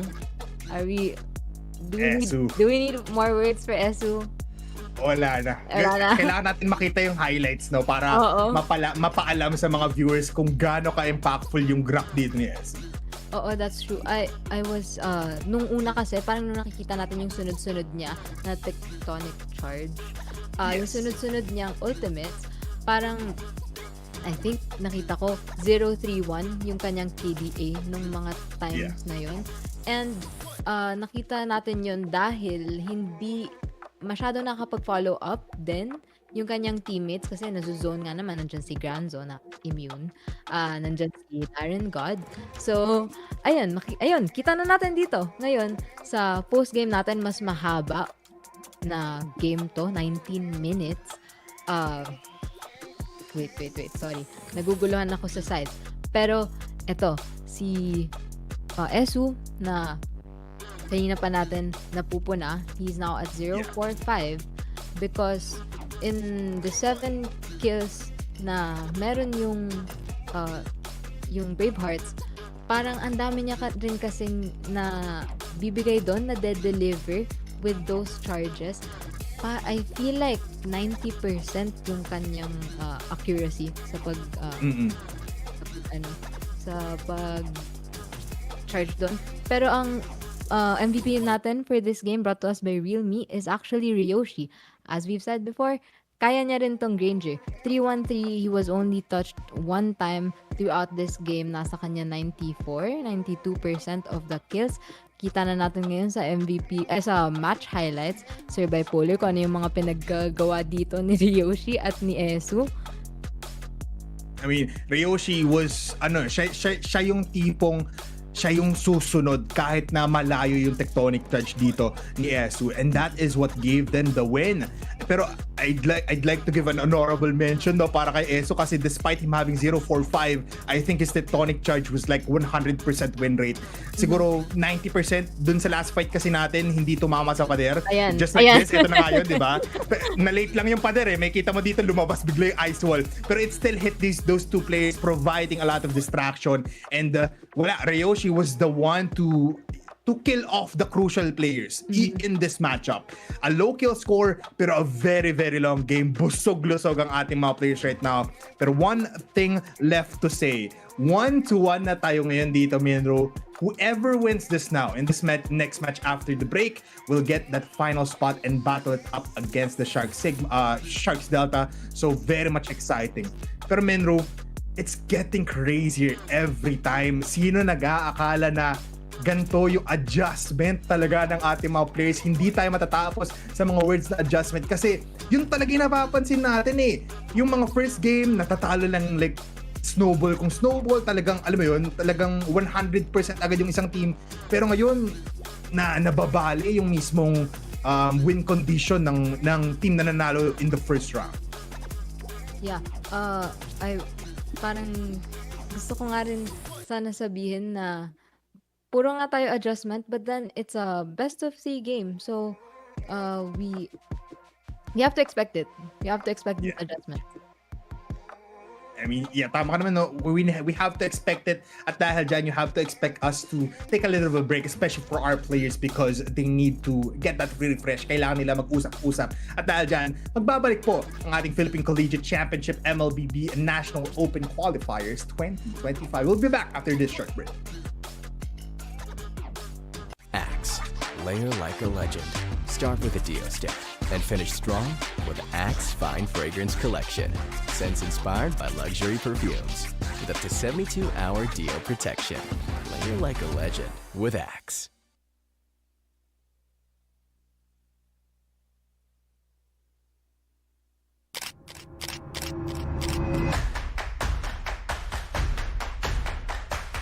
Ito yung pinaka-crucial shoutcasting and being the better co-caster.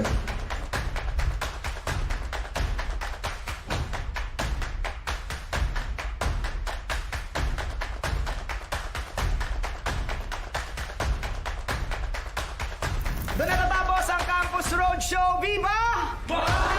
May estudyanteng magaling. Salamat, Game Changers of iAcademy. Husay!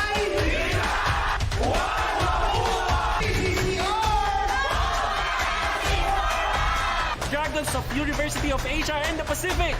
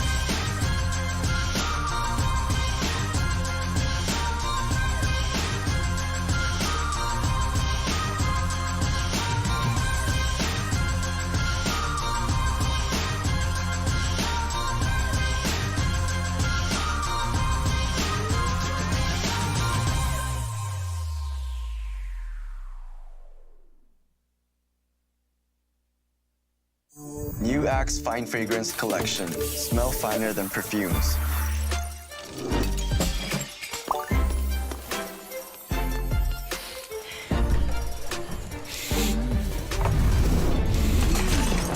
Hi, Mark. Hi, How are you? I'm fine.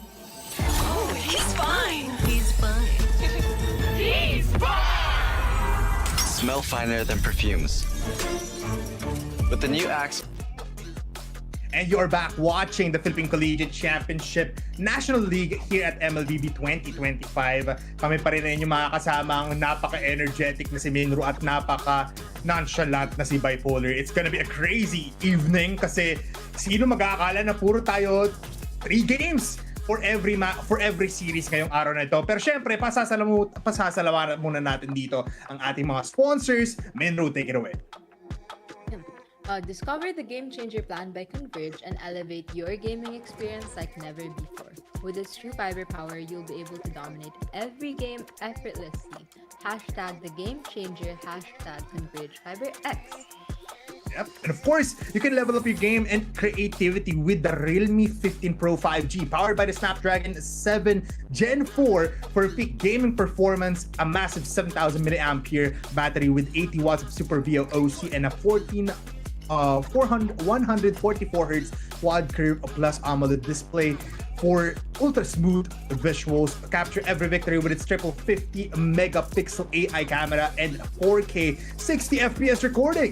Then edit effortlessly with AI Edit Genie. The Realme 15 Pro 5G, it is built for gamers, creators, and go-getters. Also, power up your game with quick top-ups on Dias, credits, or wallet codes when you buy load with GCash. Yeah, of course, di ba? Mapapaubo ka talaga, Minro, kasi if hindi ka pa naka-GCash, nako po, uubuhan namin kayo. But of course, you can pay via QR with options to split payments with GGives and pay directly online rather than going through gray market sellers on social media marketplaces. You can pay with your GCash card, and of course, you can unlock your next game, gear, and in-game upgrades with GCash. Menru, hindi lang naman nagtatapos dyan kasi meron tayong Axe, which is the most premium fragrance inspired by luxury perfumes. Just scan the QR code right there. Yan ang kailangan nyong gawin kasi it's up to 72 hours of DO protection so you can bust odor and smell irresistible. And we can't forget CCE Play. We can level up our collegiate gaming experience and join the action at CCE Play, your gateway to tournaments, roadshows, and the future of collegiate esports. Visit cceplay.com for more information. Napaka-solid niyan. So why not get everything now we mentioned? Kasi sobrang solid. Again, get your Converge plan up already with Realme. Use GCash, gamitin yung Axe, and of course, CCE Play, pumunta na kayo dyan. Let's go right into the draft. Wala nang patumpik-tumpik pa. Kasi ito na, ang game number 3, the last match for this best of 3 series. Menro, balik tayo sa sides ng ating dalawang same sides tayo ngayon, pero secret lang muna. Ngayon, lalabas natin. It is the Vaxia ban for Akari Adams. Lancelot ban for FC Bravehearts. Hindi na pinagamit ulit to. Nag-zoom in pa ulit tayo para lang makita itong susunod na ban ng Adamson. I think it can be the CC. Hindi ko alam kung sila yung nag-ban nun kanina, but the CC and the Arlot are still up there. The Lapu, I don't think naman ibaban nila yung Lapu-Lapu. But yeah, nandun yung best bet ko. CC and Arlot. Kung isipin mo kasi CC for the first match of the day, hindi siya nag-impactful. Pero ngayon, nakikita natin yung intensity ng isang CC. Pero for the Arlot na, for the, ano yun? Oh my God, aliwatag ko agad yung... yung lapu-lapu, yung lapu-lapu, di natin nakita ngayon yung masyadong use niya, especially in that previous game. CC will be banned, tama nga yung Nostra dito na Minro, kinausap niya daw yung mga players, nako, that's wrong, pero tatanggalin din nila dito yung Angela for FC Bravehearts. If I'm correct, Minro, tama ba ito yung third ban nila nung first game?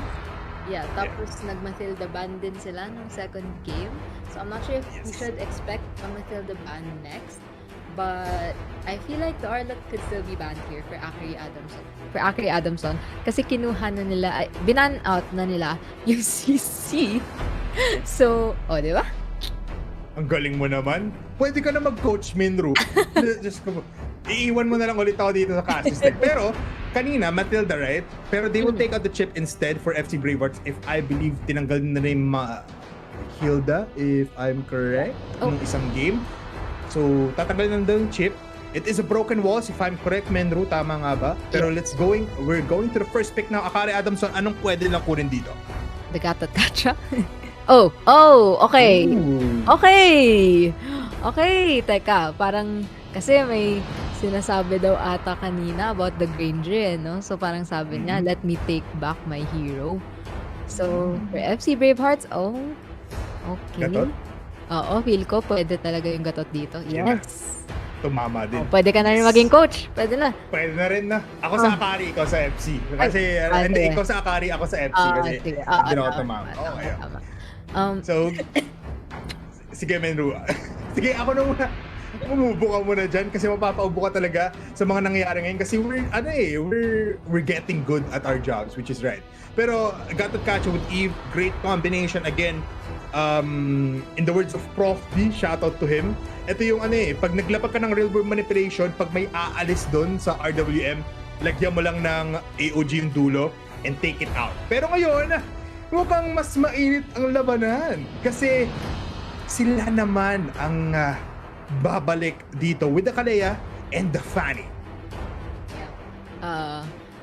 Feeling ko kasi, di ba kanina walang roam yung FC Bravehearts, so binan out nila yung roams. But then here, parang na-reveal na Gatot Kacha is like 90% going to be the roam. So, kung hindi man nila i-roam, gagawing XP. Pero kukunin na nila si Kalea na one of the counters for Fanny kasi kapag iba yung lockdown, sobrang tagal. So, that's true. Yeah, pero nagulat lang ako, hindi ko in-expect yung Kalea agad. So, yeah, I like this Kalea pick. Napapansin niyo ba yung mga nagugustuhan ko, yung mga hindi lang nasa meta masyado? Yeah, nagigets namin. Tsaka kung isipin mo kasi, last time na nakita natin na early pick ang Kalea, MPL group stage pa yun. Like, hindi pa playoffs yun. Pero ngayon, babalik tayo sa Harith pick for FC Bravehearts, enabling them more damage. Nakita nga natin, pag nag-scale ang isang Harith, it is intense. It is immense. Pero isa sa mga inaabangan din ni Minero na Lunox will be taken out here for FC Bravehearts. Bakit nga ba? Why the Lunox ban? Well, the Lunox kasi siguro maybe they're planning to build up more tanky heroes here also. Kasi yun naman talaga yung ni Lunox. Pero kasi yung kanyang yung burst potential niya and yung hindi ko alam kasi kung anong itatawag Pero, di ba kasi kapag nag-brilliance siya, hindi mo na siya mahahawakan. So, kung kunwari matapat mo siya dito sa Eve at sa Harith, paano nila papatayin yung hangin? Parang ganun. I feel like that's one of... Oy! Ayun, okay. I mean, nakita natin pero hindi nila lalaroin, no? One more hero here that is gonna be what we were expecting for these players. Last time, when we were casting Minru, palagi natin nakikita yung Kagura. But now, they will ban it out. So, possible nga talaga, very tanky heroes ang piliin nila dito. But, last bans now, Assassins will be focused for Akari Adamson, Hayabusa, and Hisan Shin being banned out. I like the Haya ban kasi dun medyo nahirapan talaga sila kanina, no? But, hindi pa naman sa FC Bravehearts, pero sana mag-savior yung Akari Adamson. Okay. Hindi, sige. Balik na lang Sige, muna sige. tayo sa draft. Let's not think about hypothetical situations. Yung kulang nila ay XP. There's still the Lapu. Oh! XP Fred, charot. Fred Jungle. Naalala ko yung XP, yung Rome na Fred rin na nakalaro natin. Diyos ko pa na-traumatize ako dun. Pero possibly this is the jungle already, no, for FC Bravehearts. Yeah, but this didn't work well for them in the first game. So, we don't know. Up against the Fanny, though. It's a different story now. Parang, parang kasi kapag nag-table, no, pwede mo siyang iton pag na-timingan mo. But, still, we don't know. Maybe that's why also binan yung Lunox. But for the picks here, Kimi, and Lapu? Esme pa din! Okay. Oo nga naman. Oh! Lapu. Oh, wait. Okay. It makes sense now. Kaya na tinanggal yung Lunox pati Kagura in my books for them. Pero kasi may Esme on the other side no? Yeah, medyo naano nga ako na naglapo pa rin sila even with this Esme pick. Nakita naman natin nahirapan talaga yung lapu-lapu kanina. But then, Sir Bipole, may Harith kasi na natutuwa rin sana sa shield. Yes. Pero nandyan yung Esmeralda. Yeah. Actually, kung isipin mo lahat ng FC Bravehearts may shield Kasi pag nag real world manipulation may shield, di ba? So, ang saya ng Esmeralda na to for Akari Adamson. Let's see kung sino hawak na ito. No? Possibly, it is gonna be the XP laner. Pero you have very diverse drafts for both sides. Akari Adamson, double marksman setup, burst potential is there. They have the initiation with the Kalea. One downfall though for Kalea, pag na-overthrown siya ng early game, hindi na siya makakapag-tsunami slam, hindi siya makakaharap agad. So yun yung kailangang ayusin agad ng Akari Adamson in the early game. Pero for FC Bravehearts, their team fight is much more intense. You have the usual combination ng real manipulation towards the AOG, tas follow up ng Bravest Fighter for the backlines, tas Summon Force, plus yung ating Appraiser's Wrath dun sa ating Fred rin. But now, welcome to game number 3. Of course, may kita natin on the blue side, it's gonna be Adamson and the Braveheart squad towards the red side, Menru. Who is better here in the draft? In the draft? Well, parang kasi ako na all it took was one hero to counter out like 3 to 4 players. Or 3 to 4 heroes of FC Bravehearts. Di naman natin sinasabing sobrang hard counter nila, pero masaya si Granzo dito. Tsaka nakita na nga natin kanina, diba, na MVP natin in one of these games, si Granzo. So hopefully, he's gonna be, possibly he's gonna be getting, gonna be aiming for that once again. In the middle lane though, si Zywin, napa-flicker out, very much low in HP. Initiations muna sa Kalea, plus the Skinny, sobrang intense. Alam niyo naman yan, level 1, or at least level 2 even. Kapag yung Kalea natin dito is very much, enabled. The tankiness, the heals is just too intense. Pwede umarakada ng Total Explosives there. SU with the Revital is being popped. And Art Pinkman ngayon pinagbababaril. Parang 21 gun salute sa mukha ni Eso dito, pero tinangkin niya lang din lahat. 1 minute 30 seconds in the clock. First turtle will spawn in the top lane though. At medyo aangas dito si Shaz. Just like what you've said, Minru, hindi naging, overperforming, naging underwhelming yung performance ni Shaz in the first game with this spread rate. Ito na ata yung pagbawi niya in this game number 2. Kumbaga parang sabi niya kasi nag-warm up nga lang, 'di ba? Nag-warm up lang sila kanina. Maybe gamay niya na ulit itong si Fredrin. Tapos yun nga, pani pa yung kalaban nila. Pero kasi si Bipolar, si Darren God, tsaka si Art Pinkman, ang deadly combo nga nito, no? Kasi kung may stun na si Darren God, pwede pa siyang, alam mo yun, follow up lang ng stun din ni Art Pinkman. Yeah, I actually wanna dive into that a little bit more, no? Pero ngayon, may kita natin, Traction Pulse is there. First blood did go towards the side of FC Bravehearts. Pero dito na ngayon, ang Brazer's Wrath skills of Darren God. At papasok na si Karia. Wanted to get those skills. Zywin will fall down. Nasa kita siya ng players, pero wala silang pake. Sabi nila, kunin natin yung Lord. Kunin natin yung turtle, pero si Art Pinkman still naman nandito. Oy! Will get that kill! Si Art Pinkman with the last bullet into the chamber will get the turtle of this game. Si Shaz, here comes the falling star moon. Si Simeon ngayon, nandito ngayon. There goes the bravest fighter, pero mamamatay ang dalawang players ng FC Bravehearts. Burado ang tanking heroes ng FC. And now Akari Adamson is just going head-on against the red side. Walang nanalo sa retry nila doon. It was Art Pinkman who got it. Tapos, nakakuha pa siya ng kill. Tama ba ako? Kasi 2-0-1 siya ngayon eh. Yes, that's true. We have to look at the instant replay dito ngayon no, para mas maging klaro. Pero, Menro, you mentioned, as we look at the game changer, Converge, instant replay, na deadly combination ang isang Kimi and as well as the Kalea. I just want you guys to know, kung may Kimi Hylos, Zushin Hylos dati, this is now the newly revamped na combination. Kasi once may tsunami slam na ang isang Kalea, tapos nag-second, pag hindi niya agad ginamit yung second skill, after yung tsunami slam, second skill, hold down, tapos diretso Starlium Beam yung second skill dito ni Kimi, that's 6 seconds of stun. Kalkulado ko yan, guys. Kasi ginawa ko na yun dati. It's gonna be intense. It's instant kill yan lalo kapag may Sky Piercer ka. Pero tsunami slam here, pero may Zaman Force sa likuran. Unang mamatis kami daring God. The real boom manipulation is there. Pati yung words ko Minro na mamanipula dito ni Zylo. Narinig ko rin yun. But, ang disgusting nung yung nomination. hindi, ano lang yun. Kumbaga, sobrang lakas ng Eve. Yun na yun. Pati ikaw na manipula niya. Pero going back to what we've been talking about this entire day, it's not just the adjustments, it's the counter engagements, si Bipolar. Parang ito na naman, same storyline. Siguro kailangan ng bilangin ng mga tao kung ilang beses natin sinasabi yung adjustment, same storyline, tsaka yung counter engagement. Tapos layering of skills. So, apat yung kailangan nila abangan. So, yung 5 cards dito ng mga player, ng mga viewers natin, pumapal doon na rin. But now, Turtle here, half HP.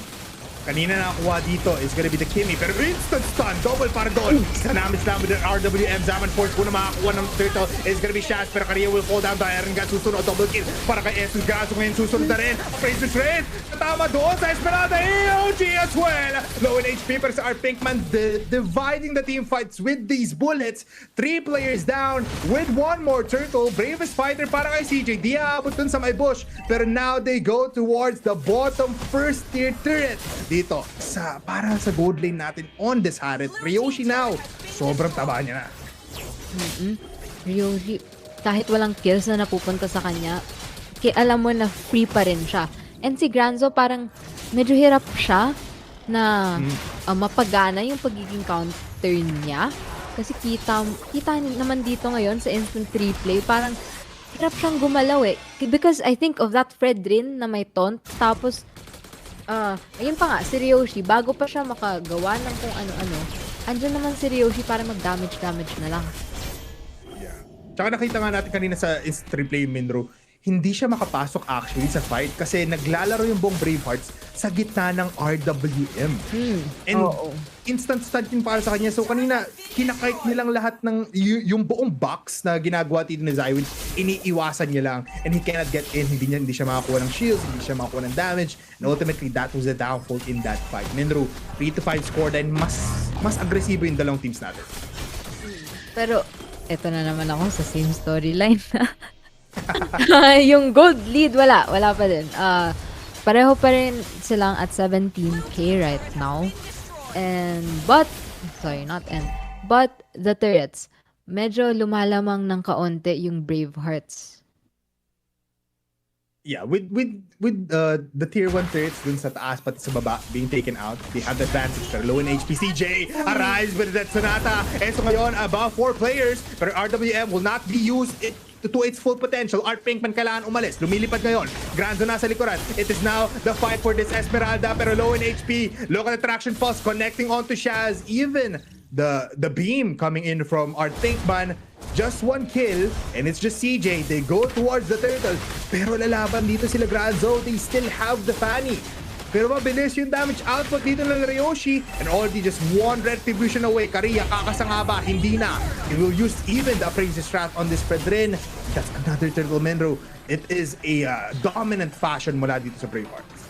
Yeah, nakita mo ba yung parang, hindi ko alam kung nag-alinlangan sila. I think they were planning to go dun sa purple buff ni Kariya. But then nag-spawn yung turtle, diba? So parang sabi nila, ayun, parang, ang point ko lang naman dito is disiplina ng FC Bravehearts. Ang dami ko pang... May bago ng word. Oo. Ang dami ko pang build up, pero yun yung gusto kong ipunto. They were exhibiting their discipline. Kasi, yun nga, inuna nila yung objectives na mas makakapag-gain nga naman sila ng resources. And then, they're also pushing lang yung minions nila so they can gain sana the map control. But, ayun, sama-sama na rin naman kasi yung Akari Adamson eh. You can see, no, na talagang hindi na nag-iwalay yung ating mga players kasi alam nila na yung counter engagements talaga yung kailangan nilang mapagana.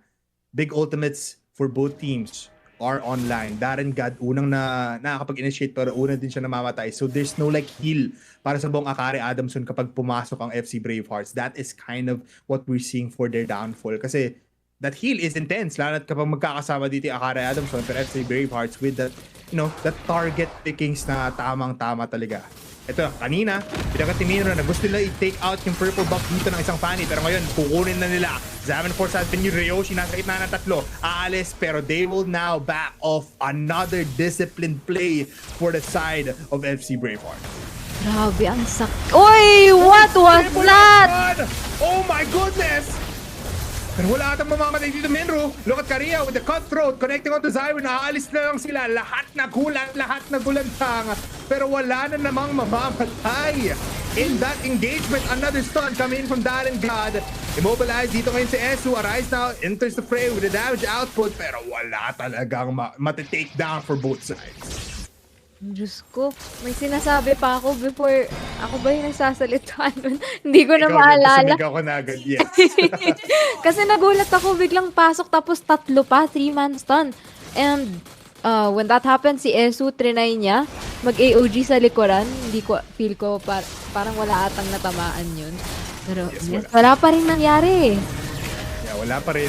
It was a blind AOG at the end of the day. Half HP Lord natin dito. Dire-diretso pa rin naman sa Arctic Man. Has been stunned. But then the Spider is there. Sino ko na makakuha ng Lord? Kariya, nakatingin sa kanya. Tershad! Makakuha ng Lord! Sovereign Force! Granzo ngayon nasa gitna. Killing spree for Arise. Pero real world manipulation. CJ kailangan tumakbo. Pero sa harapan ni Kariya has been slain. CJ falls down. That's 2 kills. But they still have the Lord. May onting insurance. Pero Menru, these engagements mula kay Granzo and kay Darren God have been getting them the kills that they need. And also, hindi natin napapansin kanina, pinansin natin si Ryoshi, who was very free throughout the game. Pero hindi natin napapansin si Arise din pala, libre, untouched, 3-0-1. Yung 3 assists ni Ryoshi, kills naman kay Arise. Tapos may Sky Piercer pa yan. So, kita natin kung paano nagbunga yung pagpa-farm niya, yung pagiging safe niya throughout the games. Kasi may nakuha pa rin sila kahit na yung FC Bravehearts yung nakakuha ng Lord. Yeah, very much so. The Lord will rush in, take care of the threat. Pero kailangan depensahan to na Akari Adamson. Hindi nila kailangan i-pop dito yung buong golden barrier in the inhibitor turret. So they just tank it up. Tank it up. Yeah, sorry. Ayun, But ayun. now, ayun. Kumodo. Mali. Pero look, good job, Ben. Good stun coming in from Ganzo. Pero mamatay lang din siya. The damage insane. Sa likuran si Karina. Nag-backstab dun sa isa. Zion will fall down. And look at this. Pabasok si Slam. Immobilize si Shaz. Pero ayun. Shut down! Killing spree for Esu and Ryoshi. Kanina sinabi natin 0-0-3 pero now he is 1-0-5. He is providing the damage na hinahanap ng Bravehearts at balik sa depensa. Dito ang Fanny. Let's look at the instant replay. Diyos ko, kinapos yung dash ni Arise doon sa pasok ng AOG. Tama, oo, pagkakuha ng Tsunami Storm, tapos ayun oh, bang! Aray! Bang! Kailangan natin gamitin yan, Mindro, kasi may AOG eh. Di pa natin nagamit mo. Oo nga eh.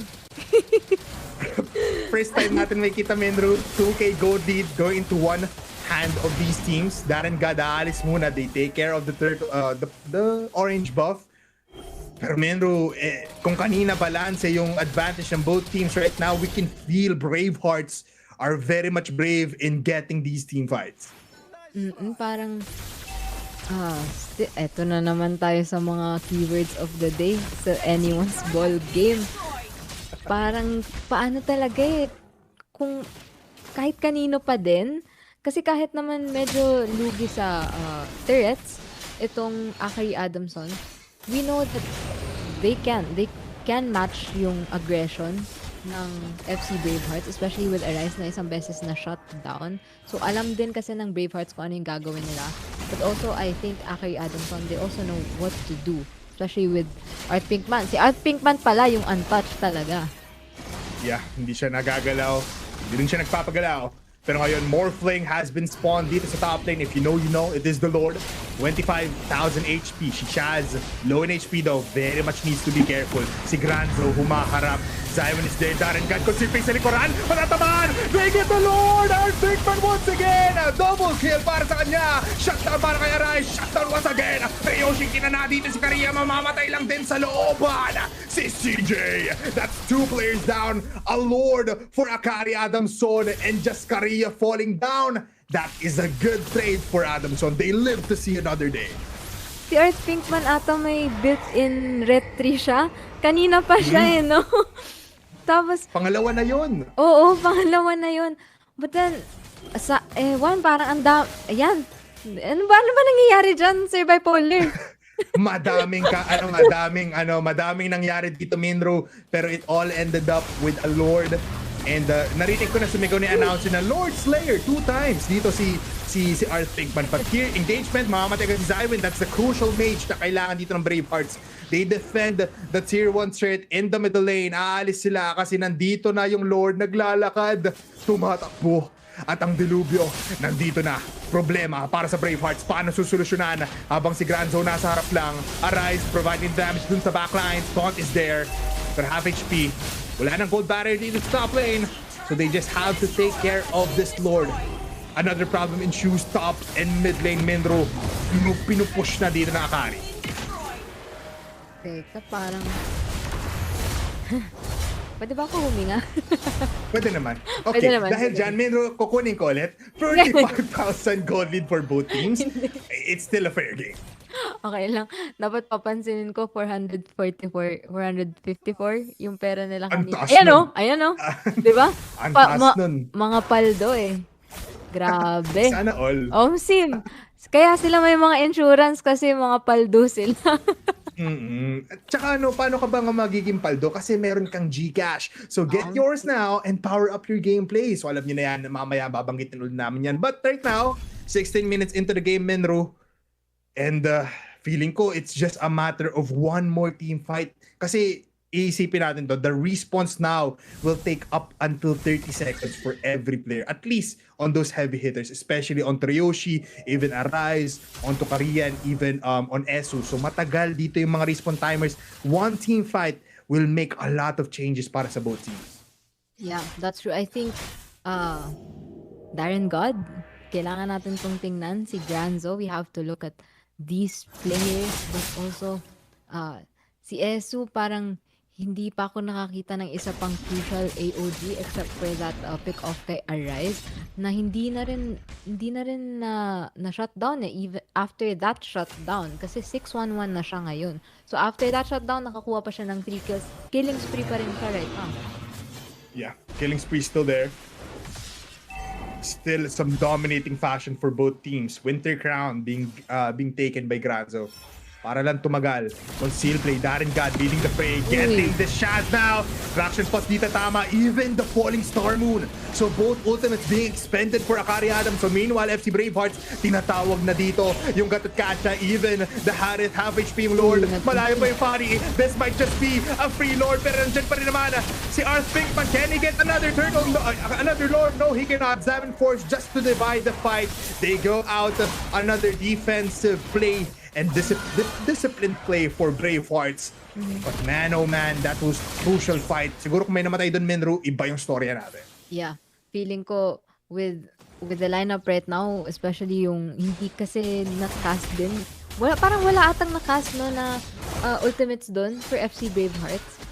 Yes. So, kung meron man silang na-pick off doon, medyo mas lalamang pa rin talaga kasi wala na yung kay Darren God, wala na yung kay Granzo at yung kay Arth Pinkman, as you've mentioned kanina.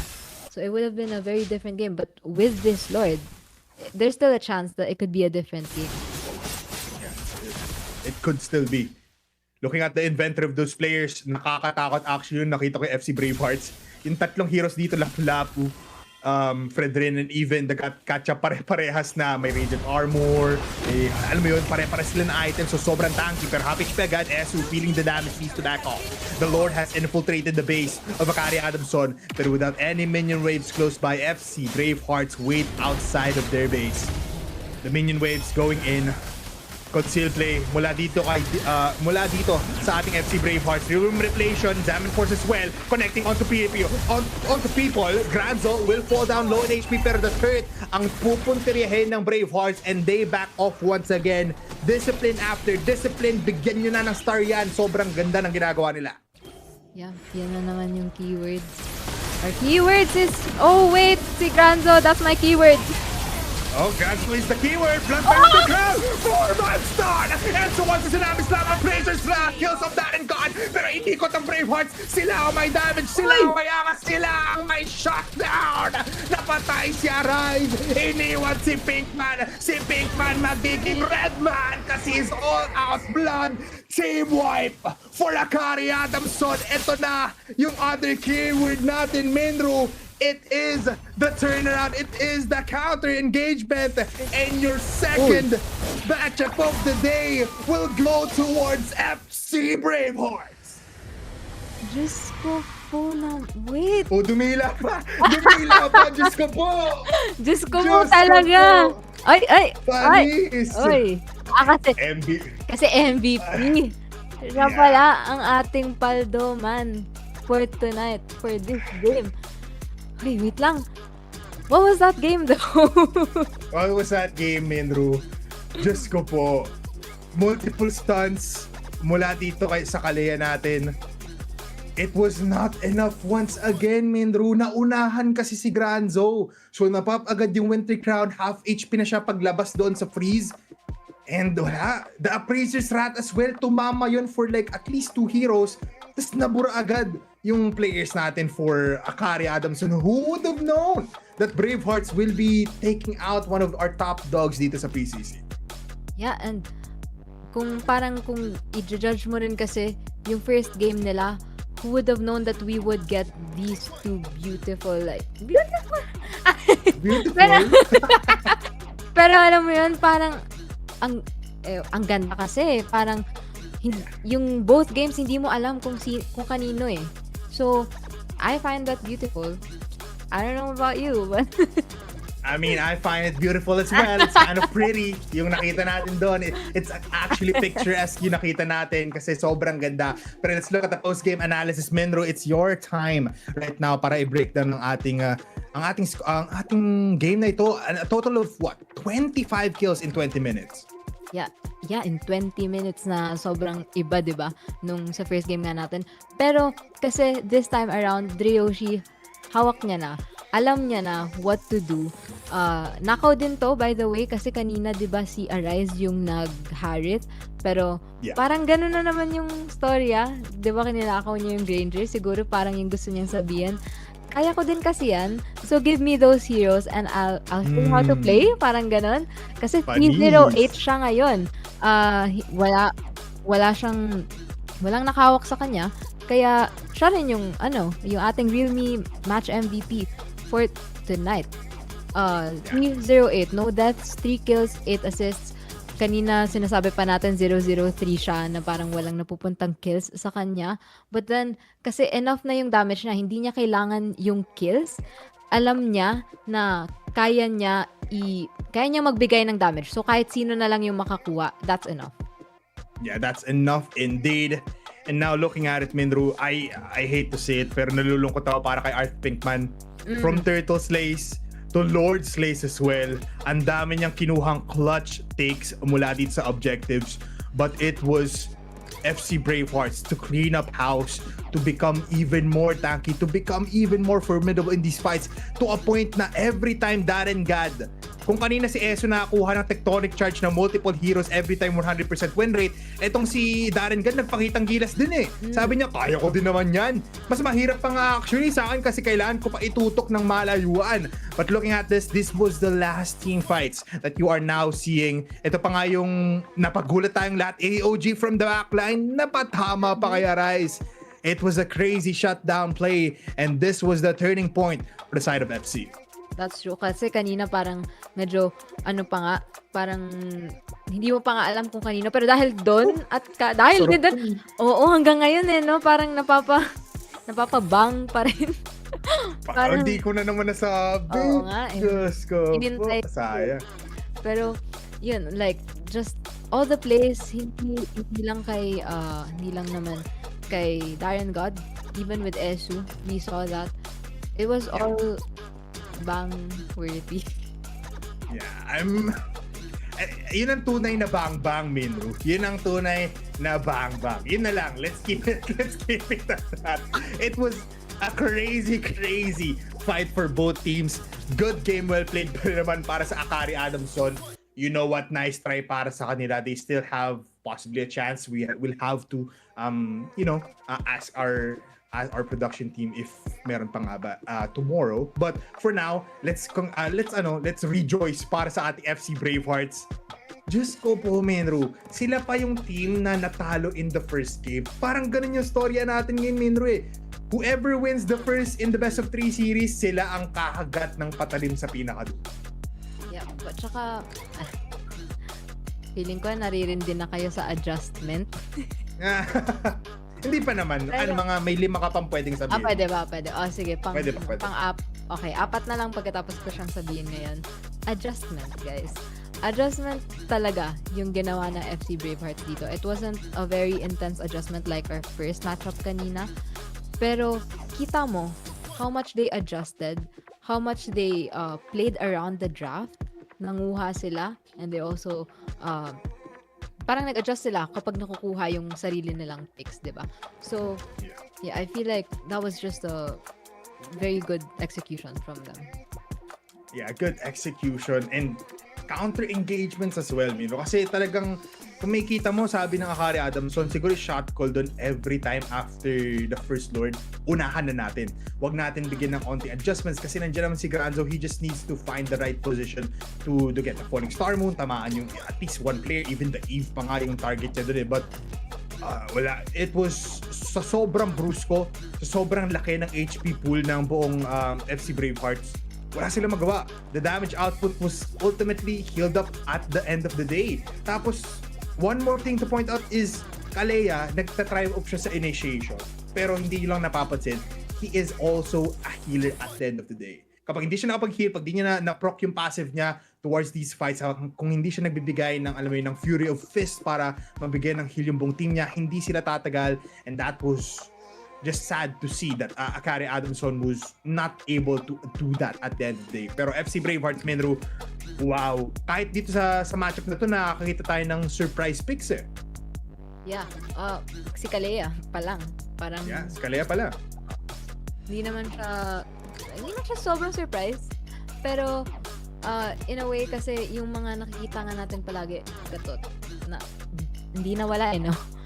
All our games, all our games, yeah. I think so. I think so. From nagsimula tayo puro na may gatot. Oo, like first matchup pa lang may gatot na hanggang ngayon. And I feel like kahit sa finals, hindi mawawala yung si gatot kasi si JP nga hindi nagsasawa sa gatot eh. So paano pa kaya itong mga heroes, itong mga players na to, di ba? I mean, if it works, why not just keep on using it, no? Tulad nga ng ginagawa niyo sa RG, if nagpapatay sa MMR, dire-diretso lang. A big shout out to kay Lance as well, no, na talagang dinedire-diretso niya. But now, everybody, mukhang wala ata tayong interview for now, Minru. But before that, I also just want to give a big thanks to our sponsors of the day. Nakikita niyan sa lower thirds ng inyong screen every time na nasa labanan na tayo. A big shout out to our most premium fragrance inspired by luxury perfumes. It's Axe, crafted by world-renowned perfumers, infused with essential oils up to 72 hours deo protection, so you can bust out odor and smell irresistible. Finally, tama yung sabi ko na odor. But Menro, anong pa nga bang pwedeng abangan ng ating mga viewers dyan? Abangan natin lahat. Sinasabi ko na, abangan natin siya. Ang CCE Play, because we can level up our collegiate gaming experience and join the action at CCE Play.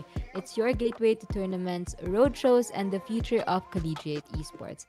Visit cceplay.com for more information.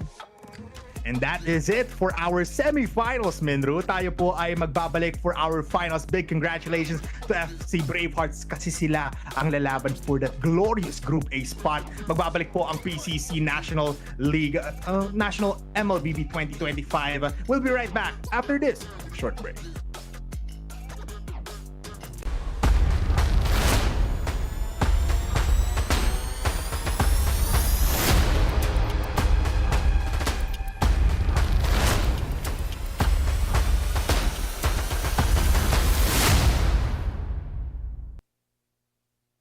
New Axe Fine Fragrance Collection. Smell finer than perfumes.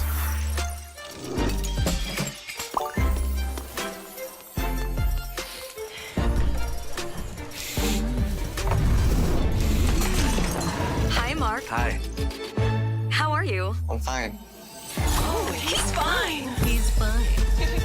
He's fine! Smell finer than perfumes. With the new Axe Fine Fragrance Collection.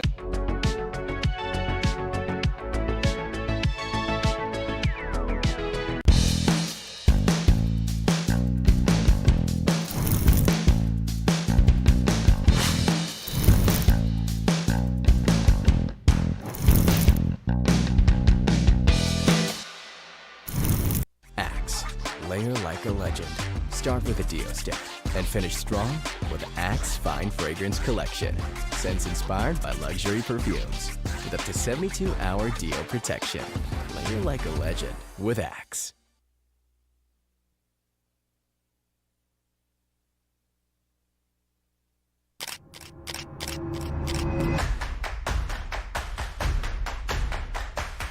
Ito yung pinaka-crucial factor namin. Galing. Shoutcasting and being the better co-caster.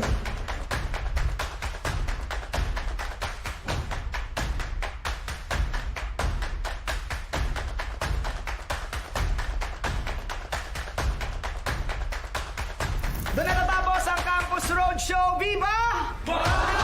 May estudyanteng magaling! Salamat, Game Changers of High Academy. Husay!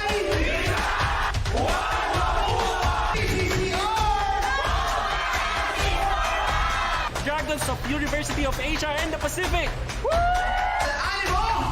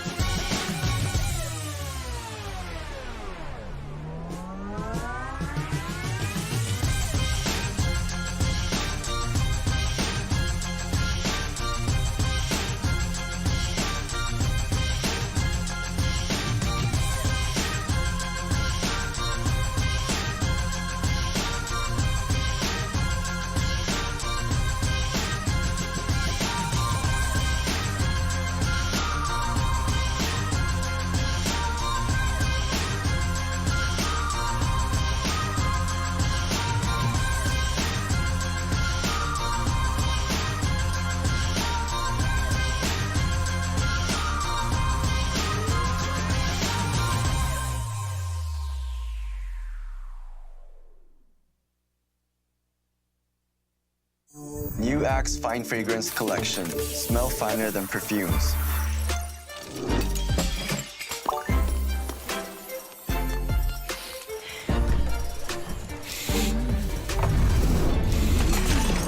Hi, Mark. Hi, How are you? I'm fine. Oh, he's fine. He's fine. He's fine. Smell finer than perfumes. With the new Axe Fine Fragrance Collection.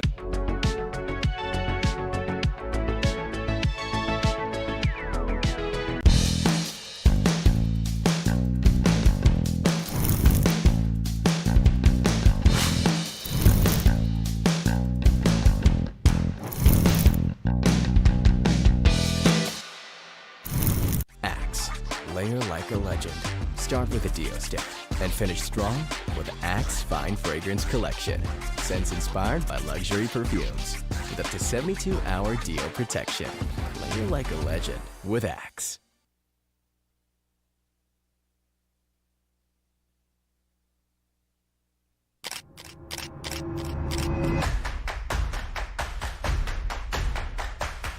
Ito yung pinaka-crucial factor namin. Dali. Shoutcasting and being the better co-caster.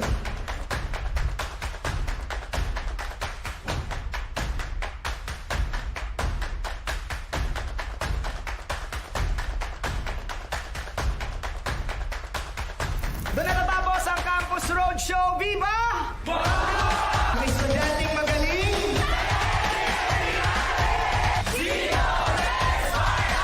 Salamat, Game Changers of High Academy. Husay!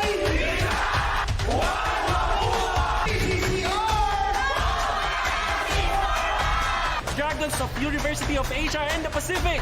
Ánimo!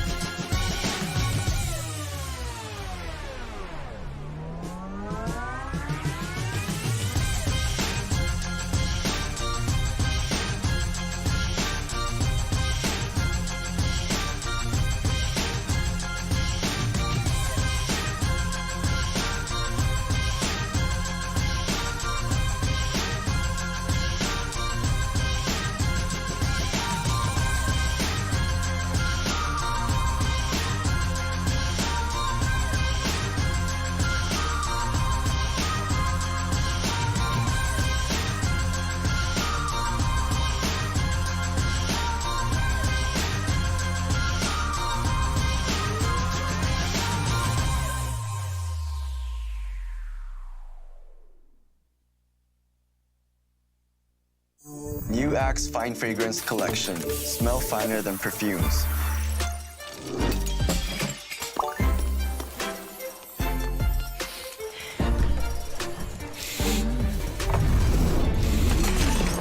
Hi, Mark. Hi, How are you? I'm fine. Oh, he's fine. He's fine. He's fine. Smell finer than perfumes. With the new Axe Fine Fragrance collection.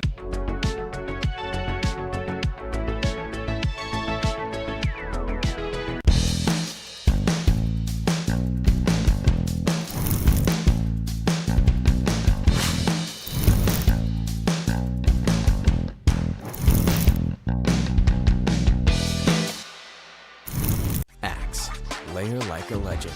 Start with a deo stick and finish strong with Axe Fine Fragrance Collection. Scents inspired by luxury perfumes with up to 72-hour deo protection. Layer like a legend with Axe.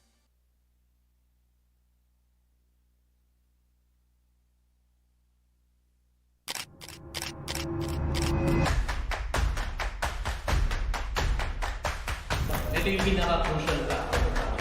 Dali. Shoutcasting and being the better co-caster.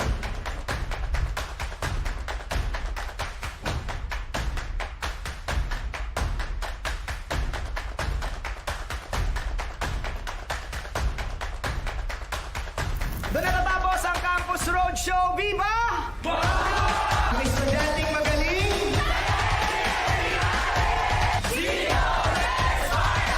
Salamat, Game Changers of iAcademy.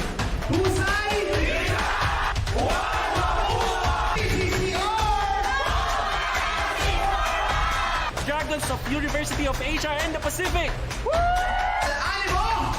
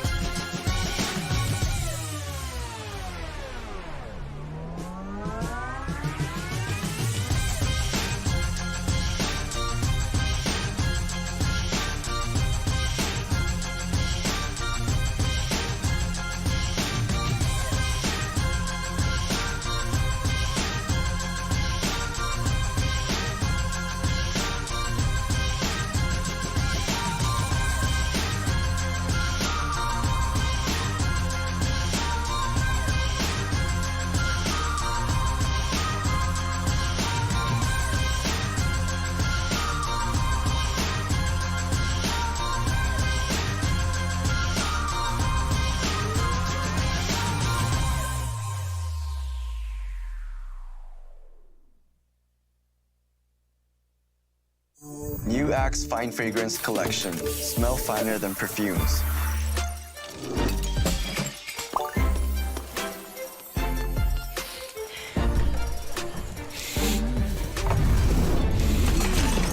Hi, Mark. Hi, How are you? I'm fine. Oh, he's fine. He's fine. He's fine. Smell finer than perfumes. With the new Axe Fine Fragrance Collection.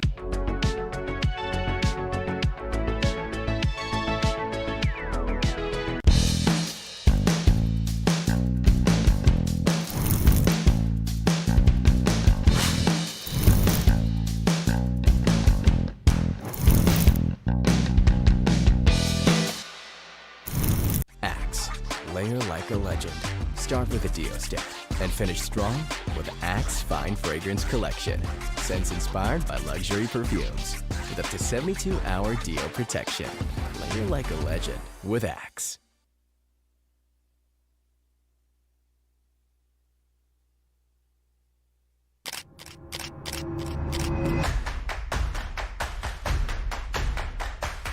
Ito yung pinaka-crucial factor namin. Galing. Shoutcasting and being the better co-caster.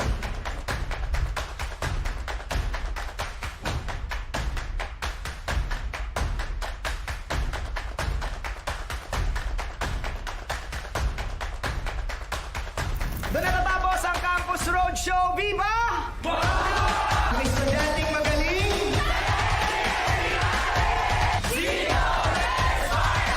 Salamat, Game Changers of I Academy. Husay!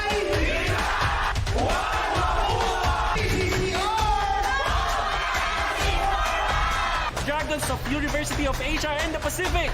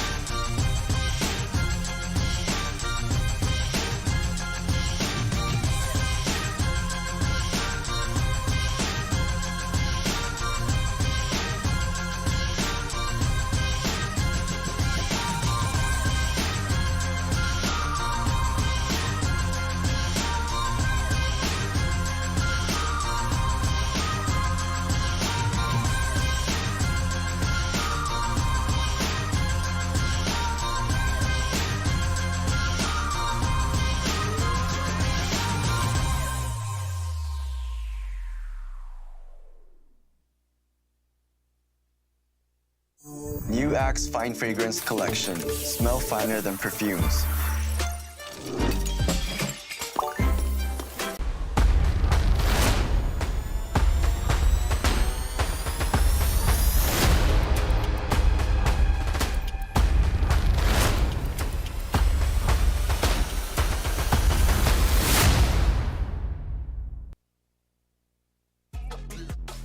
Oras na para mabuhay, Menro! Kasi nandito na tayo sa ating finals ng ating day number 1 ng ating Open Qualifiers kung saan these are your top teams now sa ating day number 1 Open Qualifiers. And just to reiterate, just to clarify things, yung mga natalo ngayon, they can still battle it out tomorrow, so they still have a chance to the mga na nabanggit natin. Kasi kami ni Menro dito, we were talking about it nung offline na may maglaro pa ba yung mga players bukas? And we did confirm it. Yes, they will. So yung mga teams na nasa round 1, round 2, round 3, round 4 na best of 1 series natin na hindi natin pinakita on stream, they can still have a chance to get on the top echelon. Especially na ngayon, onti na lang yung mga, alam mo, mababawasan yung malalakas team. So there is a chance. But now, Menro, ating finals of today, you have a team that is very much crafty in terms of their draft. Tapos isang team na talagang, alam mo yun, team fight and as well as counter engagement ang laruan. You have FC Bravehearts and as well as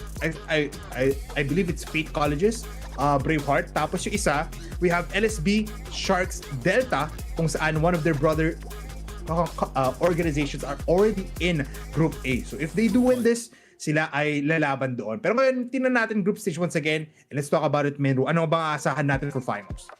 Ayun, in Group A, nabanggit mo na nga yung brother team ng LSB Sharks Delta ay nandito na. LSB Sharks Sigma, nandito na rin yung UCLM Apex Esports and the Trans Cyber Knights.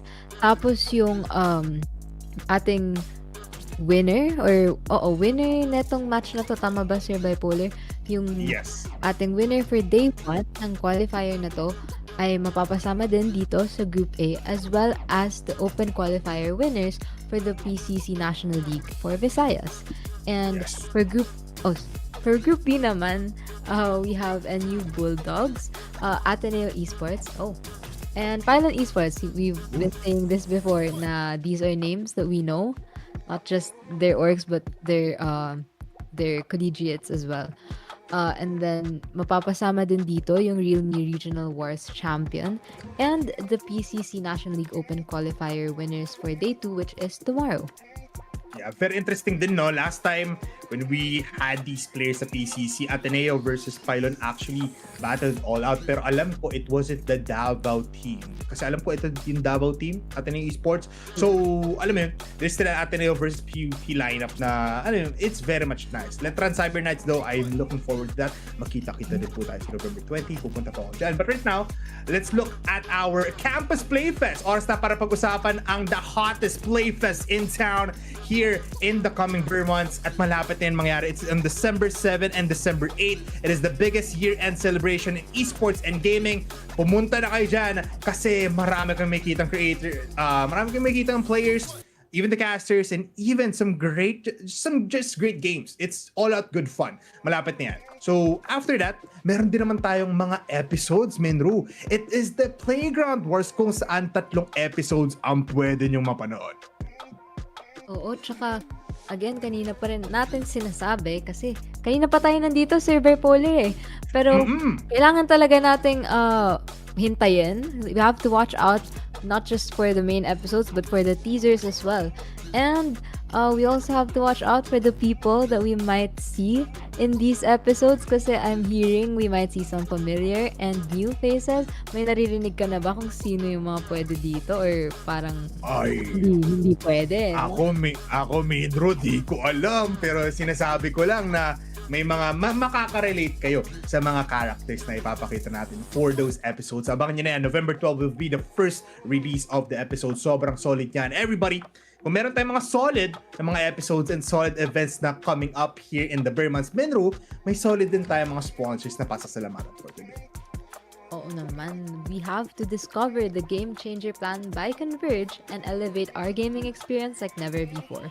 With its true fiber power, we'll be able to dominate every game effortlessly.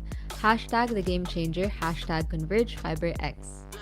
And of course, you have to level up your game and creativity with Realme 15 Pro 5G. Nakikita niyo yan sa ilalim ng screen niyo right now. Powered by the Snapdragon 7 Gen 4 for peak performance gaming and a massive 7,000 mAh battery with 80 watts of Super VOC and a 144 Hz quad-core plus AMOLED display for ultra-smooth visuals. You can capture every victory with its triple 50 megapixel 8K camera and 4K 60 FPS recording. Tapos i-edit nyo na lahat yan effortlessly with AI Edit Genie. The Realme 15 Pro 5G built for gamers, creators, and go-getters. Paano ko bibilin yung Realme? Of course, Paano nga ba? GCash. GCash is actually taking the gaming world by storm, providing gamers with an effortless and convenient way to make payments, especially those that don't have their own credit cards. Whether it's grabbing new hardwares and titles from stores like DataBlitz or Game One, or purchasing the latest game titles in Nintendo eShop, Steam, or even instantly topping up your diamonds in Mobile Legends, GCash is your power-up partner. Yeah, the partner that is having your back every time, from paying via QR with options to split payments with GGives, paying directly online rather than going through gray market sellers on social media marketplaces, paying with your GCash card in online stores with no PH marketplaces for low conversion or fees. And simply topping up your Steam MLBB PSN credits via prepaid pins, GCash offers a suite of services reinforcing its status as the number one financing super app that supports success for all users. You can unlock your next game, you can unlock your next gear, and even in-game upgrades with GCash. Gamit na gamit namin yun ni Minro, so why not use it as well? Again, guys, this is now the finals matchup of the day. Minro, any notable things? Any notable things na mapapansin natin later on? Tumatama na ata yung hindi tayong sanay na 3 games yung nalalaro. Yun ata yung note mo. Parang... Gusto po. Yun na ata yung peak note ko. Talagang nota na nagbe-bend yung narinig ko. Pero Minro, it's LSB Sharks Delta and as well as FC Bravehearts. Yes. Both these teams you watched today, they've surprised us. They've surprised us. Dinala nila tayo sa 2-1. They've stretched out both their series. We have so much to expect from them because we saw so much from them. Yeah, they are a powerhouse, kumbaga, kung isipin natin dito, kasi hindi lang sila naglalabanan sa in-game, they're also battling out in the drafts. Both of these teams nag-aagawan ng mga heroes nung nakalaban nila yung respective teams nila in the semifinals. Tapos nagkakabigayan din, alam mo yun, may in-open, may kina-close out. And now, looking at the player camps, once again, these players coming from LSB Sharks Delta, sila ay focused, sila ay determined to get these wins, to get on that pedestal para makapasok sa Group A natin in the group stage. And meanwhile, on the other side, may kita nyo FC Bravehearts, sila yung jolly old good friend nyo, nandidila, talagang alam mo, nangaasar, kumbaga, sila yung, kung isipin ko, para silang NXP in terms of attitude right now. That's what I'm seeing in terms of tingnan mo, tuwang-tuwa sila, sabi nila, ano ba? Yung kalaban namin ngayon, wala yan. Tapos yung nasa top left, nasa ibang mundo na kasi alam niyang mananalo daw sila. But of course, after that, kung kailangan nyo rin naman maging, mas maging well-equipped, why not equip yourselves with the most premium fragrances inspired by luxury perfumes, crafted by world-renowned perfumers? It's Axe, infused with essential oils, up to 72 hours of deo protection, so you can bust odor and smell irresistible. Tamang-tama na yung aking pronunciation. Nakaka-proud pati yung note Thank you. mo. Yung note mo. Tama na rin yung note mo. Kumbaga, perfect pitch ka na. Perfect pronunciation at perfect pitch, no? Thank you, Thea. Alam mo, may perfect din eh. Feeling ko may perfect pang combination yun kapag may Axe ka. Oh naman, perfect na perfect din with CCE Play because you can level up your collegiate gaming experience and join the action at CCE Play, your gateway to tournaments, road shows, and the future of collegiate esports. Visit cceplay.com for more information. alam mo kung perfect yung mga nakikita natin dito sa ating mga sponsor list. Mas perfect yung English ni Mindro. It's just a breath of fresh air. Kasi ang perfect. Sabi, perfect. The best. The best could the best. But Mindro, kidding aside, it's great to be back on PCC. Both of us, we've been in this position pero we haven't experienced these kinds of games na talagang, alam mo yun, hindi mo maramdaman kung sino talaga mananalo hanggat wala pang nababasag na, alam mo yun, na base for both sides. It's great MLBB. It's peak MLBB. Yan ang provide ng Philippine Collegiate Championship, the best collegiate championship tourney out there. Minro, before tayo pumasok sa ating draft, we have yet to see flying clouds sa ating mga mapa na kapag dangerous grass as well, hindi pa natin nakikita dito. Oo, puro nga kasi tayo broken walls. Ano ba yan? Isa na namang yung debuff natin eh. Parang, ang hirap nga namang i-counter ng debuff na yan. Ay, teka, nag-start na pala sila ng draft natin dito. And very interesting heroes here.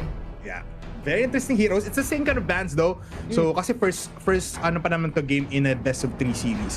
Last time when we were here, alam mo yun, yung first team na nanalo, napapanood nila yung next team na possible nilang makalaban. So right now wala tayong nakikitang ganun. Kasi back siya pa lang naman, as well as the Arlot yung binan-out nila. Pero something to point out, it is gonna be the Flying Clouds map ang malalaro natin dito, if I'm correct. Mamaya makita natin yan to fully say it naman. Pero tatanggalin nila Fanny here, which is a determining factor ng FC Bravehearts nung kalaban nila, nung nasa second matchup tayo.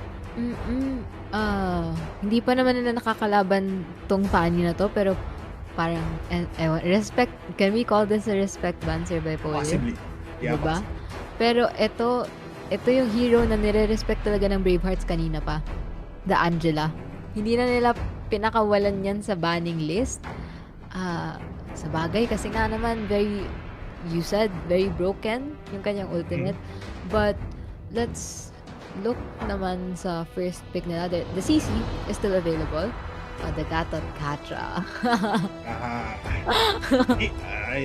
It's the Gatot Kacha once again. Possibly, even for FC Bravehearts, pwede nila kunin yun, no? Actually, Lapu-Lapu still open.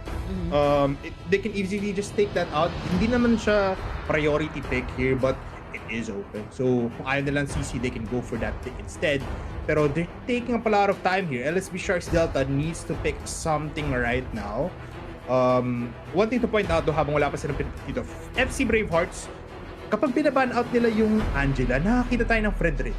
So possibly, makakita din tayo ng ganun. But LSB Sharks Delta can easily take out the CC or the Zushin, pero mukhang tama ka dito, Menro.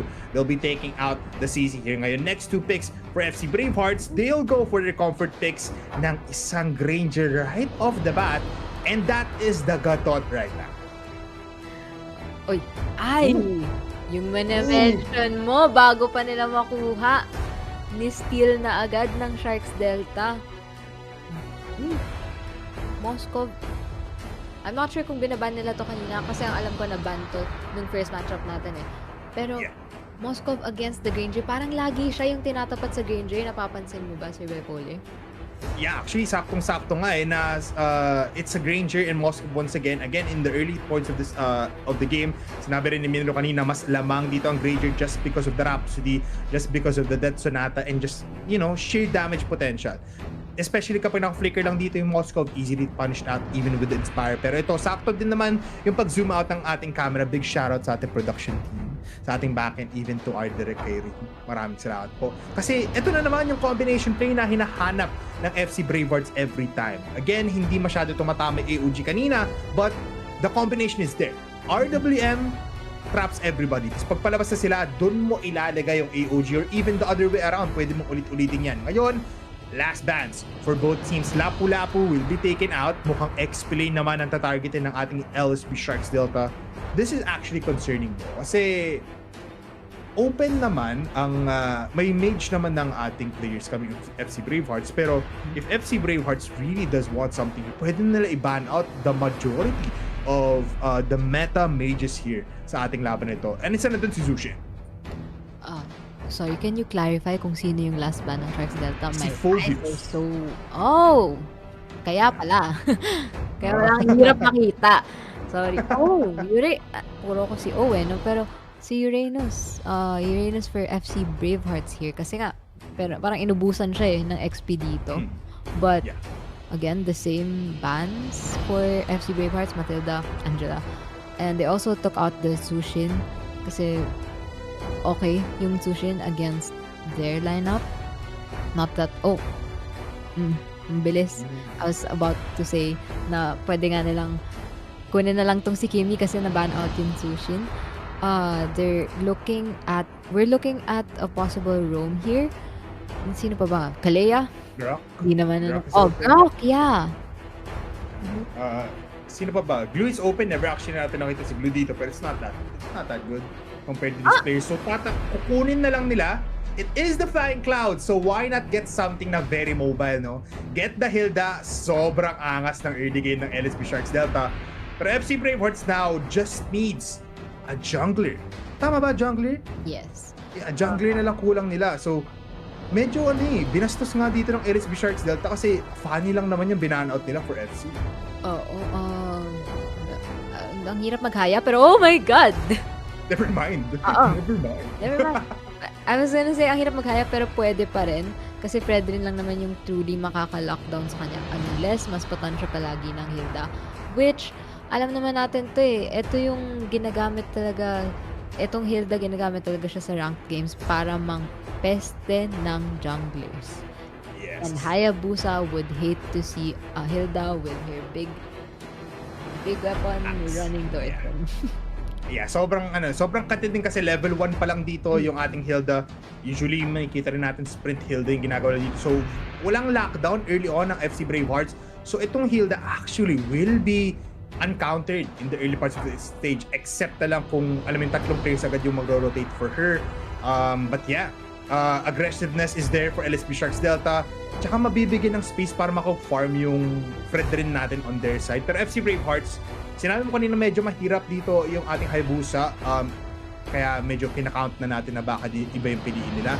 Yes, it is gonna be hard, but eto na pinili nila. They do have some tanky heroes to be the front line para makapag-scout out kung nasan nga ba yung mga heroes na gusto punterihin dito ng isang Hayabusa, especially these two marksmans. Pero ngayon, let's welcome everybody for our first game of the day. It is gonna be FC Bravehearts versus LSB Sharks Delta. Simulan na natin ang ating laban, game kung game.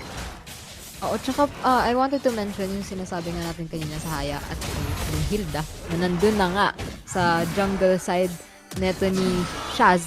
Ayun, nag-flicker siya just to hindi masyadong na-stall doon si Shaz pero nagamit din kasi yung Revitalize. So, medyo nag-exchange lang sila ng kanilang battle spells. But I also wanted to point out why siguro pinik itong Hayabusa kasi nag-double marksman setup ang Sharks Delta dito. So, they want someone who can... Oh, ganun! They want someone like that! Exactly like that!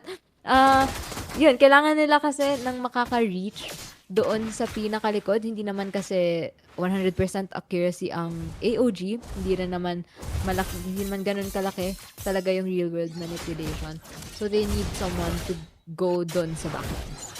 Yeah, ito yung sagot nila sa mga main damage dealers ng LSB Sharks Delta. This Hayabusa already level 4, 1 minute 30 seconds in the game is actually pretty fast. Hindi masyado nagamit dito yung pagiging agresibo, pagiging, alam mo yun, sinabi mong medyo namumunteriya na isang Hilda, yung malalason gameplay niya just because early engagement na pa-flicker agad tapos na namatay pa dito si Kudo with the flicker also being used. So let's see kung ano nga ba ang plan nila for this first turtle. Will they be battling it all out or will they just be giving this out para sa Bravehearts? Akala ko parang nagpaplano sila na i-gank doon si Kudo pero parang fatal na lang ata yung call nila dito. Yeah, RWM's there. Sama CJ gets the kill onto Flux and now they get the turtle as well. 30 susunod. Ugi Shadow kill will be there pero Vengeance has been popped pero papasok na din with the flicker si CJ. Double kill. This has been his best performance right now in the early game. Pero sasama rin naman si McGregor, another cherry on top. That's 3 players down for the side of LSB Sharks Delta in that fight. Si Kudo susunod na din ata. AOG, traction from Del. He might get the kill onto that ata, pero mamatay muna si Kudo, and Kudo will also get the kill onto Esu. Pero wow, oh wow, the layering of skills plus the engagements for FC Bravehearts, it's too intense already 3 minutes into the game. Grabe yung taunt doon ni Ensu bago siya mamatay. So parang sabi niya, mamamatay na rin ako kasi ang laki na ng bawas ng Tori sa kanya. I'm just gonna take you with me, Kudo. But then, just from that turtle fight, ang dami na nangyari.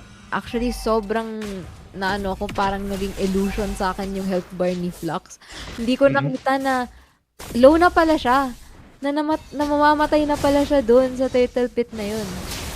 Actually, natakpan talaga ng 8 people dito ng isang Uranus. But right now, Princess Raditz there. Boy pa rin si Flux. SOD di tatama. Oh no! CJ will go down. RWM is there. AOG connects onto Flux once again. Papasok sila. Si Kudo is just tanking up all of the damage towards Esu. Zywin with the flicker out.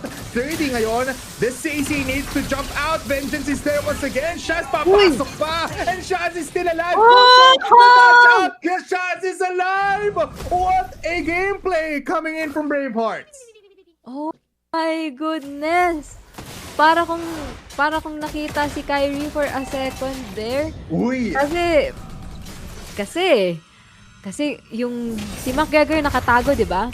So, ayun, parang hinihintay niya lang din na bumalik itong si Shaz. Ayun no, nandiyan siya. Nung nakita na low health siya, pareho pa sila. Nag-flicker pa si Kudo. Pero nakatakas si Kyrie, si Shaz. I mean, eto na, sinapian na ni Kyrie si Shaz para sa labanan na ito. In these finals, it is gonna be worthwhile kapag ganito na ang ginagawa ng ating mga players. Low in HP ang ating turtle, and it will fall into the hands of Shaz.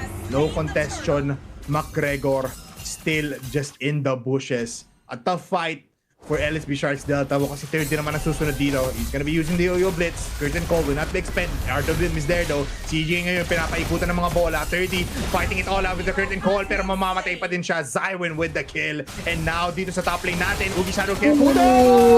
Mamamatay! Plus the AOG connects! Yung 100% win rate na di natin makita. Tatama naman ngayon, pero yung Death Sonata pa, yung hindi tatama. McGregor gets out alive from that exchange. Ulitin ko na naman ba? Kailangan ko pa bang ulitin yung layering of skills? Parang hindi naman na kasi nakita na natin yun. That AOG, yung hinahanap nating accuracy, it hit the right spot. And Shaz is just doing it. Uy! Ito na nga, no? Shazam doing it as well as the Eve. Zywin nasa gitna dito si CJ, and with him being level 9, sobrang tank, flicker out. Fraction Pulse will not connect. 2-10 ang ating kill score if I am correct. Yes, it is 2-10 scoreline in 6 minutes of the game, plus multiple towers being taken out mula sa Bravehearts. RWM connecting onto 4 people. Ryoshi ngayon, pinagbababaril si Flux. Killing spree para sa kanya. Si McGregor na si Lukrana. Here comes the wildness dunk mula kay McGregor, pero wala magagawa yun kasi may double kill. The damage is just too much mula dito sa Granger. Vengeance once again. Ginamit pang out, pero triple kill is there. And now Ryoshi is running all over the place. Iba ang gagawin nila kasi si Ryoshi nandito pa rin sa taas. They take care of the tower. Menru, oh my goodness, ang dami nangyari sa fight na yun. Ang dami nangyari sa buong game, honestly. Yeah. And it's all working out in Braveheart's favor kasi 13-2. Tapos, hindi pa namamatay yung main damage dealers nila. It was just CJ and Esu, yung mismong humaharap. Sila pa lang yung natitake down dito. So, ayun. I mean, yung pala talaga na-take out dito, which means that hindi pa talaga sila na-overthrown. But now CJ, Celebin will appraise his wrath, will claim him with D-Dot getting the kill. RWM just to provide some vision kasi nandun naman si Kudo na mamamatay. And now the double kill for Shaz. They look towards Shaz, pero look at this. Si Kyrie sinasapian na naman si Shaz kasi makakalis pa siya. May AOG pang zone out. They're going in for more. Ryoshi with a monster kill. And they're not done yet kasi si D-Dot mamamatay din. Double kill, and Ryoshi is on fire. At that point, I was thinking nakakabawi yung Sharks Delta, 'cause that was a very good punishment coming in from them. They punished yung si CJ na nag-overextend dun sa bottom lane. Medyo na-overestimate niya siguro yung kakunatan niya. And then, na-take down din nila si Zywin kasi sobrang gandang SOD na tumama from DDAT. Pero, na-punish din ni Ryoshi yung mga natirang players doon. So, I feel like mas masaya ka pa rin talaga kung ikaw yung FC Braveheart dito. Yeah, FC Braveheart. Kasi nagagamit din talaga ng Ryoshi. Ngayon, dire-diretso pa rin naman sila. 30 will fall down. And now AJ will connect on to Kudo. No, it will not be. Kudo, buhay pa rin naman. Pero they are still providing the damage. Buhay pa rin sila sa base nila. Esu is still alive. Wala silang mapapatay. Pero the tower hits will connect. McGregor will get the kill. And now, the gold barrier has been expended dito sa middle lane. There is no Lord. Pero there's no more minion waves dito sa gitna. You go towards the bottom lane. 4-man strong at hindi pa rin umuwi ang Bravehearts. Looking at this, all eyes on 30. He still has the curtain call. Uses it right now. Nalatch yung dalawa pero papasok si Chaz! Look at the shadow kill! With a Sky Piercer double kill! Pinaghatao yung ulo dito ng Kudo. And now they are opening the gates para dito sa FC Bravehearts. LSB Sharks Delta in dire situation. Ryoshi, counted up. Dalawa yung nakuha. Pero look at this. Mali yung tinot mo. Kasi sobrang damage output ni Ryoshi. Another minion wave just at the right time. McGregor, tinatakbuhan yung mga players. Pero beautiful RWM connecting onto those players. Dividing the team fight once again. First inhibitor threat. 9 minutes. Nasa loob na ng base ang FC Bravehearts. Traction pulse. Dito tama. Will this be another fight? Kasi nandito na yung shadow kill once again. Ando na naman si Shaz sa likuran. Pero they focus the towers. One more to fall down. AOG Kudo! Kudo falls down with Esu in the backline. Oras na para target ng mga tore. One more Sky Piercer. Legendary para kay Ryoshi. Na-shutdown si Shaz. Buhay pa. Hindi pa tapos yung laban. Walang minion wave. Wala ng buhay. Ang LSB Sharks Delta winning moment para sa kanila. At iba talaga dito. Actually, FC Bravehearts pala, mali ang aking binanggit. But FC Bravehearts will get the kill and will get the win. LSB will fall down inevitably, pero best of 3 series pa rin naman to. What an intense team fight, everybody. Grabe yun, guys. To a point na si Minru biglang kailangan munang kailangan munang umalis ng saglit. Pero babalik din yan, guys. Looking at that team fight, LSB Sharks Delta, they had some angas. Nakakaangas naman sila ng onte in the early parts of the game. Pero FC Bravehearts, talagang dumere-derecho. Hindi na nila tinigilan. Plus, na-activate din si Ryoshi ng maaga in those team fights. Nakita nyo naman, sumasali na siya when he was level 5, level 6, level 7. And dahil doon, dire-derecho na yung Sky Piercer stacks. Kasi kung napansin nyo, first item dito ng isang Rager ni Ryoshi was Sky Piercer. I think hindi niya pa nga tinapos yung boots doon kung ano man yung boots na pinili niya. He went straight to the Sky Piercer because he knows na may timing sila, especially na nakuha nila yung first blood in the middle lane. Dahil doon, dire-diretso pa rin naman sila. What an intense fight. Menru, alam kong pinag-aaralan mo yung game natin in this first matchup sa ating finals. Pero looking at the replay in my left screen, at 8 minutes, not even 9 minutes, 5:21 ang ating scoreline. And guess what? 21 kills doon ang Bravehearts. Talagang it was a snowball. Kung kanina, pabalik-balik lang yung ating mga team fights natin. It was umaabot tayo ng 15 minutes nang wala pa ring advantage yung isang team. Ngayon, less than 10 minutes, alam mo na agad na umaarangkada yung isang team, and it was just crazy. A big shout out to you guys as well. Pero ngayon, looking at the post stats, oras na para Minru. Let's look at it. 26-6, a total of 32 kills for both teams. 26-6. And nakikita nyo ba yung match duration? 9 minutes? Wow. Tama ba to? Tama ba itong nakikita ko 9 minutes? Yan. Tapos, tama yan. Halos ilan? 32? Tama ba? Oh my God. 32 kills throughout the entire game. Ang dami dito, 15 kills. Hindi naman napasa kamay, pero involved doon si Ryoshi. Kasi, pareho pa silang naka-Sky Piercer pala dito ni Shaz. So, nag-share pa sila sa lagay na yon. Pero ang dami nilang kills pareho. CJ and Esu, they died twice. And sila na mismo yung parang pinakamaraming deaths dun. Pero kasi, parang worth it yun lahat kasi nabibigay nila kay Ryoshi yun eh. So, kaya naman parang expected na natin na match MVP natin dito si Ryoshi kasi kita natin yung kanyang damage output, yung kanyang mga death sonatas na laging tumatama. Tapos hindi siya na touch, hindi siya na hawakan dito the entire game kahit na parang okay naman, meron naman silang panghabol sana yung side dito ng Sharks Delta. But then Ryoshi was just free throughout the game. Yeah, talagang nabigyan siya ng space para talagang lumakas ng lumakas. And then nga, nakikita rin natin yung items kanina ng ating mga plays. First item pa lang ni Ryoshi dito. Sabi niya, di ko muna tatapusin yung Hunter Strike. Tatapusin ko yung Sky Piercer kasi meron tayong advantage. At ito na, makikita niyo yung last winning moment and brought to you by Converge para sa ating mga players and brought to you by these sponsors as well. Menru, kakaiba yung game number 1 natin. Pinag-usapan nga natin kanina nung nasa last fight na tayo na this is different from what we saw sa ating best of 3 series from the semifinals na it was a snowball simula pa lang. Yeah. Well, you can technically say nag-snowball din naman kasi yung FC Bravehearts dito. But we know Sharks Delta. We know they have it in them. And again, adjustment. I feel they know how to adjust and they will adjust. So, tingin mo, 2-1 na naman ba to, Sir Bipolar?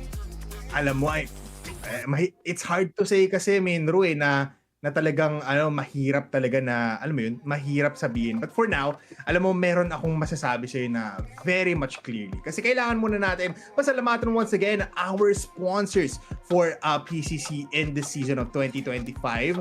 Oras na para banggitin muna natin ang ating GCash because GCash has been providing us with the best kind of plays. Yun ang power up play natin kung saan power up, pop up, buy load, power up your game with quick top ups on credits or wallet codes when you buy load with GCash. Ano pa nga bang meron sa GCash, Min?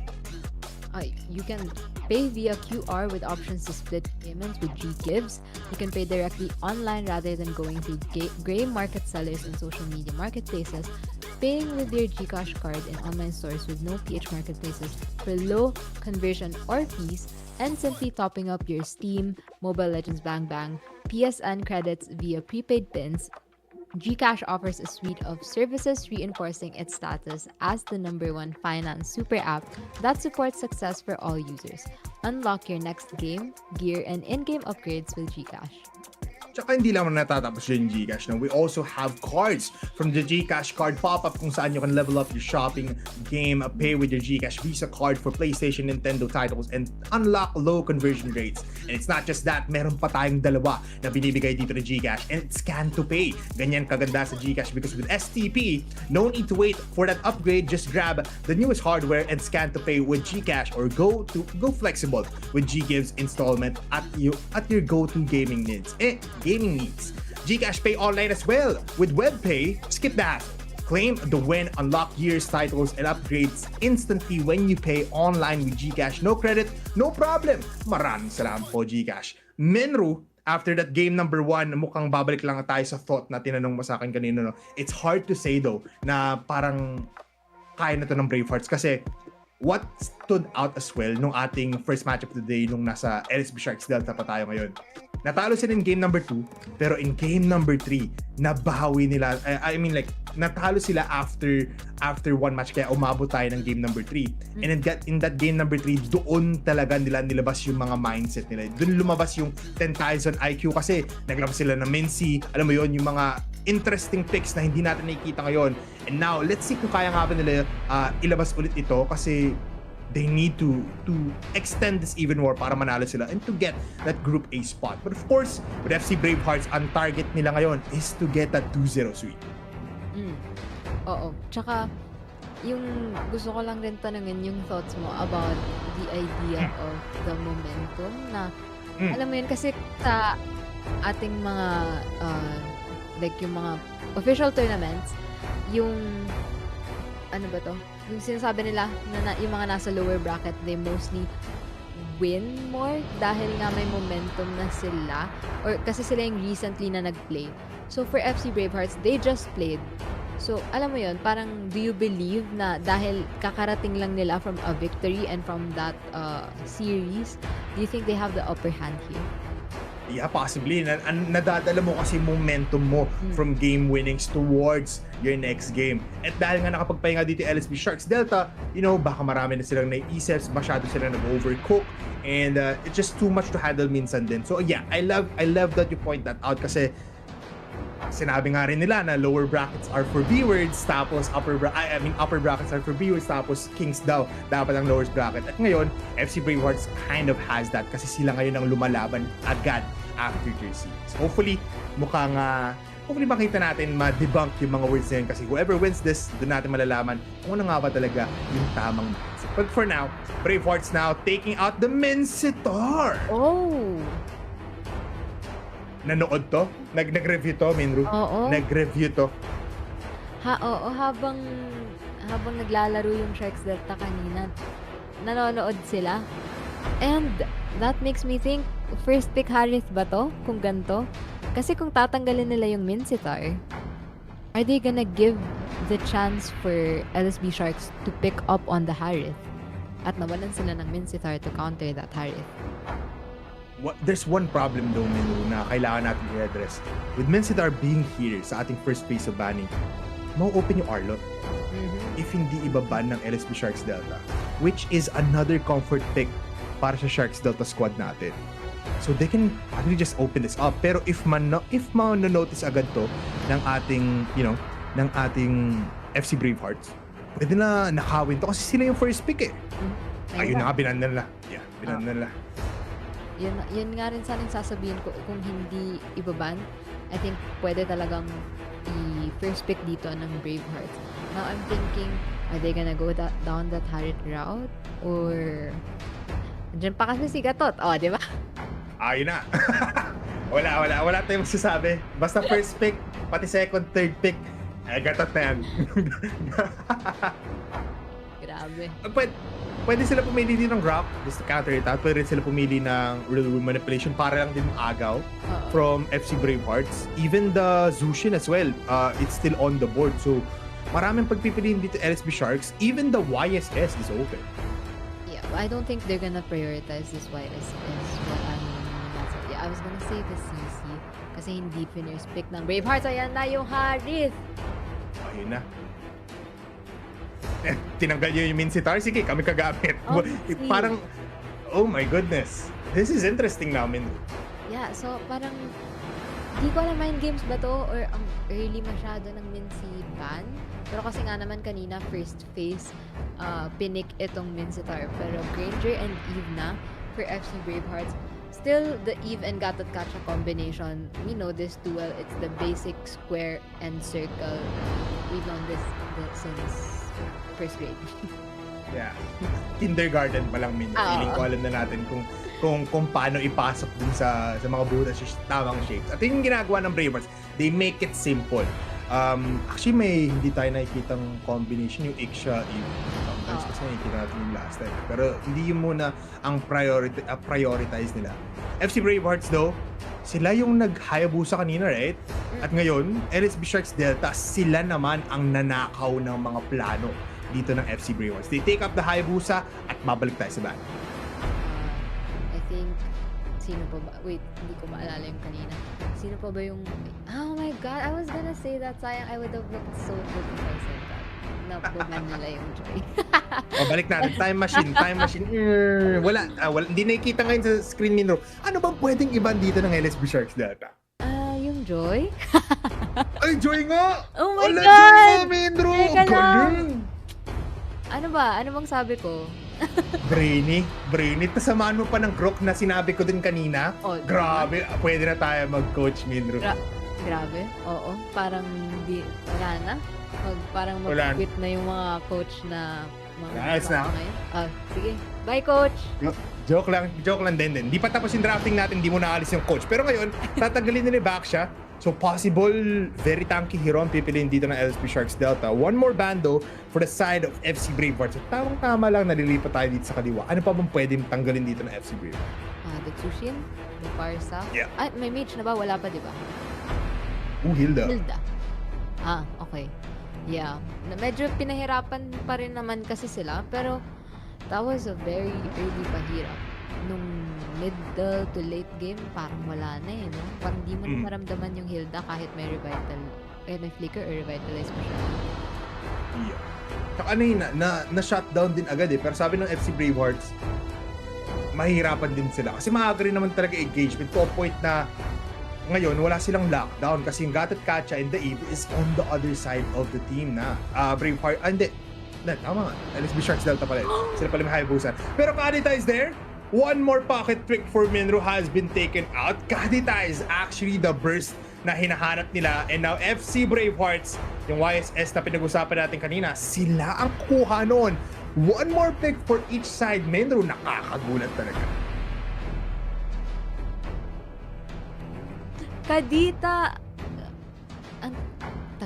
tagal ko nang hindi talaga nakikita to. Yung Kagura, nakita ko pa. Pero yung Kadita parang, hindi, nag-cast pala tayo, may Kadita nun. May Kadita naman. Yung may Zushin. Yes. Kalaban ng Zushin, Kadita. Oo. Okay, sige. Move on muna tayo kay Kadita, Isanshin, and Lapu-Lapu. Lapu-Lapu, I'm surprised na nasa last pick siya. Hindi talaga siya pinansin. Pero kasi may CC na nga naman yung Sharks Delta. They're missing a roamer. So, Chip, Kalea, the Glock is still... hindi, binan, no? It's banned, yeah. It's banned. Fourth ban for Bravehearts. Bakit? Sabay pa tayo Oh! Badang! Ooh! Oh, I like this pick. Ooh! Guys, ito lang Ito lang. If gusto nyo manalo sa rank games nyo, tapos may lapu-lapu sa other side, pikan nyo ng Badang sa XP lane. Mananalo kayo. Pero kasi, ito, roaming Badang. Which means, setup is there, plus mobility is there, mas maging annoying to. Pwede nga actually siya mag-leash in the early parts kung gusto niya piliin yun. Pero mukhang they'll just be fortifying each lane with this Badang. Ito na yung team fight nila. Ito na yung initiation. Plus, kapag may fist crack na, pwede lang sabay ng Zaman Force and as well as the CC mula dito sa Sharks Delta. Clarify ko lang, broken walls? Ba? Broken walls, yeah. Broken walls. Okay. Wala yung Grok, so walang wall niya, mas malaki. Pero sabi ng Sharks Delta, may wall pa. May wall pa kami. Oo. Pwede pa hindi na broken yung walls namin. Pwede namin tong itayo ulit. Parang masakto pa nga ata yung walls ni Badang sa mga kasi puro curve, no? Lalo na sa mga pit, no? Sa mga buff, pati sa Lord pit, pati sa Turtle pit.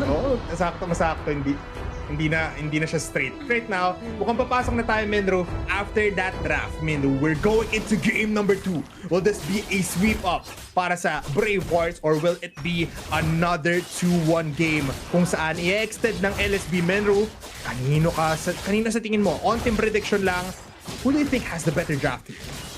Draft-wise?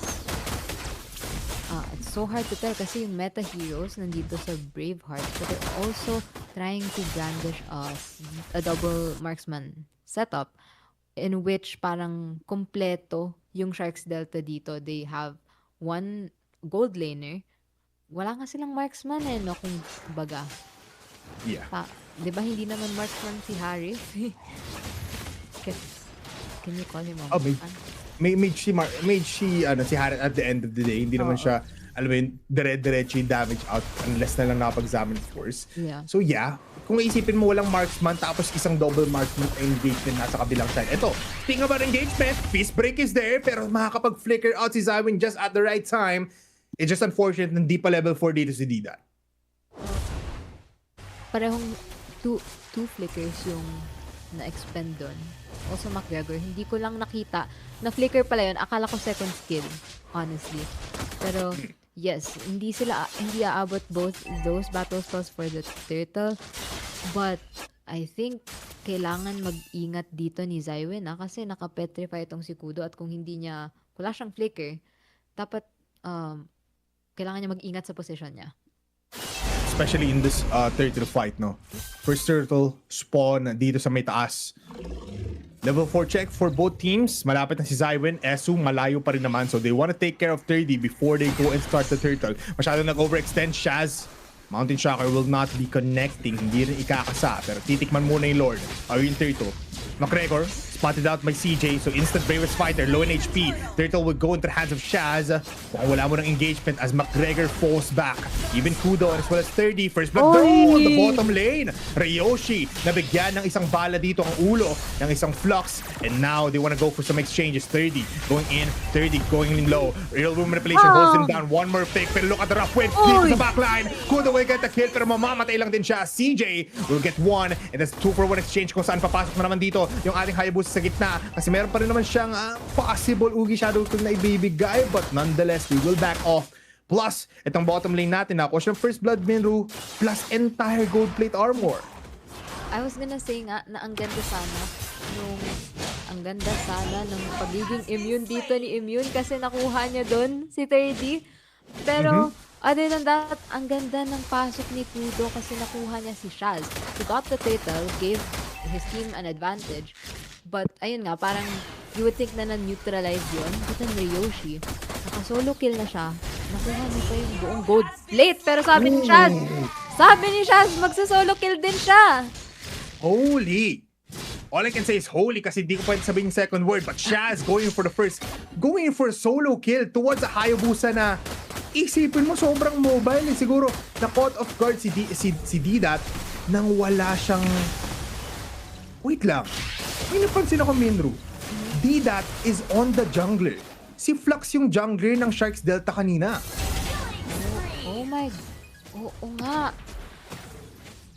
Wait! Oo nga. Wait. Oh, what is this? Wait. Napakitaan na tayo. Not-stunned. Pero may wave manipulation. Papasok rin naman.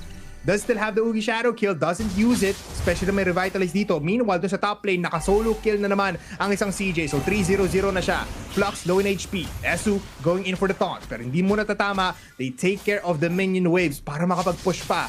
Pero there is a turtle on the top lane. CJ stinart na si Shaz, naka-solo kill na naman with the help though of Zywin. So he does give an assist. Pero ngayon, second turtle of the game. Mukhang freebie na naman for FC Bravehearts.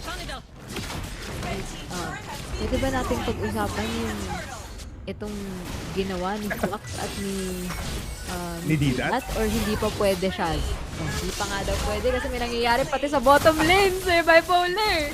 I mean, it's Flux now trying to go in for the kill, no? I mean, saktong-sakto na lang kasi they do get the turtle. And Flux now able to get a kill into this game. Positive na masyado yung KDA. It's pantay na yung KDA niya. But Flux in that Harit, mas napapansin ko din si Didat, hindi siya kasing agresibo ni Flux maging jungler. Yeah. Ang gusto ko sanang itanong sa'yo, naging effective ba yun ever yung biglang magsiswitch ng lanes? No way! Lalo na't ganito yung ginagawa ni Kudo. Low in HP, pero mamamatay pa rin naman siya. Gives a Sky Piercer stack para kay Ryoshi. Wait lang, babalik tayo doon kasi hindi na yung Ugi Shadow Kill. RWM sa kita na mukha dito rin dito. Wala siyang pake kasi they have the damage. At si McGregor, aabulin ni Esu. Hindi tatama. Doon yung first kill. But yeah, Melu, I haven't seen it work a lot. It has worked sometimes, pero hindi, low percentage of winning.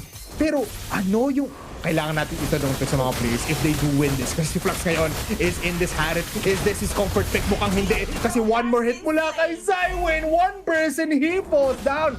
Minru, ang early game ng Bravehearts is perfect na para sa kanila. Yes, at saka hindi talaga ako, parang sige, mag-instant replay muna tayo sa bipolar. Hindi. We can talk about it, no? Kasi mapapakamot ka talaga ng ulo habang namamatay si CJ dun sa top lane with 30 getting the kill.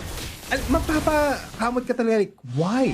Why sila magpapalit at this point in time? One more game away. Yeah. Like, bakit? Finals pa eh. Yung naaalala ko dito actually, kung tama ako at kung naaalala mo din, naalala mo bang na-jungle si Kelra bigla? Yes. Season, I don't know, Pero, ayun, so, uy, what? Oh, wow! Oh my goodness! Wow! What was that? Ito, sunod-sunod yun. Walang nagmintis. Nabait siya ni Zywin, I think. Kasi nag-petri din siya ata doon eh. Pero, okay, I don't know I don't know if this is affecting Sharks Delta's gameplay or talagang plinano ba talaga nila to na ipahawak kay Flux itong Harith. Pero, yes, that switcheroo, I don't know what to feel about it. I mean, for now, let's hope that it breaks out for LSB Sharks Delta. Pero for FC Bravehearts, mukhang hindi naman to nagiging problema para sa kanila. That is the good side for both teams. Puso pa rin for Sharks Delta, pero FC Bravehearts na going for the exchange here in the middle lane. McGregor, one more hit from the Sky Piercer, hindi na tama. Pero immobilized and McGregor falls down. Si Shaz nandun sa kaliwa. A one-man army kills of Abadang. At ngayon, Ugi Shadow kill. There's not a lot of damage. Wala dito kay Didat. Plus, an AOG comes in, connecting to Flux. Nagzaman for sa wala. At dahil doon, they have full map control in 8 minutes. Is this another fast game, Minro? I feel like kung hindi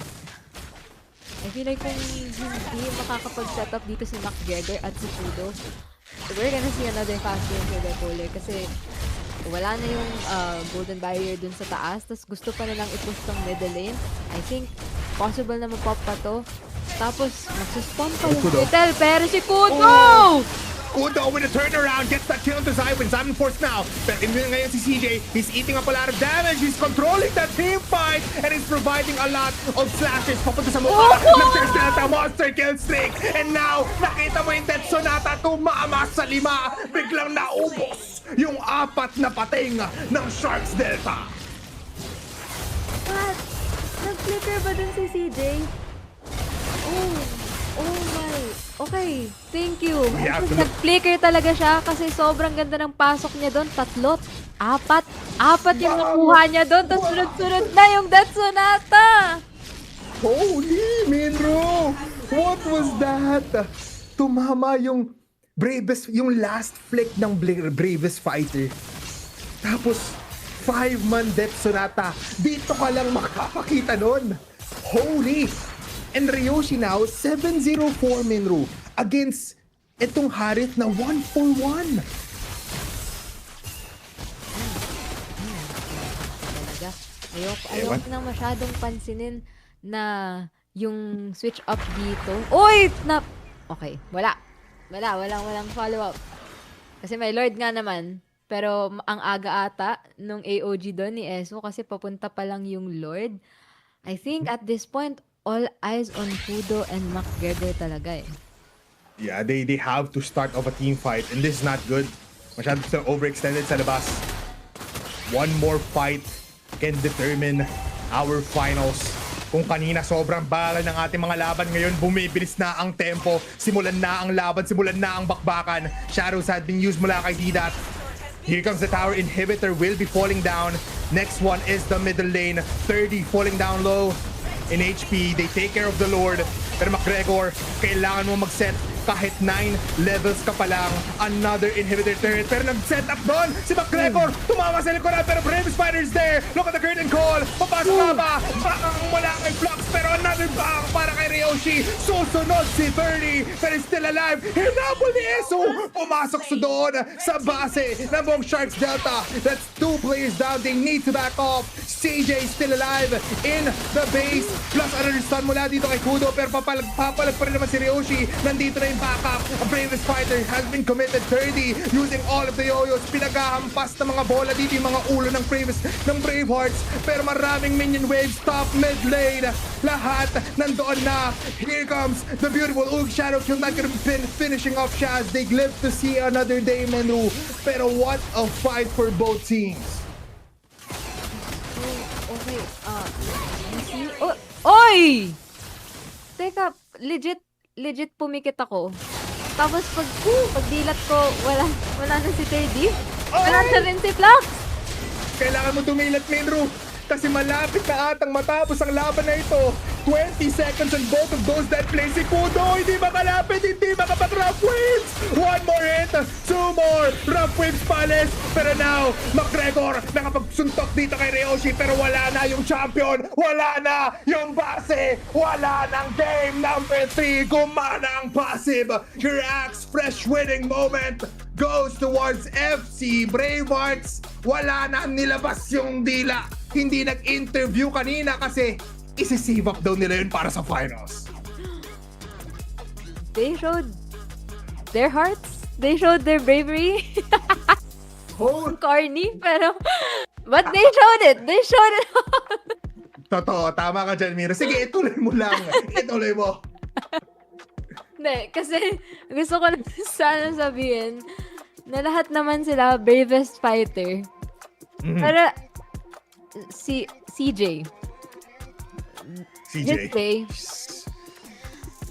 yeah, do I need more words? Kasi, yeah, natahimik, hindi ako natahimik napasigaw ako dun sa stun niya Pero, yes, siya yung humaharap, he is the bravest part. Yeah. Congrats para kay CJ. Ang ganda ng puso mo to a point na binigay mo na lahat, wala ka pang kinuha kundi yung kampyonado dito sa ating open qualifiers to get that one spot sa ating Group A. Minru, I have to say, FC Bravehearts, tinanggal nila yung dalawang brother that could have qualified towards the group stage, which is LSB, no? Yung LSB Sharks natin, which means iba ang angas dito ng ating Fate College towards these fights. And who would have known na 3-1, puro tayo 2-1, 2-1. Tapos ngayon, wala man lang umabot na 10 minutes na game. Tapos complete domination pa. At least another 20 kill game ata to for FC Bravehearts yung ginawa nila for the side of LSB Sharks Delta. But Minru, let's talk back a little bit. No? Like, time machine muna tayo na konti. Anong nangyayari dun? Do you have any thought kung bakit nga ba nagpalit ng roles dito si Flux and as well as si Bida? I'm thinking it had something to do with that Mincetar ban. Na kung hindi nila kukunin yung Harith, FC Bravehearts is gonna take it. But, parang, hindi ko alam, is it because they're more confident with Flux holding that Harith? Yun ba yun? Na parang, hindi ko alam, baka top barangka din sa Harith. Top Mandaluyong din siguro siya, no? Oo, top Mandaluyong siya. Kaya parang sabi nila, sige, bigay muna natin to kay Flux and then let's see that on that Hayabusa. But then, yeah, again, I really don't know what to feel about the switching up because I do think parang medyo na ayokong sabihin na disrupt, pero it changes a lot of the dynamics.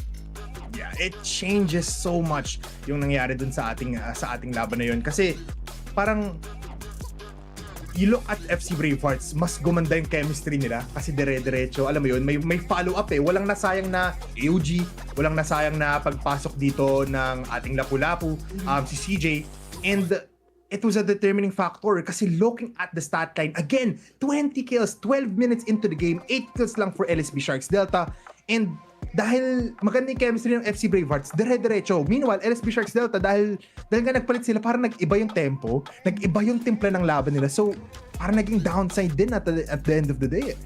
That's true. And parang parang kung titingnan mo rin kasi yung kanilang parang nagsiswitch up din sila no? Pero kung titingnan mo rin kasi sobrang sobrang ganda ng performance ni Ryoshi doon. Kahit nakakapitan siya ng Ugi Shadow Kill, walang nangyayari sa kanya. He's still on 0 deaths. At lahat ng skills niya parang tumatama or at least like 90% of his death sonatas. Oh, di ba? 1 to 20% na agad yun. Oy, di ba? I like this. Puro tayo bang.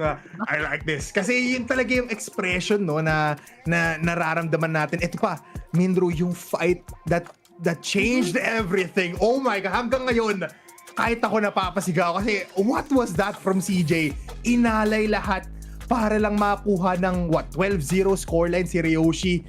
And ito na, parang naging late din yung communication dito ng ng LSB Sharks Delta. Nakita mo na nagsiset na si McGregor. That was actually second time setting for his team.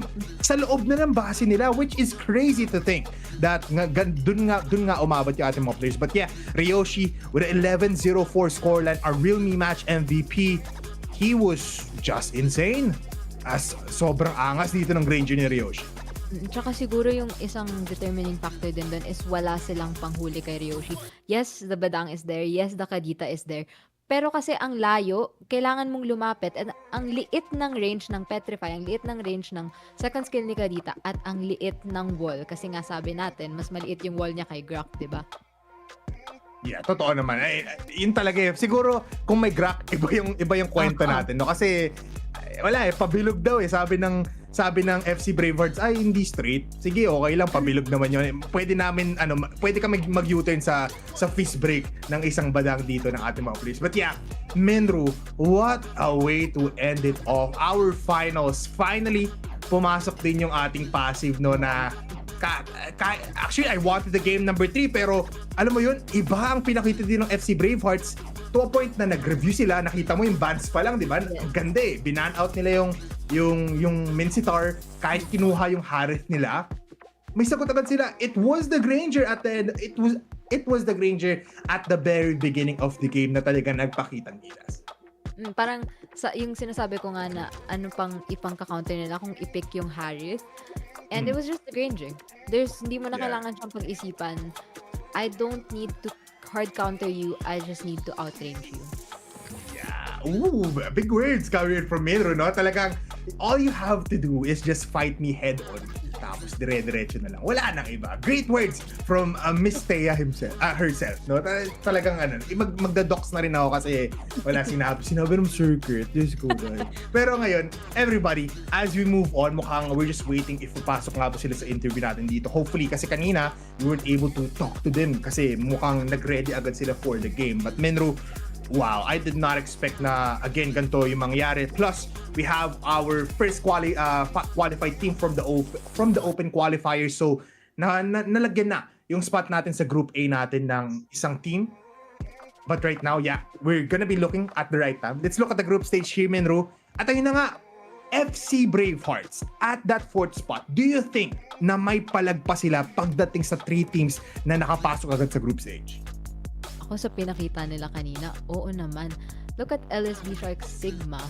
Yung brother org nila, of course, ma-expect natin na nag-uusap yung mga yan. They kinda share the same, I don't know, pero they might share the same parang gameplays, ganyan. And FC Bravehearts, pinakita nilang kaya nila yun. So I think, kaya nila to.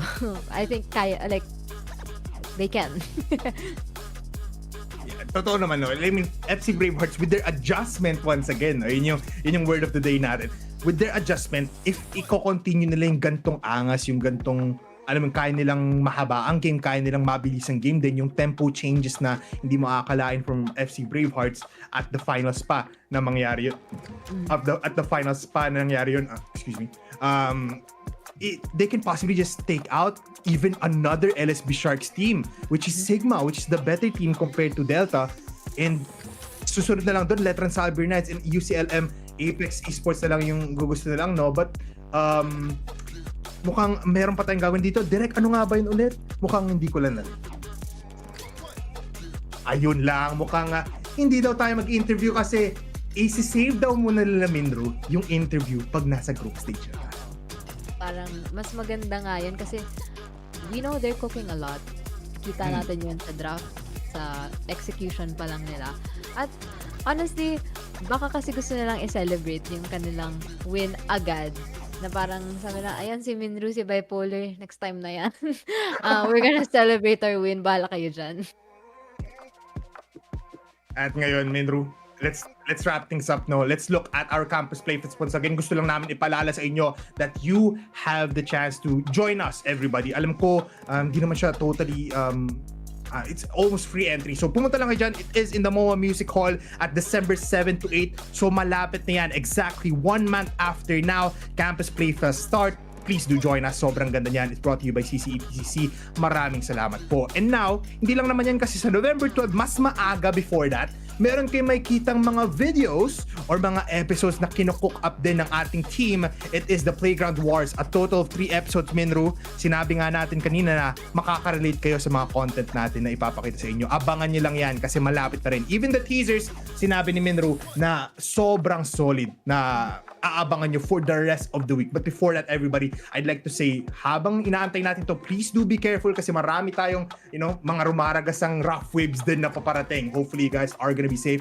For our Cebuano friends out there, kasi wala pa naman tayong Visayas Open qualifiers, please do be careful out there. Minru, mukhang malapit na tayo magtapos. But before that, we have to give thanks to our sponsors once again. Simulan natin yan with Axe. It's the most premium fragrance inspired by luxury fragrance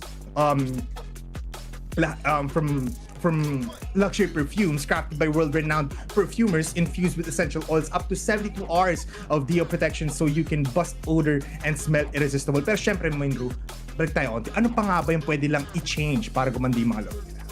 Actually, kailangan muna nilang i-discover ang Game Changer plan by Converge and elevate their gaming experience like never before. With its true fiber power, they'll be able to dominate every game effortlessly. Hashtag the game changer, hashtag Converge FiberX. And of course, if you want to level up your game even more with you changing your game plan, you can elevate it with Realme and get creative with the Realme 15 Pro 5G powered by the Snapdragon 7 Gen 4 for peak gaming performance, a massive 7,000 mAh battery with 80 watts of Super VOOC and a 144Hz quad curve plus AMOLED display for ultra smooth visuals. Capture every victory with its triple 50 megapixel AI camera and 4K 60 FPS recording. Then edit effortlessly with AI Edit Genie. The Realme 15 Pro 5G is built for gamers, built for creators, and even for go-getters. Pangpaldo nga ata yung phone na yan, Pero paano kung Sobra. naman papaldo pa when you have GCash, who is taking the gaming world by storm, providing gamers with an effortless and convenient way to make payments, especially those that don't have their own credit cards. Whether it's grabbing new hardware and titles from stores like Data Blitz or Game One, or purchasing the latest gaming titles in Nintendo eShop, Steam, or even instantly topping up diamonds in Mobile Legends, GCash is every gamer's power-up partner. And of course, from paying via QR with options to split payments with G-Gives, paying directly online rather than going through gray market sellers on social media marketplaces, paying with your GCash card in online stores with no PH marketplaces for low conversion or fees, and simply topping up your Steam, MLBB PSN credits via prepaid pins, GCash offers a suite of services reinforcing its status as the #1 finance super app that supports success for all users. Unlock your next game, gear, and in-game upgrades with GCash. Pero syempre, Minru, ano nga bang meron dito sa PCC? Alam ko kasama natin CCE dyan eh. Oh, we have CCE Play to thank, because with CCE Play, we can level up our collegiate gaming experience and join the action. This is your gateway to tournaments, roadshows, and the future of collegiate esports. Visit cceplay.com for more information. Maraming salamat po to everyone out there. Pero one more thing to add up, just to reiterate. From GCash, you can buy load cards, STP, and even WebPay. So marami pa tayong binibigay dyan. So you better get on that grind and get those apps as well. Maraming salamat po for everybody out there that watch our teams play it all out. Tapos na po ang ating day #1. Congratulations to FC Bravehearts and to everyone that battled. Sa inyong mga nanonood, maraming salamat din po para sa support. Minru and Bipolar in your caster's deck. Minru, any final thoughts? Good night, guys. I'm so sleepy eh. So, okay na. Okay na. Pwede na ba yan? Pwede na yun, Minro. I mean, in behalf of Minro and Bipolar, thank you to CCN, PCC, everybody from the back end. Maraming salamat po. This has been your first day of the Open Qualifiers of PCC, the Philippine Collegiate National MLBB 2025. We'll see you tomorrow, and we'll see you next time.